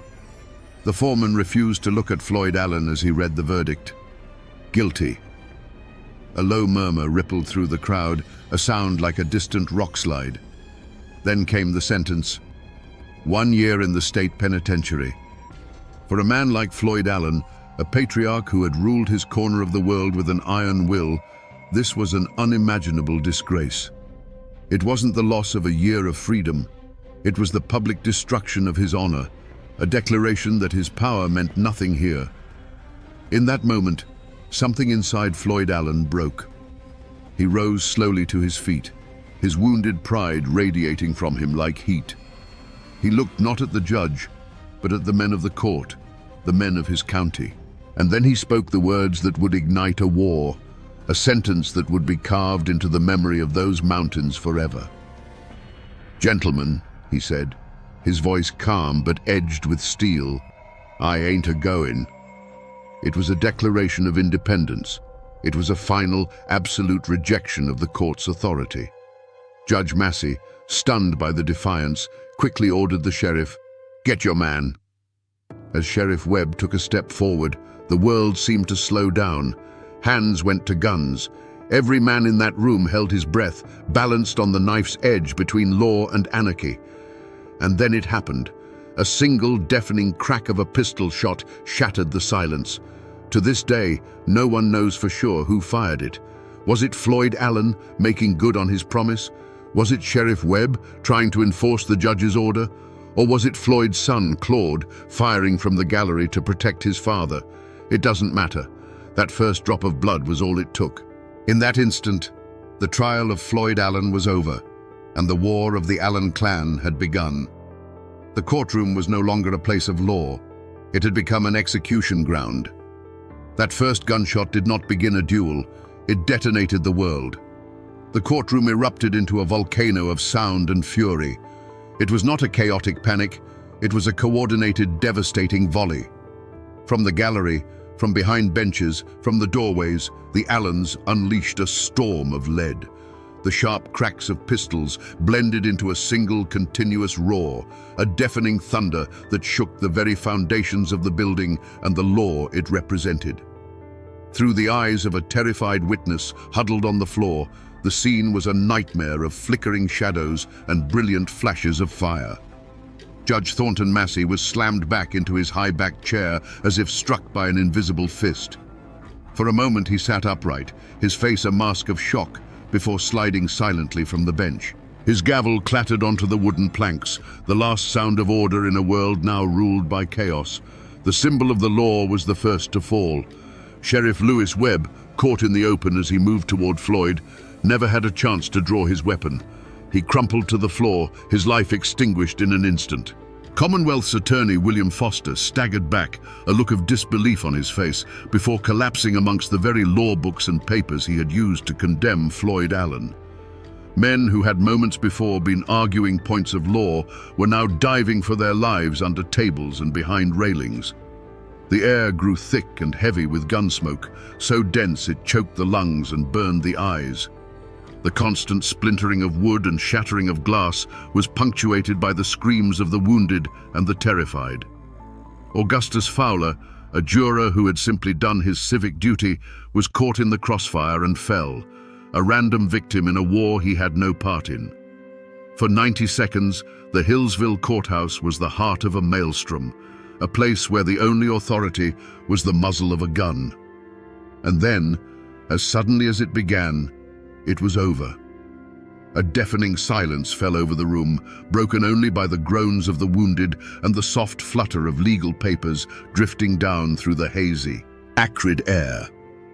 When the smoke began to clear, the walls and the judge's bench were pockmarked with dozens of dark, ugly holes, silent witnesses to the carnage. The law of the state had been tried, judged, and executed in its own sanctuary. Through the haze, the surviving Allens moved with a chilling purpose. They were not panicked. They were a clan of soldiers retrieving their wounded leader. They scooped up the bleeding Floyd Allen, and before anyone could fully comprehend what had just happened, they were gone.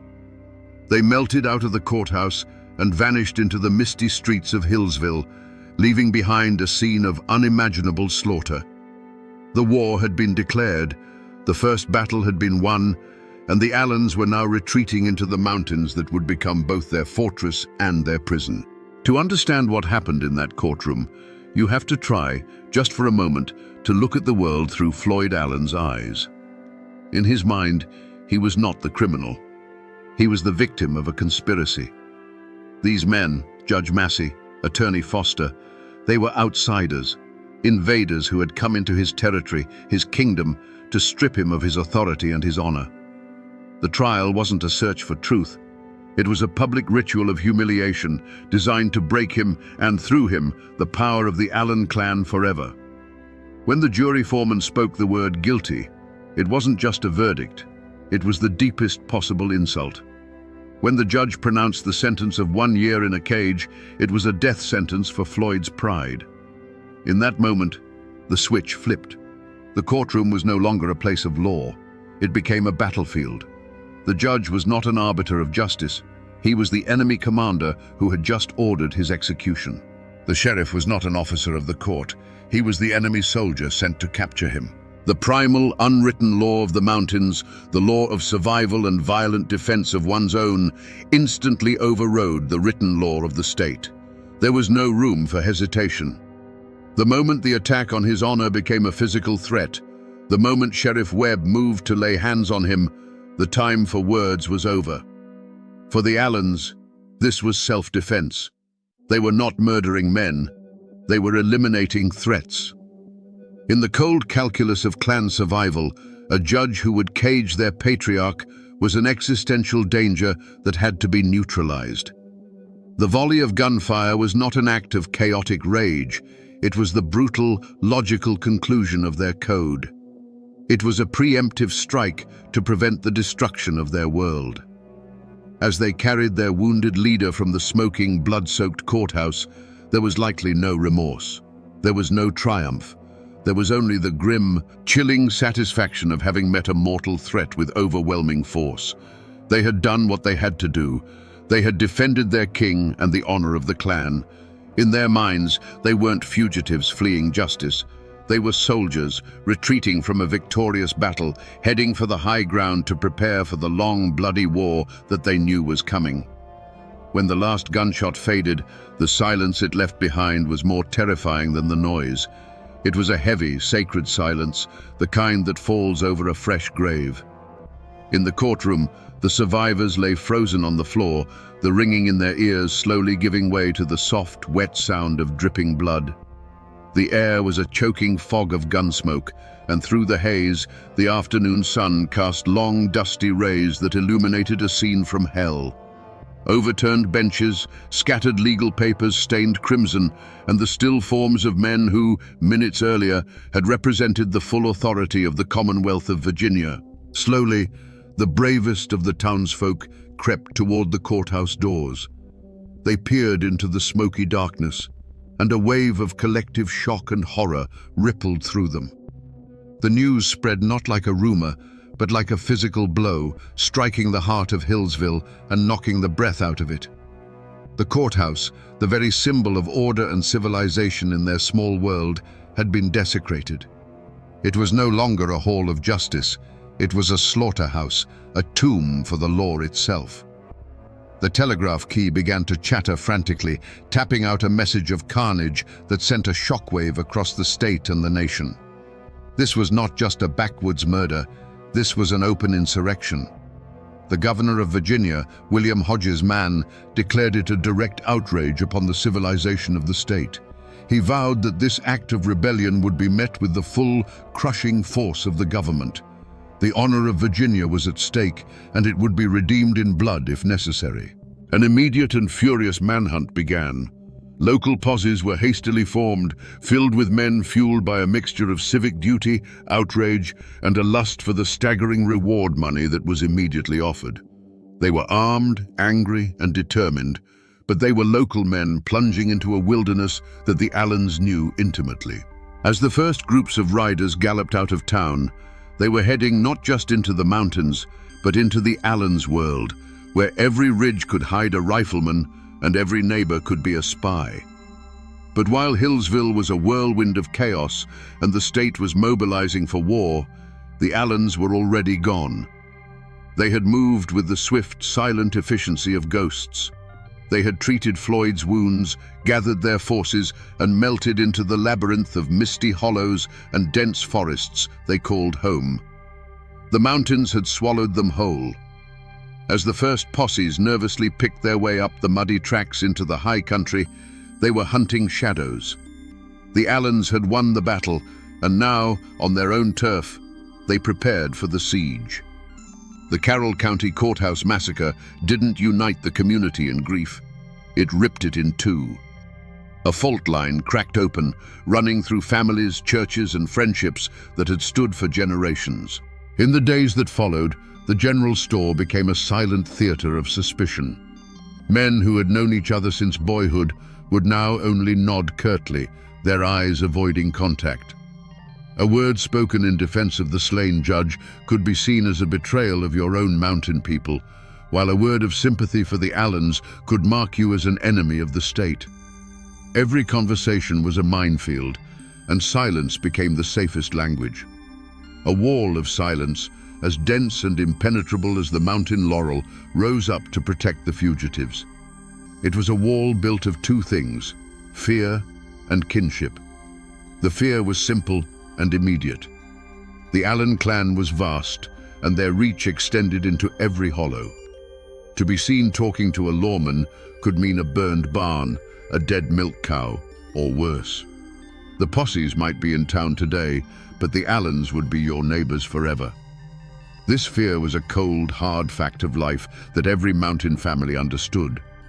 But it was more than just fear. For many, the Allans were not monsters. They were their own. They were men who had stood up against an arrogant outside law that sought to humiliate one of their patriarchs. The heavy-handed tactics of the first posses only deepened this resentment. When lawmen from the flatlands began kicking in doors and treating every mountain family as a potential conspirator, they weren't winning hearts and minds. They were proving the Allans' point. They were an occupying army, and many locals chose to side with their own, even if they were now branded as outlaws. This division wasn't abstract. It was written in small, secret acts of courage and cowardice. A cousin of the Allans would find a sack of cornmeal and salted pork left on a stump deep in the woods, a silent offering from a neighbor who dared not show their face. A farmer whose land bordered an escape route would see tracks in the mud and say nothing. At the same time, another man would look a deputy straight in the eye and swear on a Bible that he had been with one of the Allan boys miles away from the courthouse on the very afternoon of the shooting. These were not just lies. They were oaths of allegiance to the unwritten code of the mountains, a code that was now at open war with the laws of Virginia. The local posses were doomed from the start. They were good men, but they were hunting legends in a landscape that belonged to the legends. For weeks, they crashed through the underbrush, chasing rumors and echoes. The Allans were always one step ahead, phantoms in the mist. A warm campfire found abandoned, a footprint in the mud leading to a rushing creek. It was like hunting ghosts who knew every secret path, every hidden cave, and every sympathetic ear in 100 square miles. The great manhunt was becoming a great embarrassment, and the honor of Virginia was bleeding away with every passing day. Frustrated and furious, the state unleashed a new kind of predator on the Blue Ridge Mountains. They called in the Baldwin Felts Detective Agency, the infamous Pinkertons of the South. These were not local lawmen. They were cold-eyed professionals, manhunters for hire, known for their ruthless efficiency in the bloody coalfield wars.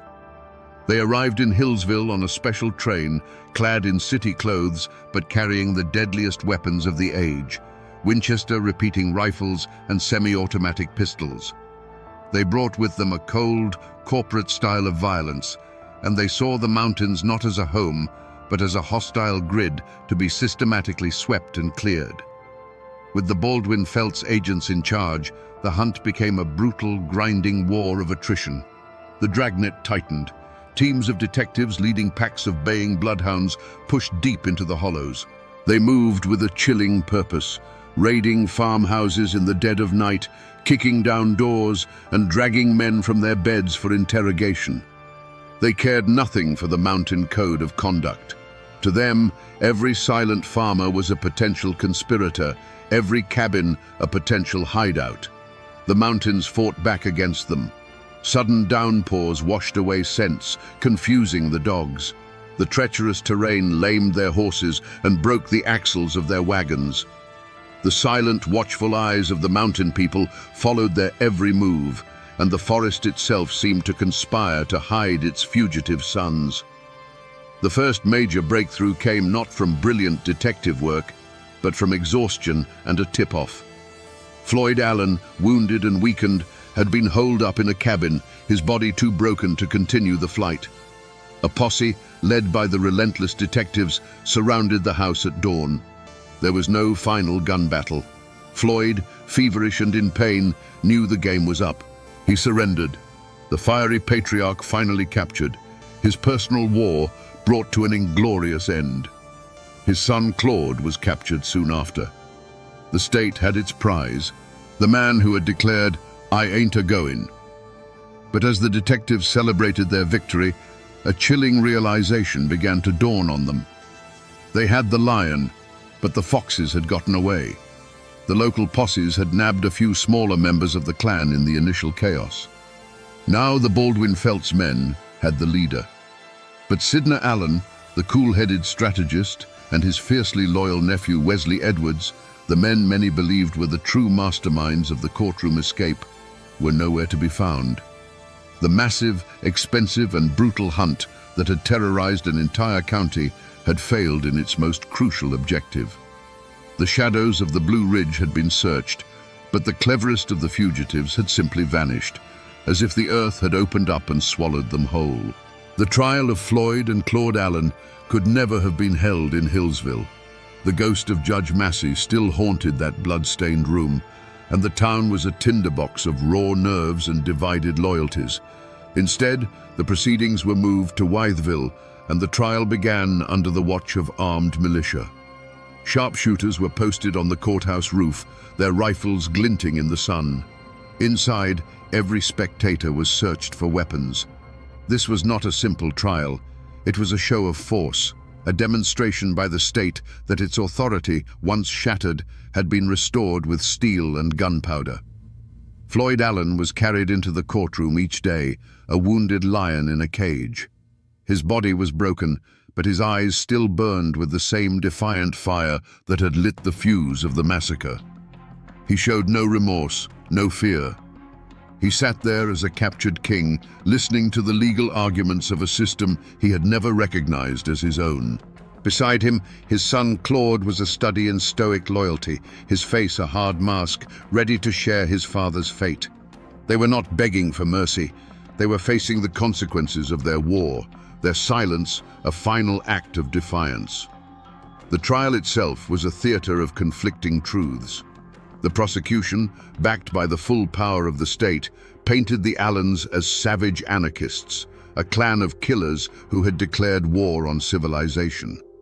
Their lawyers, in turn, fought back fiercely, arguing that the first shot had come from Sheriff Webb, that the Allens had been caught in a trap and had only fired to defend their patriarch's life. Witnesses took the stand, their hands trembling, their testimony often shifting like shadows depending on which lawyer was asking the questions. The truth of those 90 seconds was buried under an avalanche of fear, loyalty, and intimidation. But in the end, the outcome was never truly in doubt. The state needed a conviction. It needed to prove that its laws were supreme. The jury, after deliberating under immense pressure, returned with the inevitable verdict: guilty. Guilty of murder in the first degree. As the foreman spoke the words, a heavy silence fell over the packed courtroom.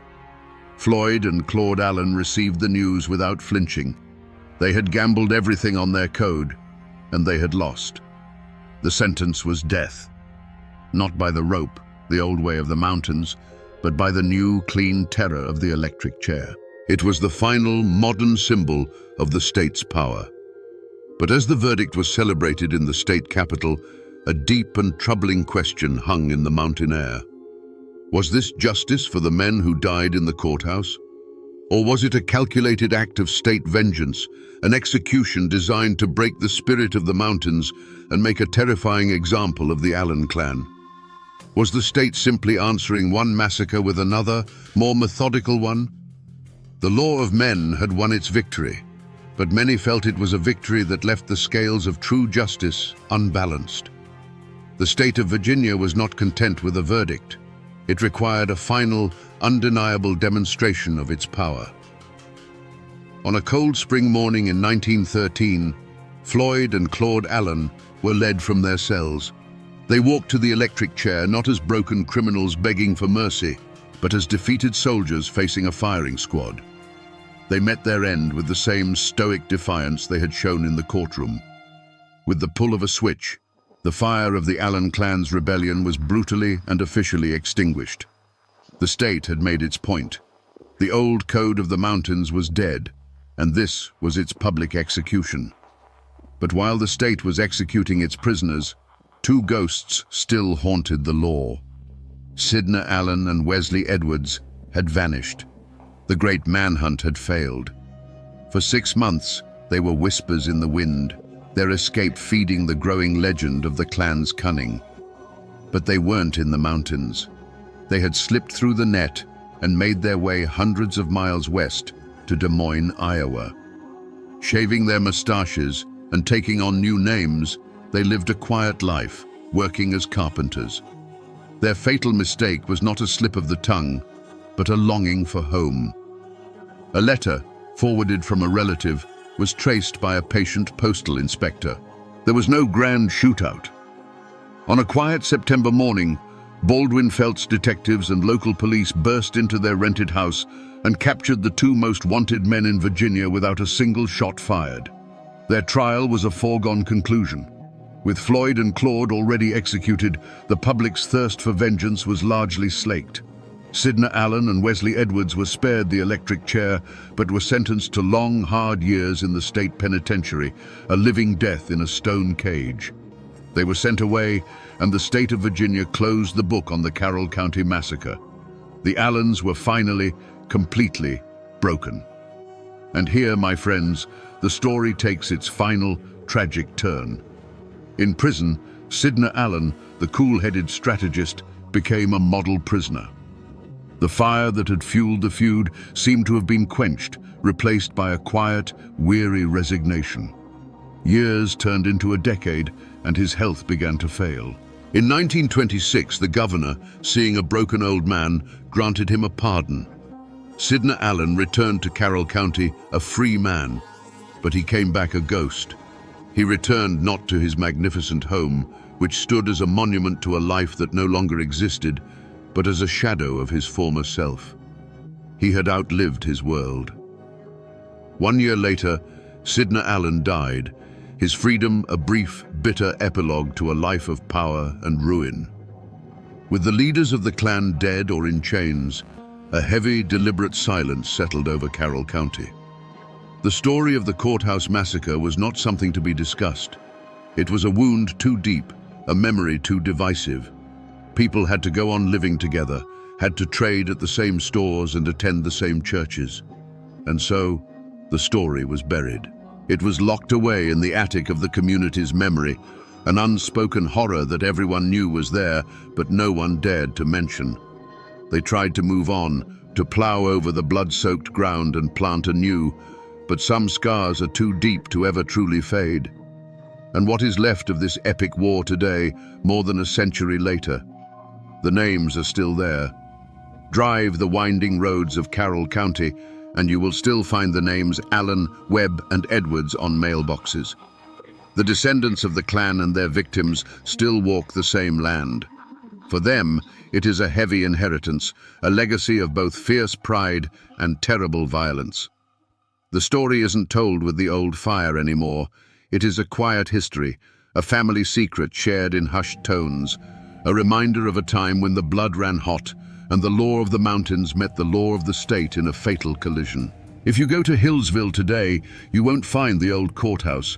It was torn down decades ago, and a new one stands in its place, a symbol of a more orderly world. The 57 bullet holes that scarred its walls exist now only in photographs and memory, the physical wounds of that day finally erased. But drive a few miles out of town, and you will find it. Sidney Allen's magnificent house still stands. It is a private home now, but it remains a silent, brooding monument to the ambition of a fallen dynasty. its sturdy walls and grand design a testament to a future that was burned away in a few minutes of gunfire. In the local cemetery, the final chapter is written in stone. Here, the feud is over. The combatants lie in a final silent truce under the shade of ancient trees. Floyd and Claude Allen lie not far from the men they were convicted of killing. The simple dates carved on their tombstones give no hint of the 90 seconds of chaos that forever bound their fates together. Here, they are all equal, their passions cooled, their war finally over. The people of Carroll County tried to bury the story, to let the grass grow over the scars. But the mountains don't forget. They were here long before the Allens arrived, and they will be here long after the last stone on their graves has crumbled to dust. The wind that whispers through the pines on the Blue Ridge still carries the echo of those gunshots. The dark hollows where Sydnor and Wesley hid still hold the memory of their flight. The land itself is the final witness, the keeper of a story that is now part of the very soul of this place. So we return to the question that echoed from that bloody courtroom. What pushes a man to declare war on the law in its own temple?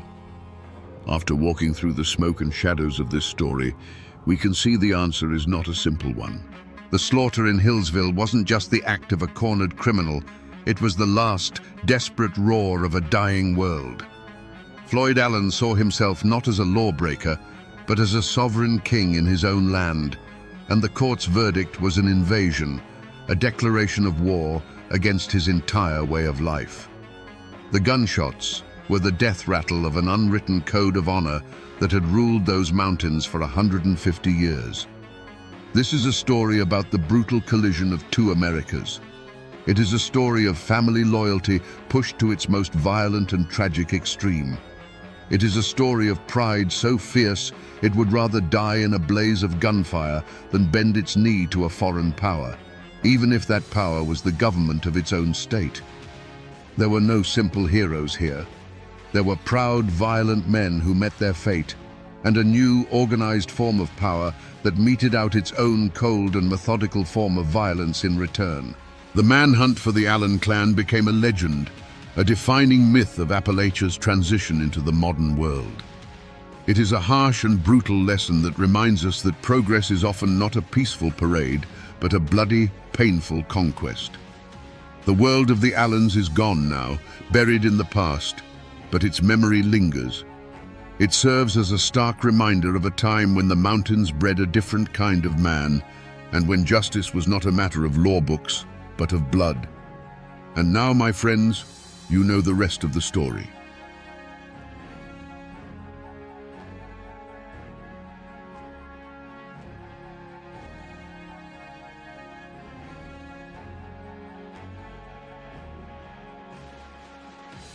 There are no neutrals in Harlan County. You'll either be a Union man or a thug for J.H. Blair. These words weren't just a song lyric. In the 1930s, they were a death sentence scrawled on the wall of a company town. The newspapers called it a labor dispute. But in the dark hollows of Kentucky, they knew its real name: war. Today, we're not just looking at history. We're descending into the blood-soaked soil of bloody Harlan to answer a single terrifying question. When the law itself becomes a weapon against you, what does a man do to survive? Before the bullets flew, there was the dust. In the 1930s, Harlan County, Kentucky, was a world unto itself, a kingdom carved out of the ancient Appalachian mountains. The ridges and valleys held a wild, breathtaking beauty, where the morning mist clung to the trees like a ghost. But beneath that beauty lay the black heart of the region: coal. The companies that owned that coal owned everything else too. They owned the land, the jobs, and the men who worked them.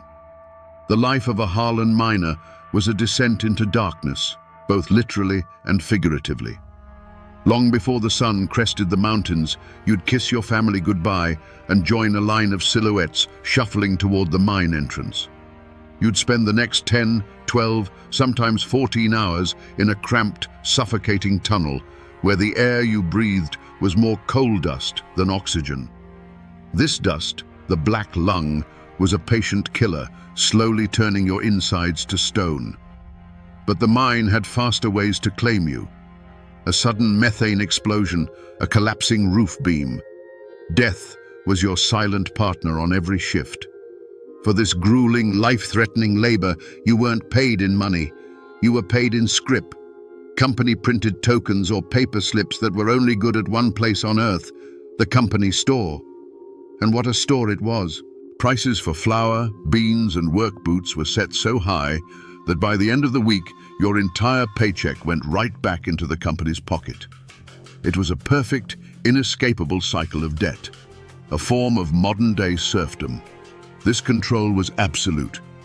You lived in a clapboard house owned by the company, and if you couldn't work, you and your family were thrown out onto the dirt road. If you got sick, you saw a company doctor who was paid to get you back into the mine as fast as possible.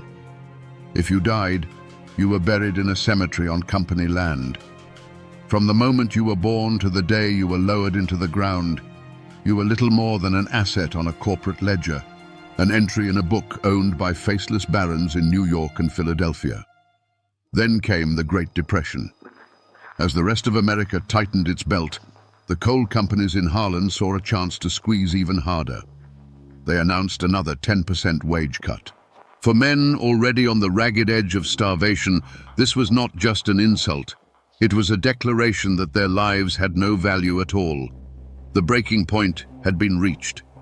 In the darkness of the mines and the quiet of their company shacks, a forbidden word began to be whispered. Union. The United Mine Workers of America. It was a dangerous prayer, a name that promised a sliver of hope, a chance to fight back. But everyone in Harlan knew that hope had a price, and in a county run by company guns, that price was measured in blood. The decision to call in the United Mine Workers of America was like lighting a match in a room filled with gas. When union organizers arrived, they were greeted not as outsiders, but as saviors. Secret meetings were held in the woods under the cover of darkness. By flickering lantern light, men whose faces were permanently stained with coal dust signed union cards, their hands trembling with a mixture of hope and fear. For the first time, they felt they weren't just helpless cogs in a machine. They were brothers in a cause. They demanded fair pay, an 8-hour day, and the right to be paid in real American dollars, not company scrip.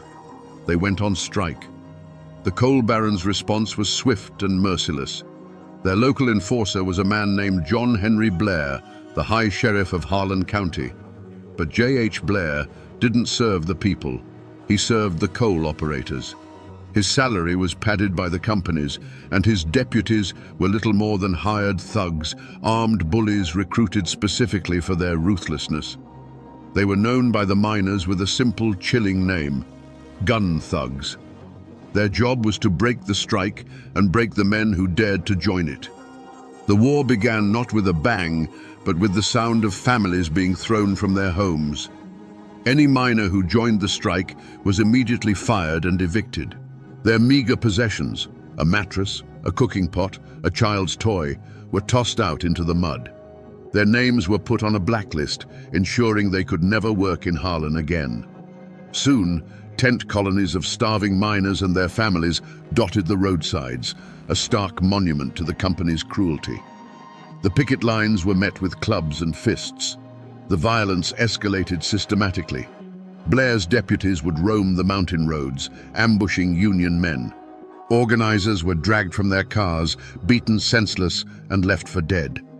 Carloads of strikebreakers were escorted into the mines under the protection of men armed with machine guns. The message was clear. There would be no negotiation. There would only be submission or annihilation. The law wasn't just silent. It was the enemy's primary weapon. But the coal operators and Sheriff Blair had misjudged their opponents. These weren't defeated men. They were the sons and grandsons of Appalachian pioneers, people who had carved a life out of the unforgiving wilderness. Pride and defiance ran in their blood. When they saw their children starving and their friends beaten, their desperation turned to cold, hard resolve. If the company wanted a war is what they would get. The miners retrieved their hunting rifles and shotguns from their homes. The picket lines, once signs of peaceful protest, now bristled with armed men. The air in Harlan County grew heavy and still, charged with the certainty of coming violence. The first drops of blood had been spilled, and a river was about to follow. The day was May 5th, 1931. A fragile quiet hung over the town of Evarts. It was the kind of quiet that isn't peaceful, but heavy with unspoken threats. Through that quiet drove a convoy of 3 cars, a serpent of black steel moving down the dirt road. Inside were Sheriff Blair's deputies and company mercenaries, their cars loaded with supplies for the strikebreakers. They drove with an arrogant confidence, believing the miners were broken. They were wrong. From the hillsides overlooking the road, from behind the slag heaps and the railway embankment, dozens of eyes watched them come. These were not just angry men, they were hunters in their own territory. As the convoy entered the narrowest part of the pass, the world exploded. It wasn't a disorganized volley, it was a single coordinated crash of gunfire that slammed into the cars from all sides. The afternoon air, moments before filled with the buzz of insects, was now torn apart by the roar of rifles and shotguns. For the men in the cars, the world dissolved into chaos. The first sound was the percussive punch of lead hitting sheet metal, a sound like a hailstorm made of iron. Windshields didn't crack. They disintegrated into a million glittering fragments. Tires exploded with a violent hiss, sending the cars skidding into each other. The deputies, armed with their powerful Thompson submachine guns, tried to fight back, their weapons spitting a desperate, rattling answer into the hills. But they were firing at ghosts. They couldn't see the faces of the men who had them pinned in a perfectly executed trap. The battle was brutally short, lasting only a few minutes. But in that time, the road was turned into a kill zone. The miners' fire was disciplined and withering. They weren't shooting wildly, they were aiming. One car, then another, fell silent. The frantic chattering of the machine guns ceased, replaced by the methodical crack of hunting rifles. It was the sound of a community pushed too far, speaking the only language the company gunmen seemed to understand. When the last shot echoed away, a profound and terrible silence descended. The gun smoke, thick and acrid, drifted over the scene like a shroud. The 3 cars sat motionless on the road, their bodies riddled with dark, ragged holes, their engines hissing steam into the quiet air. They looked less like vehicles and more like steel coffins that had been savaged by a giant beast. The Battle of Evarts was over. In the aftermath, the numbers told the story. 3 of Sheriff Blair's deputies and 1 of the company men lay dead. On the miners' side, 1 man had fallen. The strike had crossed a line from which there was no return. This was no longer a picket line, it was an insurrection. The news flashed across the country, and the state sent in the National Guard, their bayonets and machine guns bringing a tense martial order to the county. The battle was lost, the strike would be crushed. But something new had been forged in that fire. The legend of Bloody Harlan, a place where miners would rather die on their feet than live on their knees. The arrival of the Kentucky National Guard was not a rescue, it was an occupation. A wave of steel and khaki washed over Harlan County, their boots stamping out the last embers of the open strike. They came not to keep the peace, but to enforce the company's peace. Under the watchful eyes of soldiers, the tent colonies were dismantled, and the last of the striking families were scattered. The message from the state was as loud and clear as the volley of rifle fire at Evarts. The rebellion was over. For Sheriff J.H. Blair and his deputies, the presence of the military was a blank check. They were no longer just company thugs. They were the arm of a vengeful law. A brutal manhunt began. Posses of armed deputies fanned out through the hills and hollers, kicking in the doors of miners' shacks in the dead of night. Men were dragged from their beds, accused of murder and insurrection, often with no more evidence than a neighbor's whisper.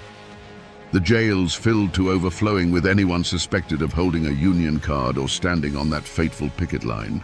The men who had actually fought in the battle vanished. They melted back into the mountains they knew so well, becoming ghosts in their own homeland. They slept in caves and abandoned cabins, relying on a secret network of sympathizers who would leave food and supplies in prearranged dead drops. Every snapped twig, every barking dog sent a jolt of fear through them. They were fugitives, hunted in the very forests where they had once hunted for food. The Battle of Evarts marked the beginning of what the miners would call the Decade of Terror. The open war of the strike was replaced by a shadowy, brutal guerrilla conflict. Union organizers who dared to enter the county would be found weeks later, their cars pushed into ravines, their bodies telling a silent story of a final, violent confrontation on a lonely mountain road. Houses of suspected Union men would suddenly explode in the night, a deafening roar of dynamite serving as a warning to everyone else. The night was no longer a time for rest, but a time for listening, for waiting for the sound of an approaching car or a shotgun blast in the darkness. A chilling rumor began to circulate, a story told only in hushed tones. They said the coal operators had created a secret fund, a pool of money used to pay bonuses to Blair and his men for every Union man they eliminated. Was it true? There was never a ledger, never a document to prove it. But as the bodies of organizers piled up, the miners didn't need proof. They believed it with every fiber of their being. In their world, it was not just possible, it was logical. Their lives were worth less than a lump of coal, and now there was a price on their heads. The strike was broken, the picket lines gone. But the fight for Harlan County was not over. It had just gone underground. The Union became a secret faith, a dangerous idea passed between trusted friends in the darkness of the mines. The company had retaken the land, but it had lost the hearts of the people forever. And they had created an army of martyrs whose memory would fuel the fight for years to come. The trials that followed the Battle of Evarts were not a search for truth. They were a performance, a grim theater of the absurd, staged to sanctify the company's power. Imagine the scene, a stuffy Kentucky courtroom in the dead of summer, packed to the rafters. On one side sat the miners who had been captured, men with coal dust still ground into the lines on their hands, their faces etched with a weary defiance. They looked out of place in the polished wood of the witness stand, like creatures of the earth dragged into a cage. On the other side, Sheriff Blair and his surviving deputies, preening in their uniforms, presented as heroes who had faced down a mob of communist agitators. The air was thick with tension and hostility. Armed guards lined the walls, their presence a constant reminder of who held the real power here. The coal companies had brought in their best lawyers, slick men from out of state in expensive suits, whose words twisted the miners' desperate fight for survival into a murderous conspiracy against law and order. They painted a picture of anarchy, of armed thugs trying to destroy the very fabric of American enterprise. They called the miners terrorists. The defense was outmatched and outgunned from the start. They tried to tell the real story, the story of starvation wages, of families thrown into the street, of beatings on the picket lines, of a community pushed to the brink by a ruthless corporation and its private army. They argued that the Battle of Evarts wasn't murder, it was self-defense. It was the inevitable explosion after months of pressure and abuse. But their words felt hollow in that room, lost against the well-oiled machine of injustice they were facing. The jury, made up of men who understood the unspoken rules of Harlan County, listened in silence.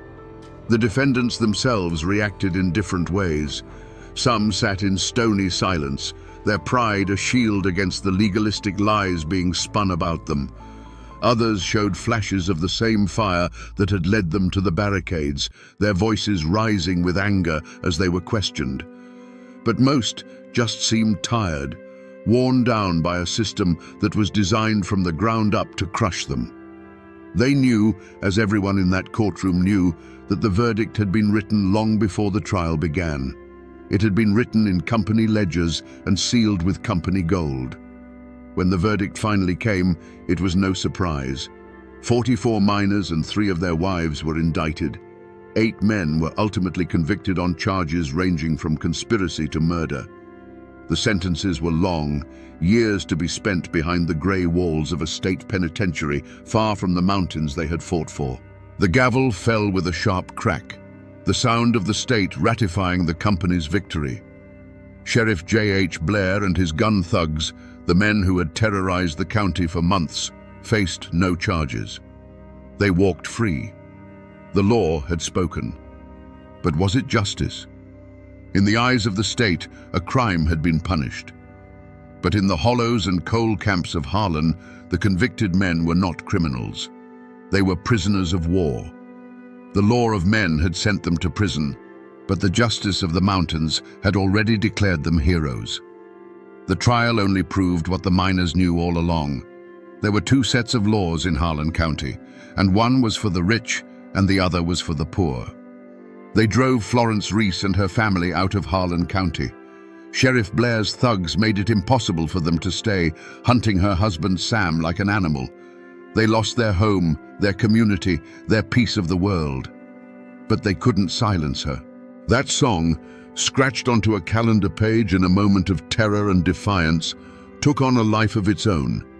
It escaped the confines of Harlan, passed from miner to miner, and was eventually carried out of the mountains by folk singers. It became an anthem for the civil rights movement, for anti-war protesters, for struggling workers all over the globe. The coal barons won the battle for the mines, but a miner's wife won the war for the soul of the struggle. And what of the villain of our story, Sheriff J.H. Blair? He was never held accountable in a court of law for the terror he unleashed. But in 1933, the people of Harlan County delivered their own verdict. When he ran for re-election, they voted him out of office. It was a small victory, a quiet one, but in a place where justice was so rare, it was a victory nonetheless. The community, through the simple act of casting a ballot, finally took back the law he had stolen from them. If you drive through the town of Evarts today, you won't see any grand monuments to the battle. It's a quiet mountain town, like so many others. The road where the convoy was ambushed has long been paved over, but the hills are still there. The railway embankment is still there. If you stand in that spot and shut your eyes, you can almost hear it. The sudden, deafening roar of gunfire that shattered the peace of a May afternoon. The physical traces are faint, but the land itself is a witness. The mountains remember. And the war, it never really ended. The echo of the 1930s came roaring back in the 1970s, when the Brookside mine erupted in another bitter, violent strike. Once again, there were picket lines, company gunmen, and a community fighting for its life. The struggle was so raw and powerful, it was captured in an Oscar-winning documentary, Harlan County, USA. The faces were different, the cars were newer, but the question was exactly the same. The song Florence Reese had written 40 years earlier was sung with the same desperate passion. Which side are you on? So we come back to that terrifying question we asked at the start of our journey. When the law itself becomes a weapon against you, what does a man do to survive? The story of Bloody Harlan gives us the answer, and it is not a comforting one. You fight, you bleed, you bury your dead, and you sing a song of defiance so powerful it outlives the men with the guns. The miners of Harlan didn't win their war in 1931. They were beaten, starved, and jailed. But they did not break. They proved that survival is about more than just drawing breath. It's about holding on to your dignity, even if it costs you everything else. This story is not just a chapter in a dusty history book. It is a warning, etched in blood and coal dust. It's a raw look at what happens when corporate greed goes unchecked and when the people sworn to protect citizens instead become their jailers. But more than that, It's a monument to the indomitable spirit of ordinary people pushed to the absolute edge. It's a testament to the simple, unbreakable truth that you can own a man's labor, you can own the house he lives in, but you can never, ever own his soul. The names of the men who fought and died in the Battle of Evarts have mostly faded from memory. The company stores are gone, and many of the mines that once scarred these mountains are now sealed and silent. But the question that Florence Reese scratched onto a calendar page in a moment of pure rage and courage is eternal. It echoes through time, a challenge to every generation, in every struggle for justice. Which side are you on? The world knows their names, Hatfield and McCoy. They've become a punchline, a cartoon of feuding hillbillies chasing each other with shotguns over a stolen pig. But on the first night of 1888, in the frozen darkness of the Tug Fork Valley, there was no laughter. There was only the smell of kerosene and the glint of rifle barrels in the moonlight as a war party surrounded a small family cabin. The goal wasn't robbery, it was extermination. They say it was all about a pig, or a Romeo and Juliet romance gone wrong. But the old-timers in these mountains and the dusty court records tell a different story. A story of Civil War wounds that never healed, of wealth and political power, and of a brand of Appalachian pride so fierce it would rather see a valley drenched in blood than surrender an inch. Today, we're not just telling the story, we're putting the legend on trial. We will find out what really happened on the Devil's Backbone and why this family war nearly became a real war between two states. Before the gunfire and the headlines, there was just the Tug Fork Valley, a rugged, isolated world carved between the mountains of West Virginia and Kentucky. The river itself was the lifeline and the boundary, a ribbon of muddy water separating two states and soon two families. In these hollows, life moved to an ancient rhythm of planting and harvest, of hard work and quiet faith. The forests were thick with timber and game, the creeks ran clear, and a family's wealth was measured not in dollars, but in the number of children they had and the loyalty of their kin.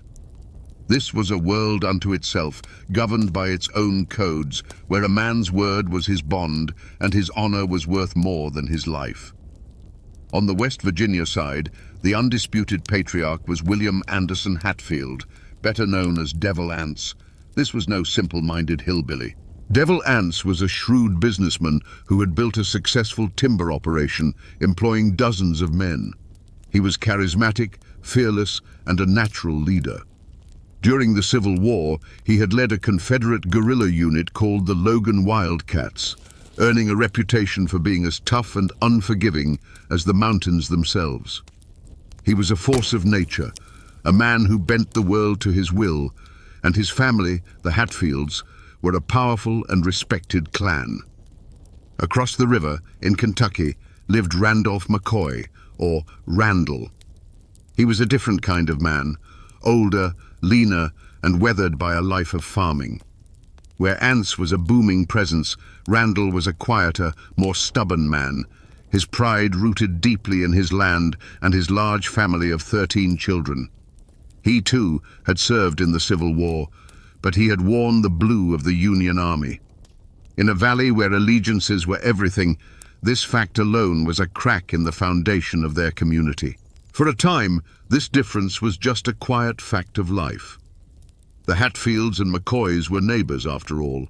They attended the same church picnics and harvest festivals. They traded livestock and did business together. There was even a Hatfield who had married a McCoy. They lived by the same mountain code, sharing a life that was both beautiful and brutal, a world that outsiders could never truly understand. They were two sides of the same coin, forged in the same Appalachian fire. But beneath the surface of this neighborly peace, a wound from the war had been left to fester. In 1865, Randall's brother, Asa Harmon McCoy, returned home after being discharged from the Union Army. A marked man in a region full of Confederate sympathizers, he was hunted down and killed by a band of ex-Confederate guerrillas. The leader of that posse was believed to be Jim Vance, Devil Anse Hatfield's own uncle and fiercest lieutenant. While Devil Anse was reportedly sick at home that day, the killers were his kin and his men. No one was ever arrested. For Randall McCoy, it was an unforgivable crime, a debt of blood that the law had ignored and the mountains had swallowed. The valley was calm, but it was the calm of a loaded gun.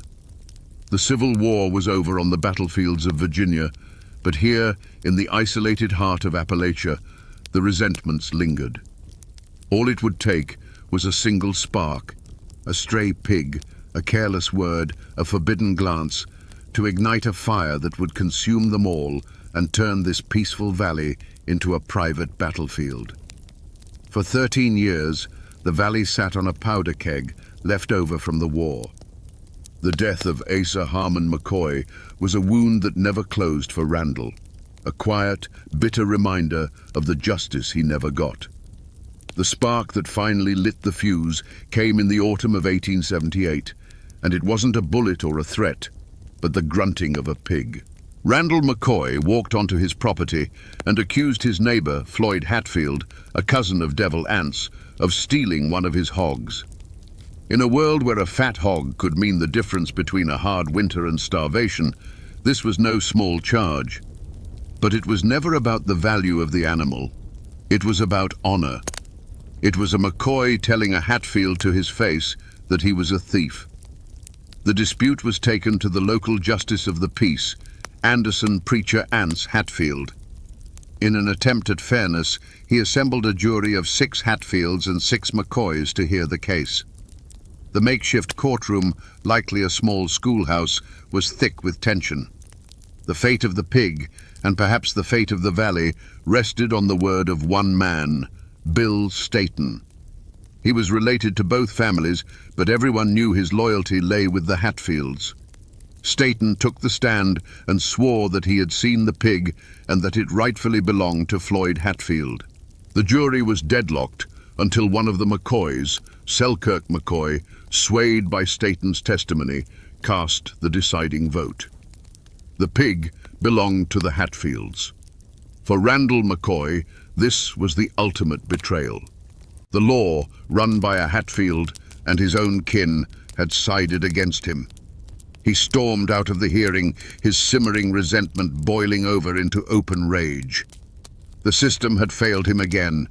He was heard declaring that if he ever lost another pig, he wouldn't go to the law. He would handle it himself. This was more than a threat. It was a declaration of war against the Hatfield clan. The lines were being drawn not in the dirt, but in blood. The first of that blood was spilled less than 2 years later. Bill Staton, the man whose testimony had cost Randall his pig and his pride, was not a man to forget a grudge. One day, he got into a heated argument with 2 of Randall's nephews, Sam and Paris McCoy. The argument escalated quickly. Words turned to threats, and threats turned to action. In a flash of violence deep in a wooded hollow, guns were drawn. When the smoke cleared, Bill Staton lay dead on the forest floor. Sam McCoy had been shot and seriously wounded, but he would survive. Now it was a Hatfield who was dead, killed by McCoys. Sam McCoy was arrested and put on trial for murder, but he claimed self-defense. The trial was held in a Hatfield-controlled county in West Virginia.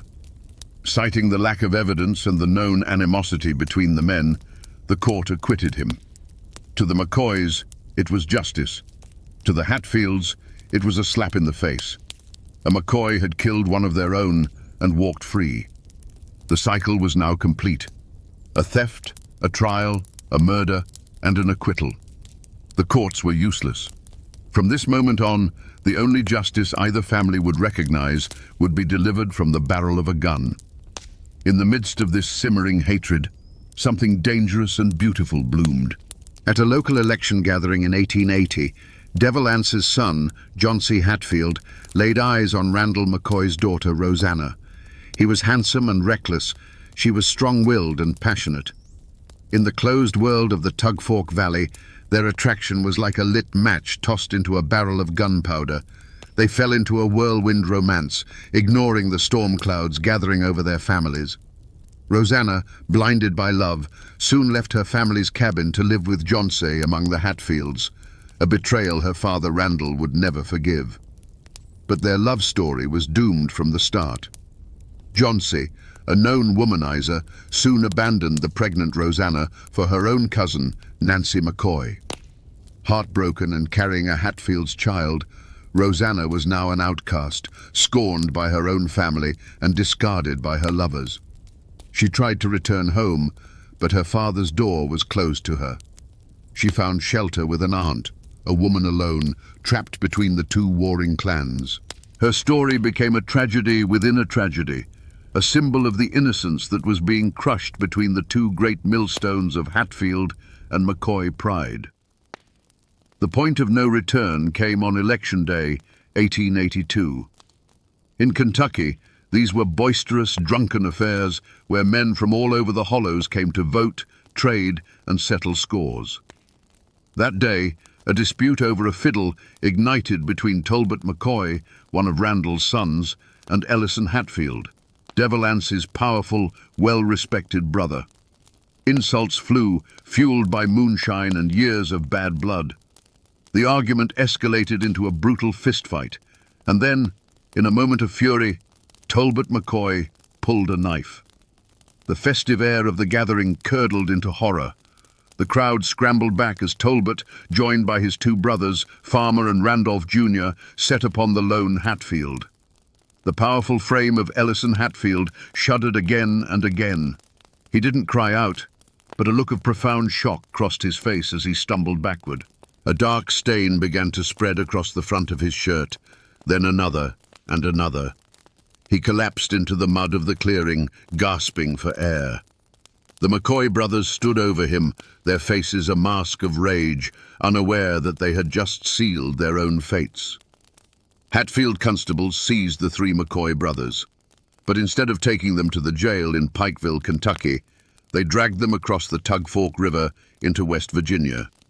They were now prisoners, not of the law, but of the Hatfield clan. When Devil Anse arrived and saw his beloved brother lying on a makeshift cot, riddled with 26 wounds, his response was cold and absolute. He made a vow. If Ellison died, the McCoy boys would die. For 2 days, the brothers were held captive while Ellison fought for his life. And then, he breathed his last. That night, the McCoy boys were taken from their makeshift prison and marched to the Kentucky side of the river.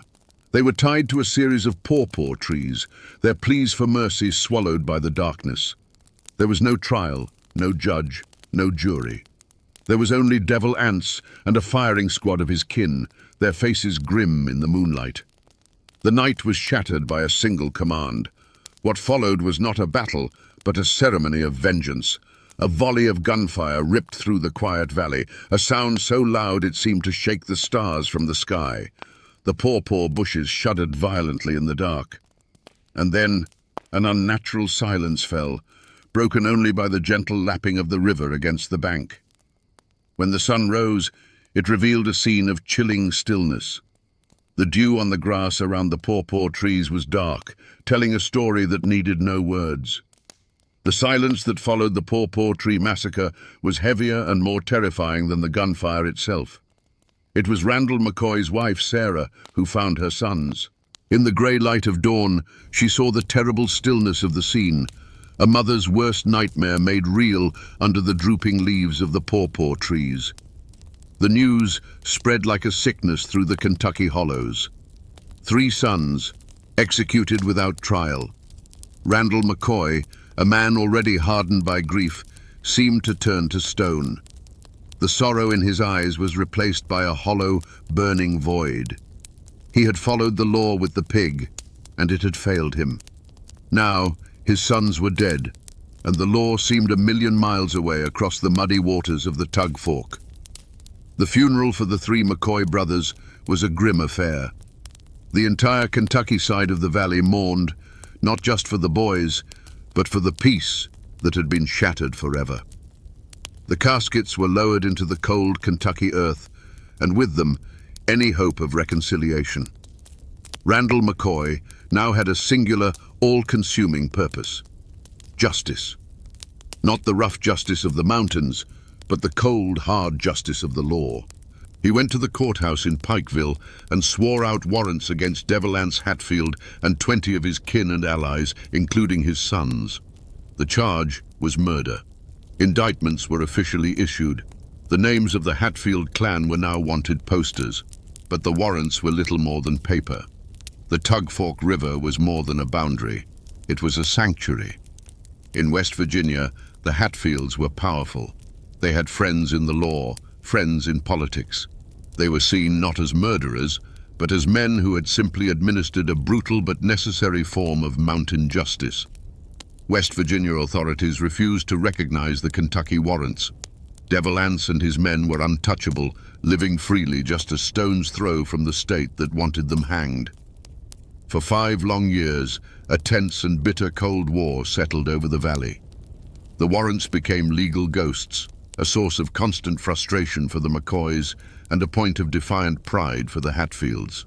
The feud might have faded into a stalemate of simmering resentment if not for the arrival of a new, powerful player, Perry Cline.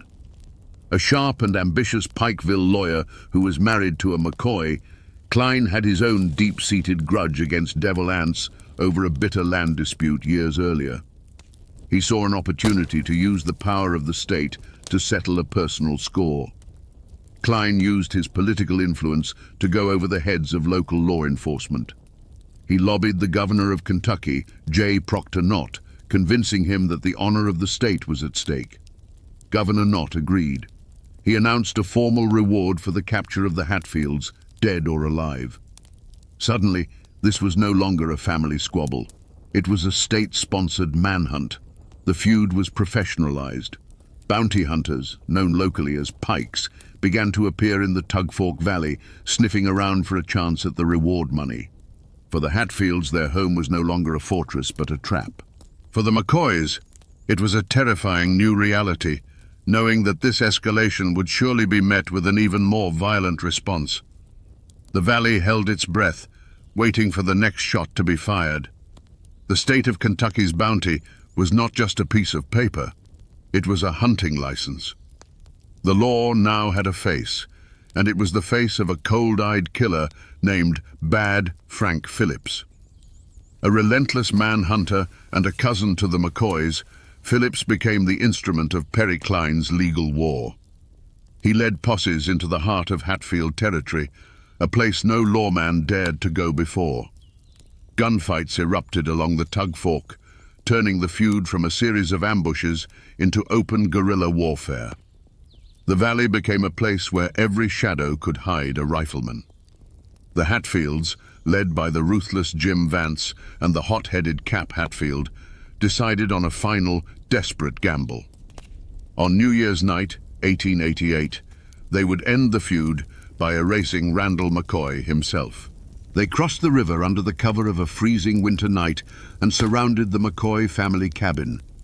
They didn't knock.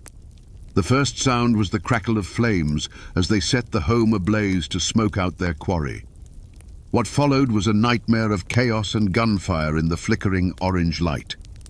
Randall McCoy managed to escape into the woods, but his family paid a terrible price.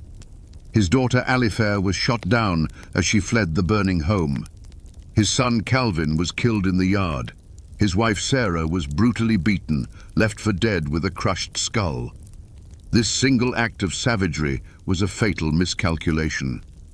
The New Year's night massacre horrified the nation. Newspapers from New York to San Francisco printed sensational stories of the lawless Appalachian War. The full weight of the law could no longer be ignored. Frank Phillips, now fueled by a cold fury, hunted down Jim Vance and killed him in a fierce shootout. One by one, the other members of the raiding party were captured and dragged in chains to the jail in Pikeville. The war was over. The trial was about to begin. Pikeville, Kentucky, transformed from a sleepy mountain town into an armed camp. The captured Hatfields and their allies were paraded through the streets, not just as prisoners, but as living symbols of the savage mountaineers the papers wrote about. The trial was a national spectacle. Reporters packed the courtroom, scribbling down every detail. Armed guards lined the walls, their presence a constant reminder that the feud was not truly over. The prosecution, led by Perry Klein, was determined to make an example of these men. The defendants sat in the courtroom, a mix of defiance and bewilderment. Most of them were just foot soldiers in a war started by older, more powerful men. The key to the prosecution's case was Ellison Cotton Top Mounts, the illegitimate and simple-minded son of the murdered Ellison Hatfield. Under interrogation, Cotton Top confessed to firing the shot that killed Alifair McCoy. Whether he was telling the truth, covering for others, or was simply coerced into a confession is a question historians still debate. For the jury, it was enough. The verdicts came down like hammer blows. Several of the men were sentenced to long years in the state penitentiary.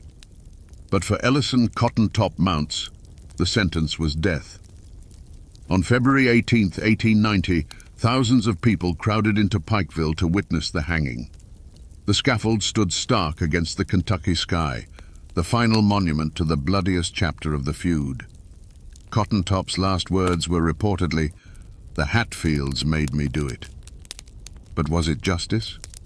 Randall McCoy had won his legal battle, but he had lost everything else.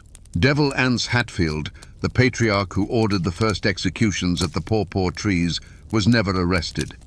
He would die peacefully in his bed decades later. The law had spoken, but its voice seemed to ring hollow in the mountains, leaving only the ghost of a question. Was the hanging of one simple-minded man a triumph of justice, or just the final ugly act in a war where no one truly won? And what became of the two patriarchs who started it all? Randall McCoy, the man who lost everything, never recovered. He left the Tug Fork Valley, the land that held the ghosts of his children, and tried to start over. He ended his days operating a small ferry in Pikeville, a broken man haunted by memories. He died in 1914 after being badly burned in a cooking fire. A tragic, almost mundane end for a man whose life was defined by such epic violence. He was buried in the Dills Cemetery in Pikeville, alongside his wife Sarah and the children who were stolen from them. Across the river, Devil Anse Hatfield lived out his days as a legend in his own time. Untouched by the Kentucky warrants, he grew into a respected, almost revered elder. In a final, surprising twist, the man they called Devil was baptized in 1911, washing away his sins in the waters of Main Island Creek. He died of pneumonia in 1921, surrounded by his family. If you go to the Hatfield Family Cemetery in Logan County, West Virginia, today, you can still see his final act of defiance. A life-sized Italian marble statue of Devil Anse stands over his grave, watching over his clan, even in death, a powerful testament to the man who fought the law and won. The feud did not destroy the families. It forged them in fire. Today, the descendants of the Hatfields and McCoys are doctors, lawyers, judges, and even a former governor of West Virginia. They have moved far beyond the bloody legacy of their ancestors. In a remarkable act of reconciliation, the families began holding a joint reunion in 2000. Every year, they gather in Pikeville for a festival of peace and friendship, playing tug-of-war across the very river that once divided them. They share stories, shake hands, and symbolically sign a truce, declaring an official end to the hostilities. Yet the land itself refuses to forget. The Tug Fork Valley is now a tourist destination, with historical markers pointing out the site of Randall's burned cabin, the Paw Trees, and the place where Bad Frank Phillips shot Jim Vance. You can drive the roads and hike the trails where these men once hunted each other. The names Hatfield and McCoy have become a brand, stamped on everything from whiskey bottles to ATV trails. But if you stand quietly by the banks of the Tug Fork and listen past the hum of the tourists, you can almost hear the echoes of the past. The mountains remember the truth, even if the world has turned it into a story. So we come back to the question we asked at the very beginning. What really happened in the Tug Fork Valley? Was it all for a pig? No. The pig was just the excuse. Was it about the star-crossed love of Johnsy and Rosanna? No. They were just casualties. Their story, a single sad chapter in a much larger book. The truth, my friends, is that the Hatfield-McCoy feud was a war that began long before the first shot was fired. It was born in the divisions of the Civil War, fueled by the iron-willed pride of two patriarchs and ignited by a profound distrust in a system of law that seemed foreign and unfair. This story is a brutal lesson in what happens when honor curdles into vengeance and family loyalty demands a price paid in blood. It shows us how a community can turn on itself when it feels abandoned by the outside world, creating its own savage code of justice. It's a conflict that marks the violent transition from the old ways of the mountains, where a man's clan was his law, to the new world of courthouses and state lines. It's a testament to the fact that once the cycle of violence begins, it rarely ends with a winner. It only ends with graves. Today, the names Hatfield and McCoy are known across the world, often as a joke. But the real story is not a comedy. It is an American tragedy. It's a reminder that behind every legend there are real people with broken hearts, and behind every punchline there is a headstone. It's a story of hatred, yes, but it's also a story of the fierce, unyielding spirit of the Appalachian people. A spirit that could endure so much bloodshed and somehow, generations later, find its way back to forgiveness. In the coal-dusted hollows of eastern Kentucky, whispers followed Luana Mooney like a cold mountain fog. Death was her constant companion. One husband died in a fiery car crash. Another, from a gunshot wound, ruled a suicide. A lover was consumed by a house fire that left her miraculously unscathed. Was she the unluckiest woman in all of Appalachia, cursed by some dark mountain hex? Or was the simple, tired-looking woman a calculating predator, collecting insurance policies like funeral bouquets? Today, we separate the chilling facts from the folk legend to uncover the truth behind the woman they called the Black Widow. To understand the darkness that followed, you first have to understand the world that Luana and her first husband, Jim Muncy, inhabited in the early 1970s. Pike County, Kentucky, was a land of stark contrasts. Breathtaking mountains, ancient and stoic, cradled valleys choked with the grit of the coal industry. The air itself seemed heavy, a mix of damp earth, wood smoke, and the ever-present metallic tang of the mines. Life here was carved out of the rock, and it was just as unyielding. Jim Muncy was a product of this world, an ordinary man, which in Pike County meant he was extraordinarily tough. He likely spent his days deep in the earth, his face permanently smudged with coal dust, his hands calloused and strong. He was the kind of man who worked without complaint, because complaining didn't pay the bills or put food on the table. His dreams were probably simple: a steady paycheck, a warm house, and seeing his children grow up with a little more opportunity than he had. He was the backbone of Appalachia, the silent, hard-working man upon which everything was built. In this life, Luana was the quintessential miner's wife. From the outside, she fit the mold perfectly. She kept a home, raised a family, and bore the quiet anxieties that came with loving a man who worked in one of the most dangerous professions on earth. Neighbors saw a plain, unassuming woman, her face etched with the same weary resignation as so many others in the holler. She was part of the community, another soul bound to the rhythm of the mine whistle and the slow turning of the seasons. But the hollers are more than just collections of houses. They are intricate webs of observation. Nothing goes unseen. Every family's struggle, every hushed argument, every small joy is noted and filed away in the collective memory of the community. People survived by leaning on each other, but that closeness meant there were no secrets. The community was a safety net, but it could also be a cage where everyone knew your past and watched your future. And beneath the surface of this hardscrabble existence, a dangerous current flowed.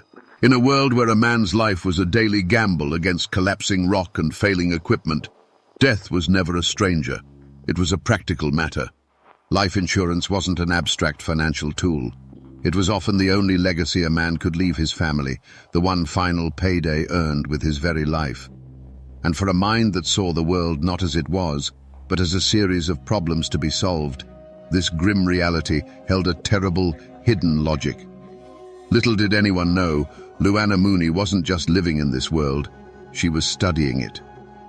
After Jim Muncey's car plunged into that ravine, the initial reaction in the hollow was exactly what you'd expect, a wave of genuine, heartfelt sympathy. Casseroles appeared on Luana's doorstep. Neighbors offered to watch the children. The church ladies spoke in hushed, sorrowful tones about the poor widow.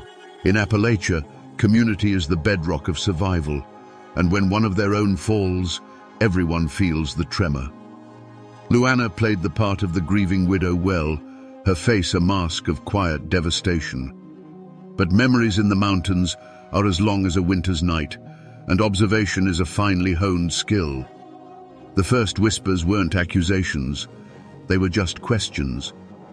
A few of the older men who'd known Jim his whole life scratched their beards and wondered aloud how a man who knew those treacherous roads like the back of his hand could have made such a fatal mistake. The talk was quiet, confined to front porches after sundown, but it was there. Then came the matter of the insurance. No one begrudged a widow her due, but the speed with which Luana settled the claim raised an eyebrow or two. It seemed too efficient, too businesslike for a woman supposedly crippled by grief. The most potent silence came from the Muncey clan itself. Families in these parts are fiercely loyal, woven together by blood and shared hardship. They closed ranks, supporting Jim's children, but a subtle coldness was directed at their mother. Perhaps they remembered old arguments over money, or the way Luana seemed to pull Jim away from his kin. They never said a word against her publicly. That wasn't the way, but their support felt obligatory, their embraces lacking warmth. They watched her, their gazes heavy with an unspoken history that only they knew. This fertile ground of quiet doubt was all it took for rumors to take root and grow like kudzu. Whispers began to slither through the community, each retelling adding a new, darker detail. I heard they were fighting something awful the night before the crash, someone might say at the general store. Heard he was talking about leaving her, another might add. There was no proof, no evidence for any of it. But in a place where gossip travels faster than a telephone call, truth and speculation soon became hopelessly entangled. The sympathy began to curdle into suspicion. Every word was another dry twig laid carefully at Luana's doorstep, just waiting for a spark. A few years passed, and the quiet murmurs about Jim Muncey's death might have faded into the background hum of mountain life. But Luana made a move so audacious it snapped the community to attention. She found comfort, and then a new husband, in the arms of Norman Muncey, her late husband's cousin. In a place where bloodlines are sacred and certain boundaries are never crossed, this union was a scandal. It felt wrong, a violation of memory and respect that sent a jolt through the Muncey clan and the entire holler. Norman, however, seemed blissfully unaware of the shadow he was stepping into. He was a man clearly smitten and perhaps a little naive. He started talking, bragging to his buddies over a beer after a long shift. He told them how Luana had taken out a new life insurance policy on him, a policy for a sum that was staggering by Pike County standards. He'd laugh it off, saying, "She just loves me so much, she's terrified of losing me." To his friends, hearing those words, a cold dread began to settle in. It sounded less like a term of endearment and more like a valuation. Then came the day the laughing stopped. Norman Muncey was found dead in their trailer. The official report delivered a verdict that was clinical, simple, and to everyone who lived there, utterly unbelievable. Suicide. A single gunshot wound. But the official story crumbled the second it hit the grapevine. The rumor, spreading like wildfire from the first person who saw the body to the last person in the county, was that the wound wasn't where a man could put it himself. The old-timers in Pikeville shook their heads, their faces grim.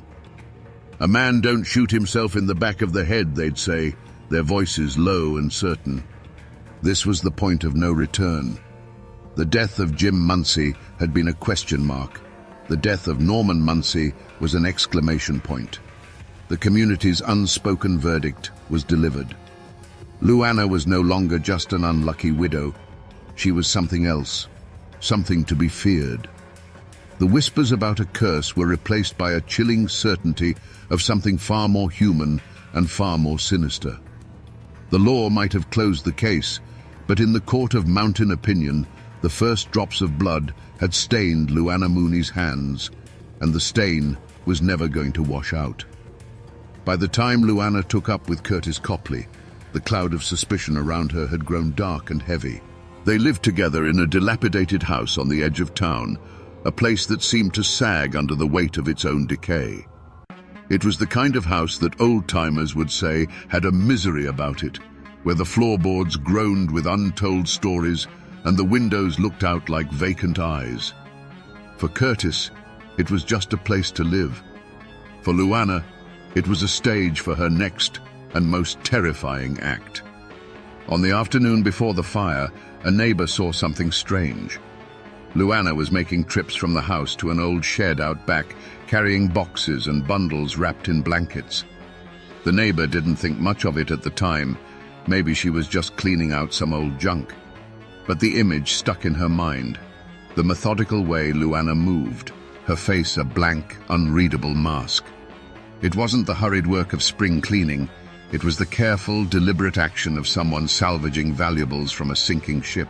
That night, the house didn't just catch fire, it exploded. One moment, there was the quiet dark of the holler. The next, a roar as the old, dry wood surrendered to the flames. The house went up like a paper lantern soaked in kerosene, tearing a furious orange hole in the night sky. Windows burst, sending showers of glass into the yard. The heat was so intense it buckled the tin roof, which peeled back with a scream of tortured metal. It wasn't just a fire, it was an erasure. And then came the figure running down the dirt road, a woman in a nightgown, her silhouette framed against the inferno. It was Luana, her voice a piercing shriek, crying for help, for someone to save Curtis. She was the picture of terror and desperation, collapsing into the arms of the first neighbors to arrive, her body racked with sobs. She told a frantic story of waking up to smoke and heat, of barely managing to jump from a window as the floor gave way behind her. A miraculous escape. When the volunteer fire truck finally arrived, there was nothing they could do but watch the structure collapse in on itself, hissing and spitting into a smoldering pile of black bones. They poured water on the glowing embers, the steam rising into the night like departing ghosts. It took hours for the scene to cool enough for them to search the ruins. Inside, amidst the charred timbers and ash, they found what was left of Curtis Copley. He was discovered in the remains of his bed, a blackened shape that was barely recognizable as human. The question hung in the smoky air, unspoken, but felt by everyone there. Why didn't he run? Why didn't he even try to get out? The fire had been a monster, but it hadn't been silent. Yet Curtis had never moved. The whispers that followed were no longer whispers. They were spoken aloud, in tones of dread and certainty. People remembered the boxes Luana had moved. They replayed her frantic performance on the road, and it now seemed hollow, rehearsed. The talk of the evil eye returned, the legend of the woman who brought death to any man who shared her bed. Luana Mooney was no longer just a woman followed by tragedy. She was the tragedy itself, a walking, breathing folktale of Appalachian horror. The sun rose on a black, jagged wound in the heart of the holler. Where Curtis Copley's house had stood was now just a steaming skeletal ruin. The smell of wet ash and finality clung to the morning air. Investigators, what few the county had, poked through the debris, their faces grim. They found the remains of a wood stove, some twisted bed springs, and the charred remnants of a simple life. The fire had been too hot, too complete. It had consumed everything, including any shred of concrete evidence. The official explanation, when it came, was a shrug of the shoulders in paper form. Faulty wiring, perhaps. a stray ember from the stove. In a land of old wooden houses and overworked wiring, it was a plausible and convenient conclusion. It was ruled a tragic accident. Case closed. The system, lacking the tools or the will to dig deeper, moved on. Luana Mooney collected another insurance payment, a modest sum for a house and a life that had been reduced to cinders. In the days that followed, Luana played her role to perfection. She was the shattered survivor, the woman haunted by loss, her voice a fragile whisper. But those watching her saw something else. They saw that her grief was a garment she put on in the morning and took off at night. Her eyes, when she thought no one was looking, were not filled with sorrow, but with a cold, clear focus. She was a woman with a plan, and the ashes of her old life were simply the foundation for her next one. The community rendered a different verdict. The whispers were over. Now there was a wall of silence. When Luana walked into the general store, conversations would cease. Mothers would pull their children a little closer. Men who might have once offered a polite nod now stared straight through her, their faces hard as granite. The silent shunning was a form of mountain justice, a way of casting someone out without ever laying a hand on them. She had become a ghost in her own town, a living pariah. She was now more legend than person. The Black Widow of Pikeville was a name spoken in hushed tones, a story told to frighten restless children and warn young men. She was the embodiment of the darkness that could hide behind a plain face, a boogeyman born from their own community. The fear was palpable. Who would be next? What man would be foolish enough to get tangled in her web? It seemed impossible, and yet, in the desperate poverty of Appalachia, there was always someone willing to take a gamble, someone who believed they could outsmart the devil herself. Michael Adkins didn't die. Wounded and bleeding, fueled by a primal will to live, he stumbled through the dark woods, every rustle of leaves sounding like his executioner returning. He finally collapsed on the doorstep of a remote house, his plea for help a ragged gasp. That desperate cry for help was the shot that finally broke the silence, the one that the law could not ignore. It reached the ears of Pike County Sheriff Charles Fuzzy Kesey, a man who had been carrying the weight of Luana's story for years. For Kesey, the rumors were more than just holler gossip. They were a series of ghosts he couldn't lay to rest. Michael Adkins, alive and talking, was the proof he had been waiting for. The hunt began immediately, but it wasn't for Luana. Kesey was smarter than that. He knew Luana was a fortress, her walls built of lies and feigned innocence. The weak point, the unlocked gate, was the hired help, Danny Lee Ross. Deputies found him easily. He wasn't a hardened criminal hiding in some mountain cave. He was a scared young man, haunted by what he had done, and he folded the moment the law cornered him. There was no fight left in him, only the sickening weight of his conscience. They brought Ross back to the sheriff's office, the air thick with the smell of stale coffee and impending justice. Under the harsh fluorescent lights, away from Luana's influence, the dam of his fear finally burst. The story came pouring out in a torrent of guilt and terror. He told them everything. He described the cold, methodical way Luana had laid out the plan, her voice calm as she discussed the best way to kill her husband. He talked about the promise of money, a sum that must have seemed like a fortune to a young man with no prospects. He recounted the botched ambush, the look in Michael Adkins's eyes, and his own panicked flight. With every word Ross spoke, the web of rumor and myth that had protected Luana for a decade was being systematically dismantled and replaced by a cold, hard chain of evidence. Sheriff Kesey now had a confession, a motive, and a living victim. The ghosts of Norman Muncie and Curtis Copley and Jim Muncie now had a voice. The posse had been formed, not of men with rifles, but of sworn statements and legal warrants. The hunt for the Black Widow was finally on. The arrest itself was eerily quiet. There were no sirens, no dramatic showdown. The deputies pulled up to her small house, the place where she must have felt untouchable. They found her there, the picture of simple domesticity. But when she saw Sheriff Kesey at her door for the first time, a flicker of something other than grief or innocence crossed her face. It was the cold, flat look of a predator that knows it has been trapped. There was no struggle, no denial, no tears. She listened impassively as they read the charges, her hands held out for the cuffs as if she were merely accepting a package. As the cold steel clicked shut around her wrists, a silence fell over the holler. The hunt was over. The Black Widow was in a cage. The trial of Luana Mooney wasn't just a legal proceeding, it was an Appalachian spectacle. The old Pikeville courthouse, a building that had seen its share of feuds and moonshine cases, became the epicenter of the county's universe. Every day, the courtroom was packed to the rafters with people from every surrounding holler.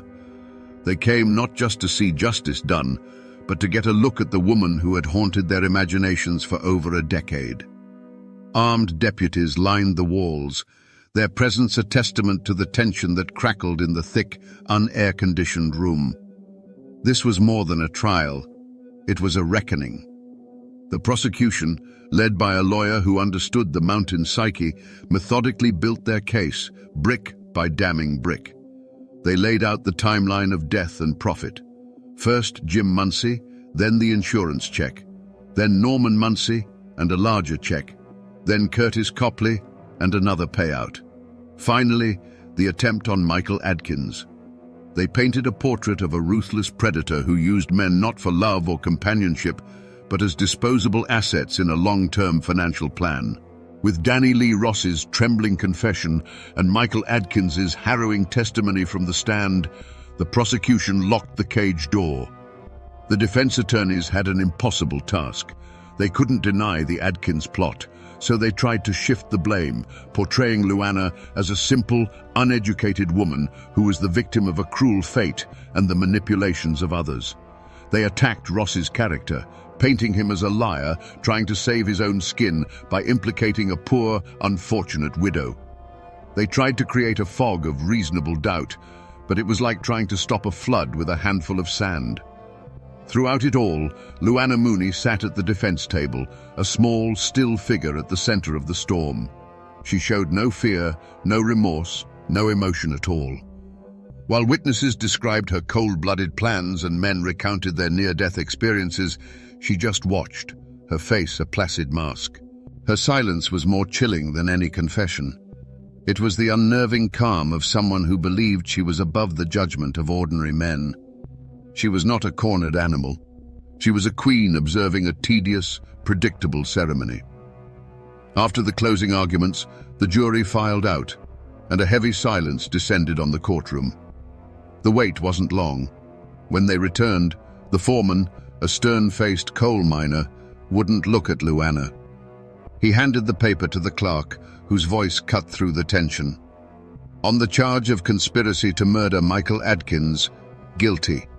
On the charge of murdering Norman Muncie, guilty. A collective breath was released in the room, not a cheer, but a deep, shuddering sigh of relief and finality. Luana Mooney was sentenced to life in prison, the law of men finally catching up to her. But was it truly justice? The court had spoken on two of her victims. The ghosts of Jim Muncie and Curtis Copley, however, remained in the legal shadows, their deaths officially ruled accidents. The law had delivered its precise, limited verdict. But the people of the mountains, who had watched and whispered for years, knew the full, terrible score. The Black Widow was caged, but the question would always linger in the hollers. Had the system truly delivered justice, or had it just closed the book on the final bloody chapter? Luana Mooney's story didn't end with the sound of a gavel. She was transferred to the Kentucky Correctional Institute for Women, where she lived out the rest of her days in the sterile silence of a prison cell. For over 2 decades, she remained a cipher. She never confessed, never offered an apology, never gave any insight into the darkness that had driven her. She died in 2005, a quiet, anonymous end for a woman who had caused so much chaos. She took her secrets with her to a prison grave, leaving behind only a legacy of death and unanswered questions. The echoes of her life, however, still ripple through Pike County. Michael Adkins, the man who survived, became a reluctant legend. He was forever known as the one who got away, a living testament to Luana's evil and the one loose thread that unraveled her entire murderous tapestry. Her own children were also victims, forever branded by their mother's sins. Her son Danny, a pawn in her final failed plot, paid for his loyalty with a prison sentence of his own, his life irrevocably broken by the woman who should have protected him. The physical scars on the landscape have faded, but they haven't vanished. The old courthouse still stands in the center of Pikeville, and people will still point to its windows and say, "That's where they finally convicted the Black Widow." The treacherous mountain road where Jim Muncie died still claims cars in the winter ice. And if you ask the right old-timer, they can still show you the overgrown, empty patch of land where a house once burned to the ground, a place that feels colder than the surrounding woods, even on a summer day. But the most indelible trace Luana left behind is her name. In the hollows of eastern Kentucky, Luana Mooney is more than just a name. It's a cautionary tale, a piece of modern folklore. It's a shorthand for a heartless woman, a boogeyman used to warn men about who they trust. Her name has been woven into the very fabric of the place, a dark thread in a rich tapestry of mountain history. And in the old cemeteries, you can still find the weathered tombstones of her husband's, silent stone markers in a story of greed and murder. They stand as quiet, irrefutable proof that even though most of the world has forgotten, the mountains remember everything. So we come back to the question that hung in the air at the very beginning. Was Luana Mooney a woman cursed by fate, or was she a cold-blooded predator hiding in plain sight? The evidence leaves no room for doubt. There was no mountain hex, no evil eye. The curse was her own calculated greed, a chilling emptiness where a human heart should have been. But the more unsettling question is the one that has no easy answer. Was she born a monster, or was she forged in the crushing poverty of the coal fields? In a world where a man's life was often valued at little more than his next paycheck, perhaps she simply saw her husband's as another dark seam to be mined for profit. The story of the Black Widow of Pikeville is more than just a chilling true crime tale. It is a profoundly Appalachian story about the darkness that can fester behind a quiet, unassuming facade. It's a testament to the fact that for a full decade, the only justice her victims received was in the whispers of the community. The holler knew. The law needed a confession and a survivor, but the people, with their long memories and watchful eyes, had passed their verdict years earlier. It serves as a stark reminder that the most terrifying monsters don't lurk in the shadows of the deep woods. They sit on the front porch, they shop at the same store, and they know your name. This is a story of cruelty, yes, but it is also a story about the resilience of a place and its people. It's a story that has been absorbed by the very mountains that witnessed it all. A cautionary tale that will be told as long as there are campfires to gather around and cold nights to whisper in. The names on the tombstones will fade, but the echo of Luana Mooney's reign of terror serves as a permanent warning. And now, my friends, you know the rest of the story.